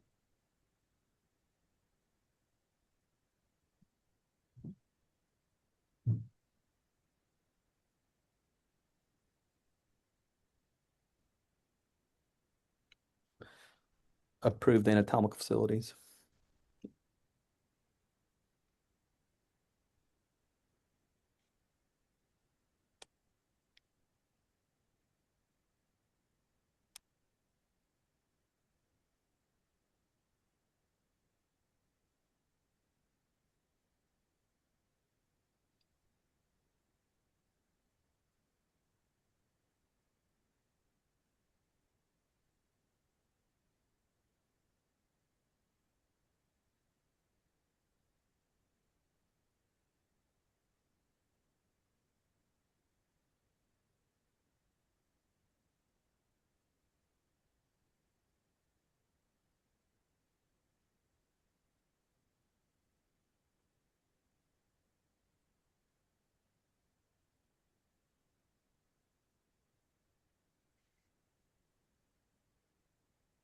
So for clarity there, whenever we support events and facilities like that, we only escort. So we would be the designated, the DRE, All right. Yep. You're right. DRI. That's Okay. correct. I think the NATOs that do that appropriate, where they escort it in, they set it up, it's under their custody the whole time. It's not given to the rep or the hotel manager or the ballroom director, right? I think that's amazing that that's exactly what you should do. And it's an incredible service you provide. But I think when it's willy-nilly sent to a device rep or a nurse or a doctor and they show up and with a box under their arm. We would never send to a non-traditional facility without it being escorted. Right. Yeah. I think that's what we're trying to get to. There's a couple groups out there, I'm not trying to point fingers, but they try to bend this gray zone and they show up with boxes of stuff under their arms and stuff like that.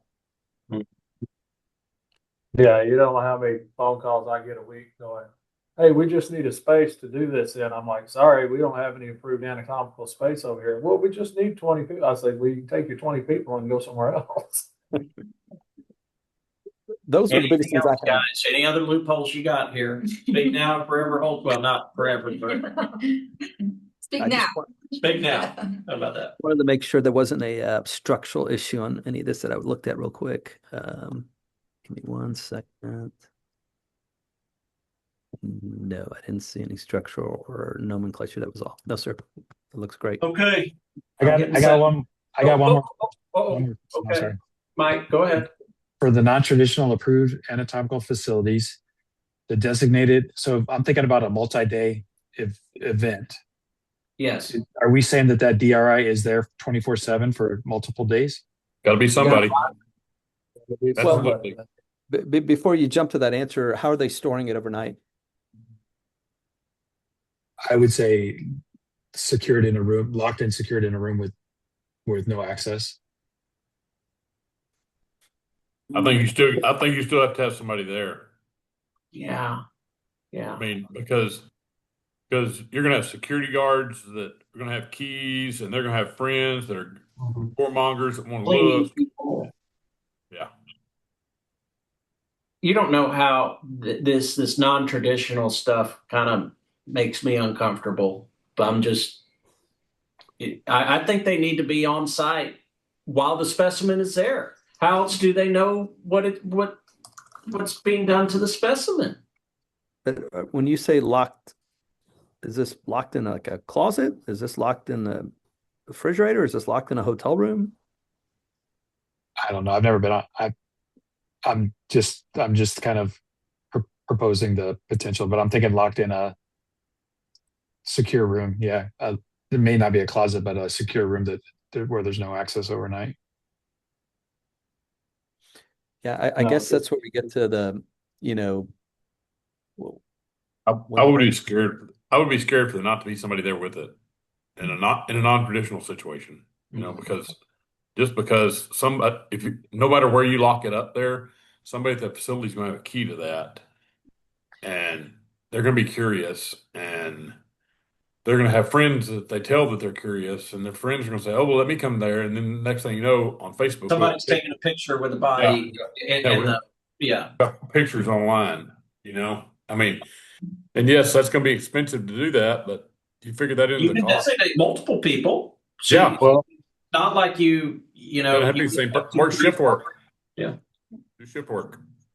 I guess the issue is that it's a non-traditional site, and so storage, it's not like a traditional skills lab or anatomy program where you have it under lock and key in your procurement room that's locked inside the freezer and fridge that has security cameras in it, and that was built for that purpose versus I'm going to put this now in a hotel room and I'm going to lock it and I'm going to sleep on the bed there and be with it. It's not even the fact that someone is there with it 24 hours a day. It's just the fact that, how are you storing this exactly? Are you just throwing it in boxes and moving it up to rooms? And even if someone's sleeping in the same room with it, it just is kind of gross to me that it's being just kind of, it's one thing if it's, it arrives, you put it up and then you take it out at the end of the day, the 1-day events, I think those are easy. But if you're going to have a multi-day thing, is at the end of the 5 o'clock thing, are all the specimens taken to I don't know, a facility that's approved to hold it overnight? I don't know. It gets a little tricky, and this is the part that I think gets a lot of us in trouble is the you had it what? You had it in the room, a hotel room, sitting in there on the ground.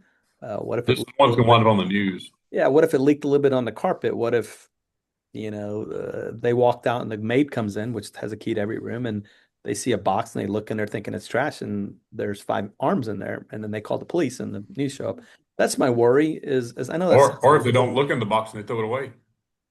Yeah, right. I wasn't even suggesting like a hotel room where you sleep. I No, mean, I know, but what are you you going to guys put are it? you guys are going way down the road for it. Never mind. I'm good. I didn't mean that, but You I'm just saying, still at a you hotel, where are you going to put it? you guys ran with it. Never mind. I'm good. Hey, but Well, I understand. I understand what Mike is saying because some of these labs start at 7 a.m. So the tissue is brought in the day before. So that's what he's getting at. How, I understand how they're going to store it, but I understand that you can't ship it in at 4 in the morning, the next day to have it ready for them at 7. So the issue is, I guess that non-traditional is going to need an extra person to watch that stuff overnight. Yep, well, absolutely. For clarity, Because so Mary, we transport the anatomical material in a refrigerated truck. So we would unload those specimens, from the ballroom, et cetera, load them onto the vehicle that's locked and secured. So the person's not going to physically be with the donor overnight, but the vehicle, Is on the premises. it's not on the premises. So we have our own means of storing and handling that tissue overnight. Yeah, I think too, Mary one does, thing but that the other NATOs don't. I mean, Mary's great at that. We've used y'all a few times here, and y'all have always shipped it in, let us inspect everything. That's part of our protocol at this building, and then used it. But the other NATOs are the ones that's going to have the issues that don't transport and use common carrier. Right. well, and on the backside of that, because you bring up a good point, Jason. Mary meets the requirements of a receiving facility and use of that for a non-traditional space. But if we're going out and inspecting a ballroom and it's not being handled in the manner in which Mary is handling that specimentation, that does not meet an anatomical recipient requirement for the maintaining of that specimentation for its proper use without the possibility of desiccation. So if it's just being sent in a box that was originally in dry ice and it's a 3-day event and that dry ice has obviously expired, you're not maintaining that specimentation in a proper manner. And that's one of the requirements when your facilities are inspected is that you have the ability to maintain the specimentation properly.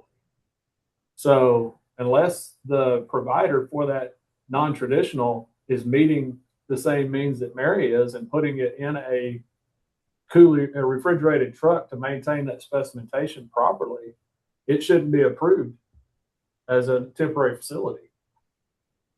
Because like Charlie said, and Dr. Ali said, the only other option they have at a hotel is to use the kitchen's refrigeration system. And I hope that's not taking place. Well, we're not doing that for sure. So I'm not sure about that.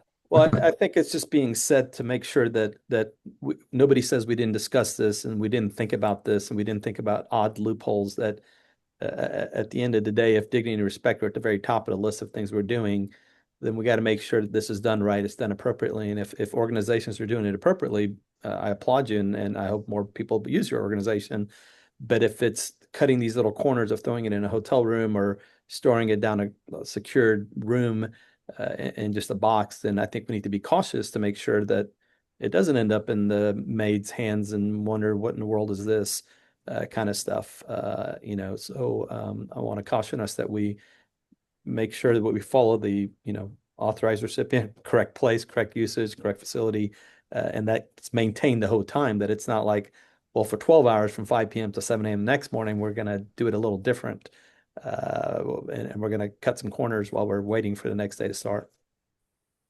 Yeah, I'm sure when they put the application into Maria too, if it's going to be a 3-day course, non-traditional, they're going to have to put something on there and let them know that, hey, these specimens need to be refrigerated or, to satisfy the Funeral Service Commission that there's nothing going on that's going to decomp in those 3 days. Or, I mean, Yeah. or they're Or not even going to approve it, I'm sure. even a one day, if it's coming in the day before, I think it just needs to be clarified very clearly by the authorized entity.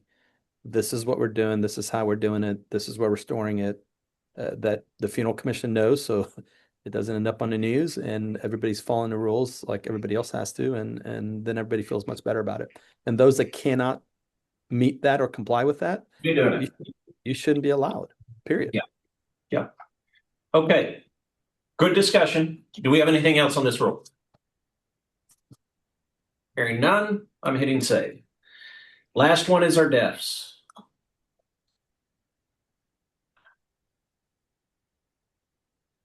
And I want to thank Victoria and Maria for staying past their work day here so we can knock this out. This is the second day this week, or actually probably the third day this week. And they have been working here till 6 or 6:30. So I wanted to recognize them for that. So definitions. Did we have any changes to the definitions? I know Dr. Ali had some stuff at the beginning. I said, let's wait until the end. So here we go.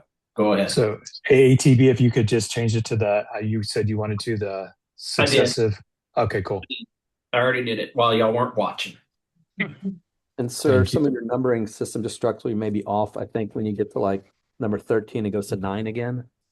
Unless yeah, actually, I want to ask about number 9 too. The second number 9, medical waste. It looks like it's a combination of two definitions potentially. Is that possible? Possibly. Or is that all refer to medical waste? No, I think that all of that is. I know where you went on that, Commissioner. I think you're right. I think you're right. That's a healthcare facility. Well, yes, but if you look at TAC 30, 326, there, I think I know why you wrote it that way. There's a caveat in there that excludes the dwelling, multifamily dwellings and hotels are not considered under that with their waste. And you put that in there to say that under this rule and under our definitions that it would be considered a health related facility. I think that's where you got that. I see. Yeah, no, this makes sense. Explain that again. So if we look at 30 TAC 326, let me go find it. 326. I think that's a term that's defined in that 30 TAC 326.3. 49 or number 23 on that. Yeah. I got it. I got to change the screen sharing. I don't want. Here we go. 39. You said. 23. 23.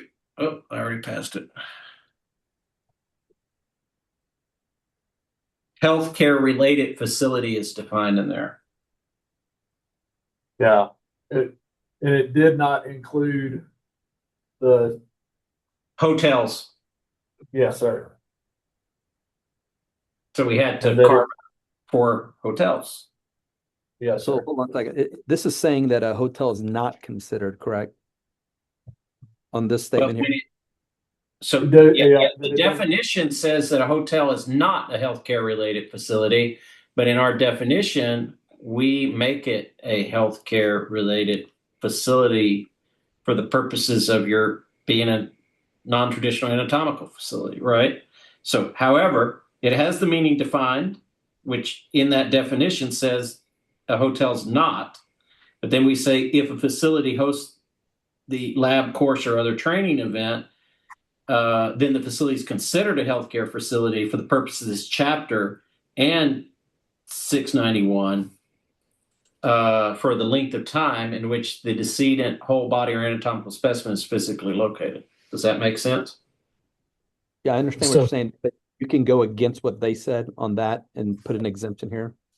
Yeah, because we are grafting the definition, but then for the purposes of this chapter 691 and this rule, all the rules of the commission, yeah. I mean, I could go in here and copy and paste the definition. Do you want me to do that? No, but that medical waste was because we talked about waste earlier about, what is waste? Is it bone? Is it not bone? Is it a whole leg? Is it not a leg? That well, yeah, that would be complicated. That would be very complicated to copy paste it because that refers back to the 25 TAC 1132 and 1134 definitions that we had talked about earlier. That's the disposal and treatment application. Do they need to be congruent? So let me go back to your screen share real quick.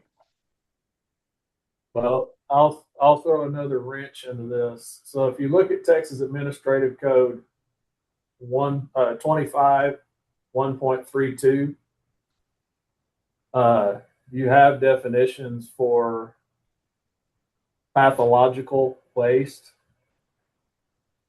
I was worried about that earlier. Yeah. And See, that this is but my that's worry. also The anatomical congruent with 30106.494's definition of pathological waste, not just medical waste. But that's the whole reason behind this whole section is once it's a donated under final disposition as a donation, and then anatomical remains is a pathological waste, Right. which, and I think that's why we put incinerated in there. If Because small it parts- goes back to, yes, because it goes back to 30106.494 is why a non-commercial crematory or incinerator can be utilized, is because it's disposing of pathological waste. Right, but we solved this by saying in the consent form, if you're going to do this, you need to consent those people appropriate, let them know that there are some tissue that will be incinerated as pathological Correct. waste. That's how we Correct. solved the problem of, there's a couple definitions out there, but as long as you say in your consent, some people don't. Some people always cremate, send the ashes back, which is mostly the will body program. Some people may have to incinerate some parts and send parts and pieces back but as long as it's in your consent, then I think you meet all this. Is that correct? Yeah, because that would fall under disposition on the consent form under the other category. right. You would Right. add that if that is your Because it'd be choice for of the action. purposes authorized under 691. Right, there you Correct. go. That takes care of in case, pathological waste comes up, then you can say, I put that on the incinerated part, on the disposal of tissue back to family, or if it's not going to be brought back, those kind of things.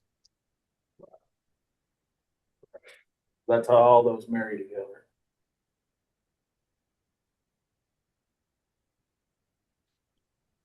So back to 14 on medical waste, you're just temporarily assigning healthcare related facility to these non-traditional places. Yes. As long as you have the anatomical specimen, that's what we're stating.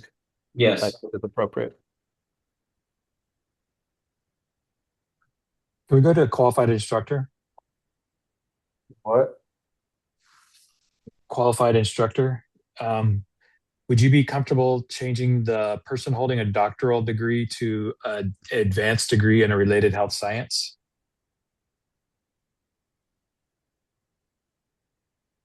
About doctoral, master's, or professional degree.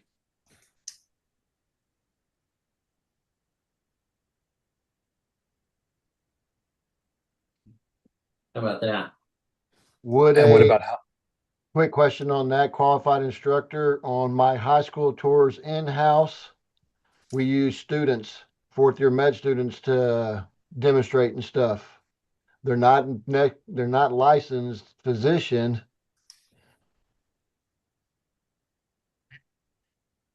They would have a professional degree though, Kurt, right? No, they wouldn't yet because they're med I mean, student. they got their They have a undergraduate degree, but they don't have a medical degree. Yeah, but We're they're working on they're underneath the medical school itself, which has their. I mean, they're not there by them. Well, they may be there by themselves, but it's still under the anatomy instructor, right? There's an anatomy instructor that's in charge of that anatomy room where all the bodies Correct. are under that person, right? So at the end of the Yes, day, of course, they're correct. one of their designees, right? So should it be designee, qualified instructor? I mean, I understand what you're we got to saying. be careful because then everybody's going to be designated. They're gonna be signing them off from New Jersey over here. Yeah. I hear what you're saying. I just want to make sure that I'm not going against anything, that we're all legit on this, that because we do use fourth years on a lot of our stations on these tours. Yes, we do Do have. we want to, Go ahead, Jason. could we possibly expand them under uh, bioskills trainers? Or a student of a medical school or student of a higher institution. How about Kurt, programs? is one of your instructors in the room? Yeah, but what if he walks out? I mean, Could They we shouldn't. just say a student of They a shouldn't. higher education? Would govern the dental schools, Oh, any then of that would be my daughter who's a freshman at aerospace engineering at UT. Yeah. Yeah. No, So here's what I did. I said licensed physician, medical student, or dentist, a person holding a doctoral, master's, professional degree in anatomy or related life science, a licensed or certified anatomist or credentialed educator delivering instruction within an accredited educational program. I like Could that. We have be. STEM programs where we want to have medical students teach. I think that's perfect. How about you move where the medical student is down, just paths within an accredited educational program?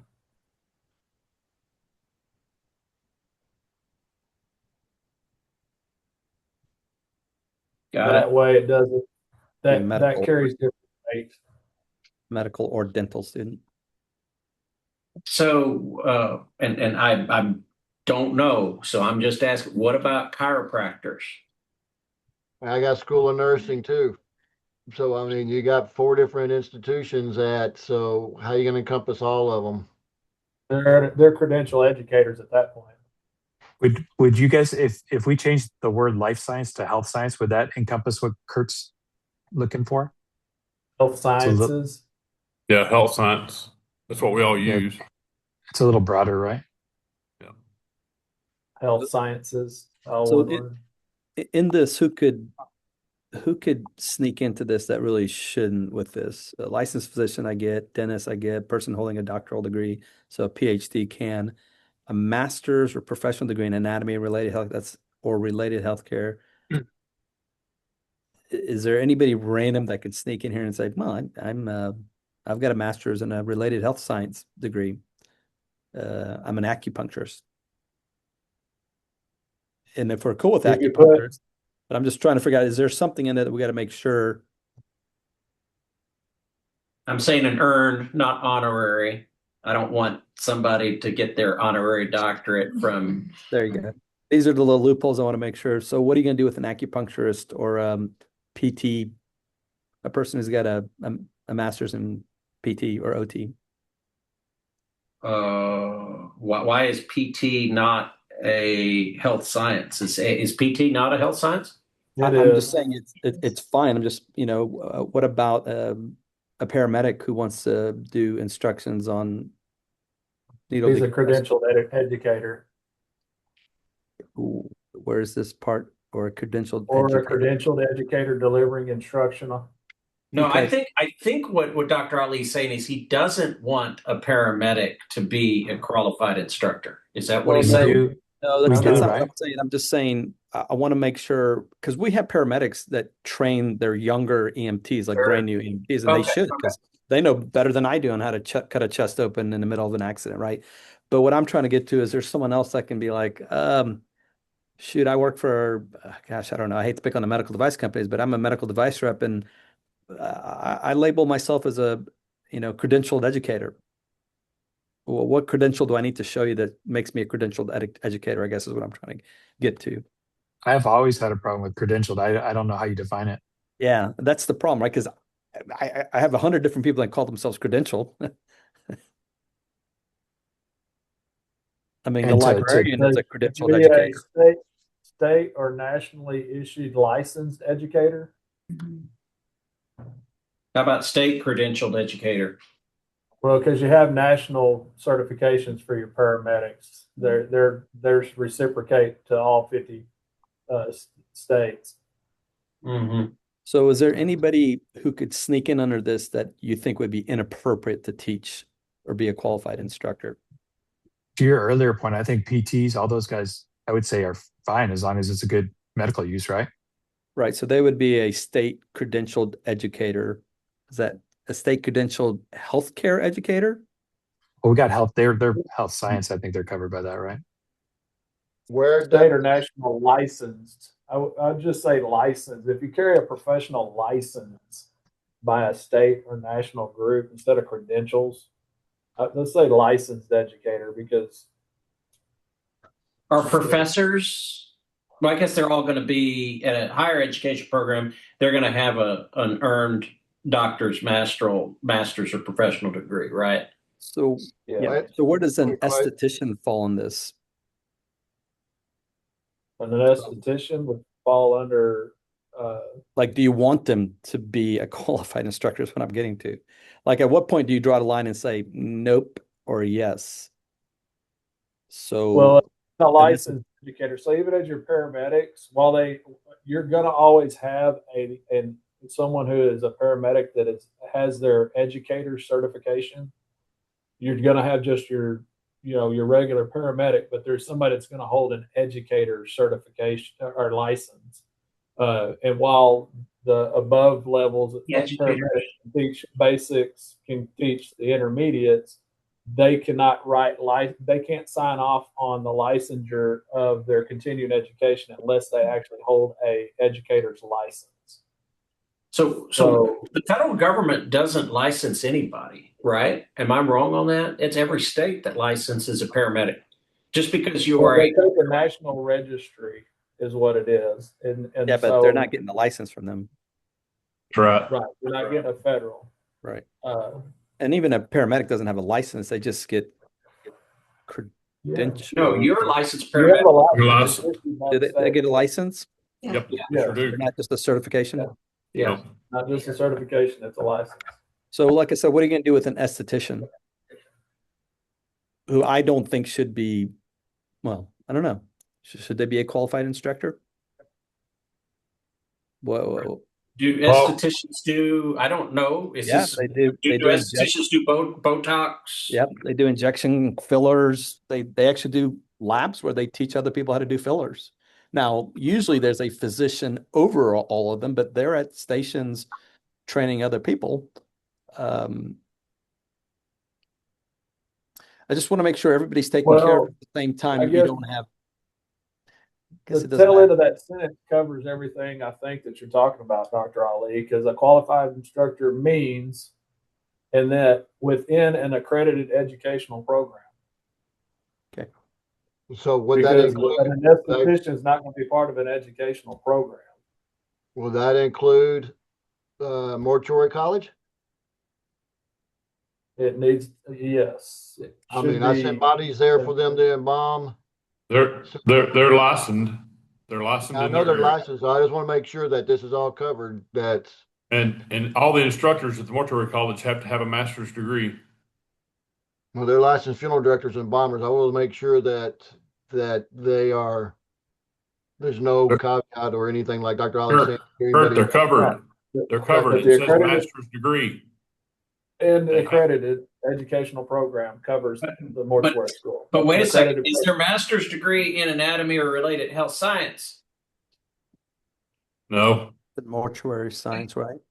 mortuary science. Well, no, it isn't mortuary science even. It's going to be whatever they're specific, like micro or chemistry or something like that.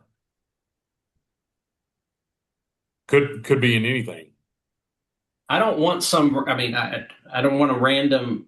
I mean, I could be. I hold a professional degree, a doctorate degree in law. That doesn't make. I mean, I don't want to take that restriction out. Right. But you could say, but they're licensed though. You've got licensure under there. A licensed funeral But director that's a and embalmer. licensed educator versus a licensed We'll funeral. put in and then put a licensed embalmer in there. Because we have, I mean, the mortuary schools, that's how they teach the students is embalming these cadavers. Yeah, but it's not the students, it's who's doing the instructing. The instructing shouldn't be by just an embalmer. It should be someone who's a PhD or Well, someone. you're incorrect. Yeah, they're licensed embalmers, so Licensed embalmers who teaches that. I taught it correct. for 20 years. No, I'm not saying they should. I'm just saying I want to make sure that if that's the case, we state that here. That's my whole reason for spending a little time on this section, that we don't miss Yeah. someone that should That- be. I think we need to put licensed embalmer in there. I'll put it in. You just misspelled it, sir. You put emblamer. Yeah. Sometimes they should be blamed. And then is number 18, is that the DRI, that one that we were talking about? Designated responsible individual? 18, you have responsible individual right now. Should that be the designated responsible individual on number 18 that we were talking about? Down one. Yeah, I don't know because was that one from your original set or was that from our licensure? Hold on, let me roll back to our license, our registration and license or provision. I can't remember which section we talked about the DRI a whole bunch. I think it was part of the who receives and authorized users and all that kind of stuff.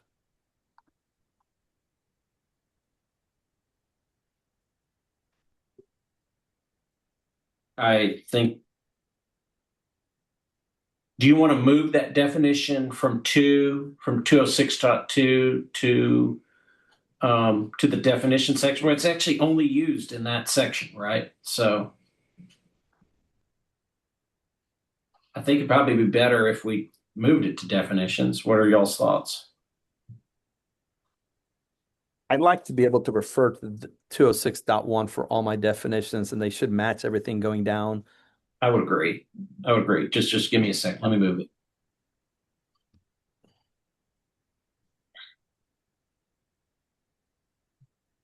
And then, okay, then I got to renumber it. Just do we define, because I don't have the screen open right now. Do we define authorized person in this in the definitions?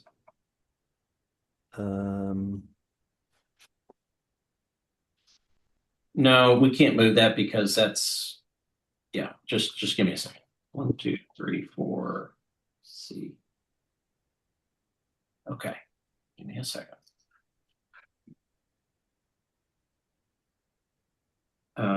So I'm going to put them up in perfectly because I had skipped from 9 to 11. So now I don't even have to renumber it. On 9 or 8 bioskills trainer, are we creating a whole section for a bioskills trainer too? Or is that what we just did for a qualified instructor? Well, we remember between authorized, I think between authorized or designated responsible party.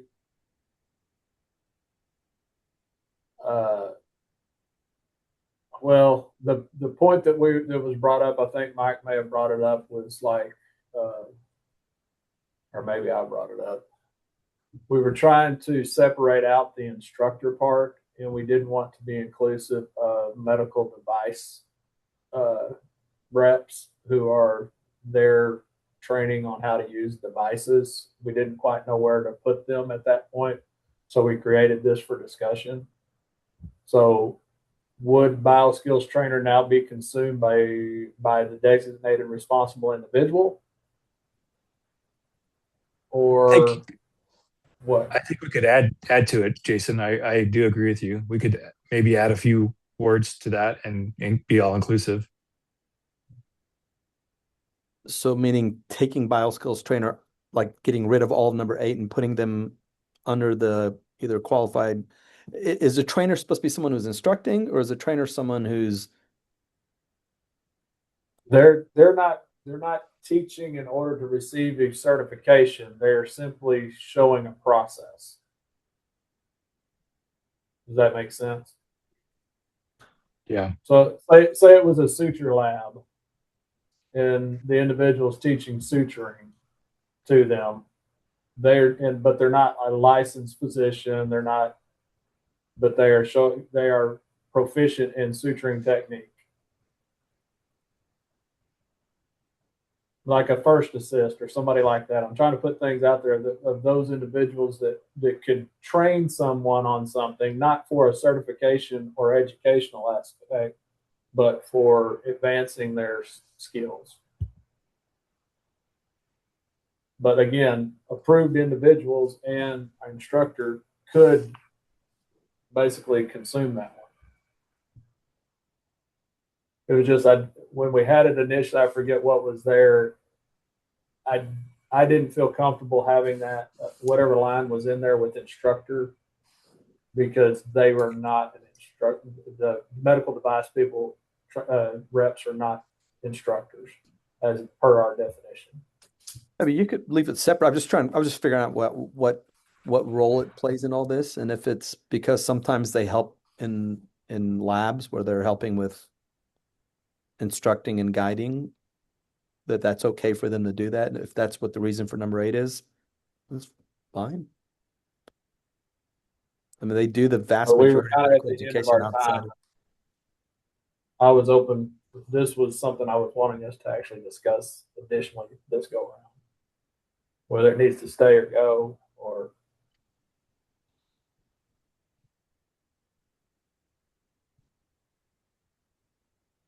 because if it can go, in my opinion, now that we've actually clearly defined instructor and approved or the RI. So there really is no need for a bioskills trainer at this point. It was just at that point when we were discussing this in its original format, there was a need for something additional than just instructor. So Jason, just to your earlier point about the med device rep training the process, you're saying that would now be included in the DRI definition? Correct. Well, in the DRI, your responsible person that we've defined it as a DRI has a different definition. The DRI is more the person that's responsible for the specimen. Correct. The qualified instructor is who's allowed to teach, right, around a cadaver is what I think the qualified instructor section was. And so the question is, do you put medical device instructor in there too? Because there are times there's some advocate things on what they're allowed to do and what they're not allowed to do.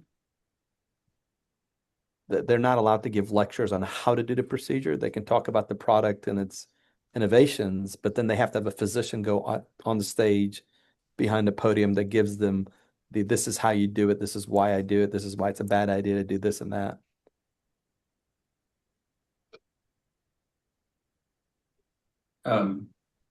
I just added a definition for non-traditional anatomical facility, which means an inspected anatomical facility in a setting other than a purpose-built permanent anatomical facility. Does that sound good? I thought that is not clear.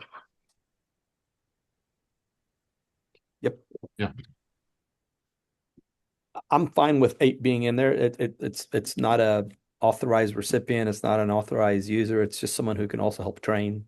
I don't have a problem with them I being. don't think it hurts anything. You have it used twice in the authorized activities rule. Right. So I think we keep it. Anything else, guys? No. See if there's any other definition that we forgot to include. I'm just going to look at that glossary that I sent out, and I just want to make sure there's nothing big that we completely missed.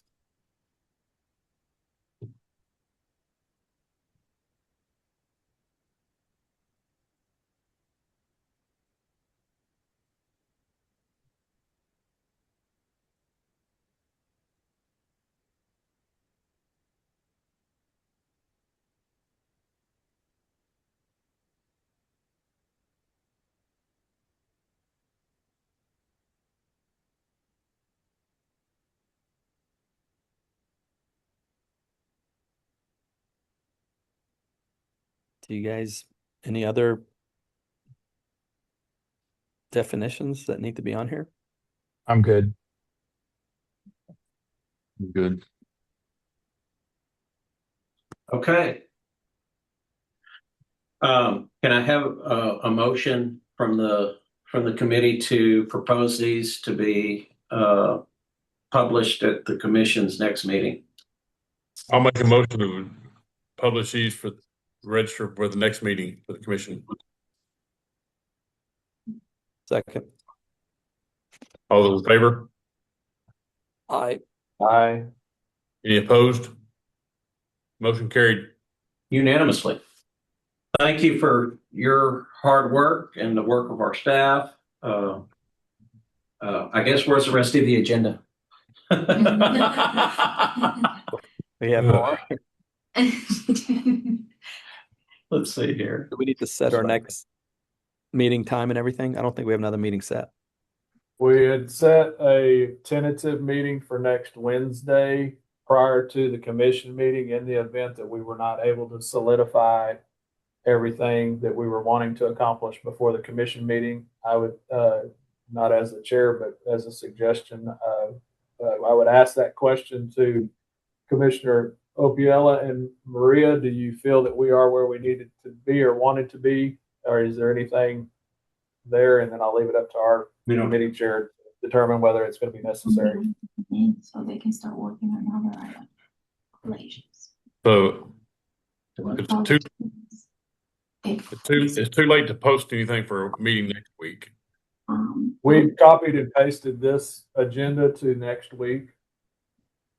Yeah. Is So for them to, No, that's what I'm saying.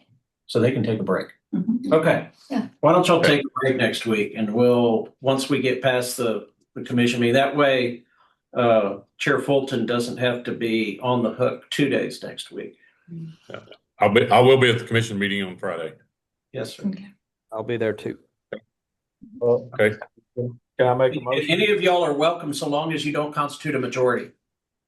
Yeah. Anyone else? Anyone else have anything? Well, next Friday is a state holiday now, remember too.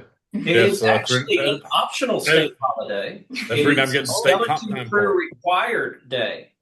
So I had to look that up. I'm getting state comp time for that. Hey, I just want to thank Maria and Vicky for all their hard work on all this stuff that they've been doing. I know it's been a hassle, and thank y'all for what y'all do. Yes. Thank we y'all have- for Yeah, hopefully we have a new staff member coming in to help us kick this thing faster, just so that we can move things faster as well. So as they come in, I will have them available for you guys for any questions or concerns you may have as well. Well, I commend Anything? y'all. I know how hard this is on y'all, especially not knowing this side of the business and everything. It's been a real hassle, but y'all have maintained really well. Thank y'all very much. An experience. Thank you guys. Thank you guys. Thank you. Entertain a motion to adjourn. And just before we before you motion get to there, adjourn, yeah. Okay. do we need to make a motion to cancel the meeting for next week and have it removed from the schedule? Was it posted? Did you even post it, Maria? The Did state. you post- The stakeholder, yeah, no, just the stakeholder. You weren't having a meeting anyway because we didn't post it for next week. We do have our stakeholder meeting on Monday at 10 a.m. and 3 of you are allowed to attend. Yeah. So just note that. And then I would suggest that you have a motion to allow the next committee meeting to be set upon the call of the chair of the advisory committee. Okay, to have a motion to that effect. Second. A motion to have the next meeting called as the chair sees fit. I have a motion to second that have the next meeting as called by the chair as he sees fit. All those in favor? Aye. Aye. Opposed? Motion carried. Y'all have worked incredibly hard this last month. So thank you. Thank you from the bottom of my heart. I will not be there for the meeting on Monday. Is it going to be available to us online? It is all Zoom. Yes, Okay. It's only on Zoom. Oh, it's only on Zoom. Okay, I'll attend it Zoom then. Good. Okay. and then I'll see you Friday. Do I have a motion to adjourn? Motion to adjourn this meeting. Second, Second. Dr. Ali. All in favor? Aye. Opposed? You get to stay here by yourself. I declare this meeting adjourned. We'll see y'all next week. Thanks, Thank everybody. you, y'all. Thank you.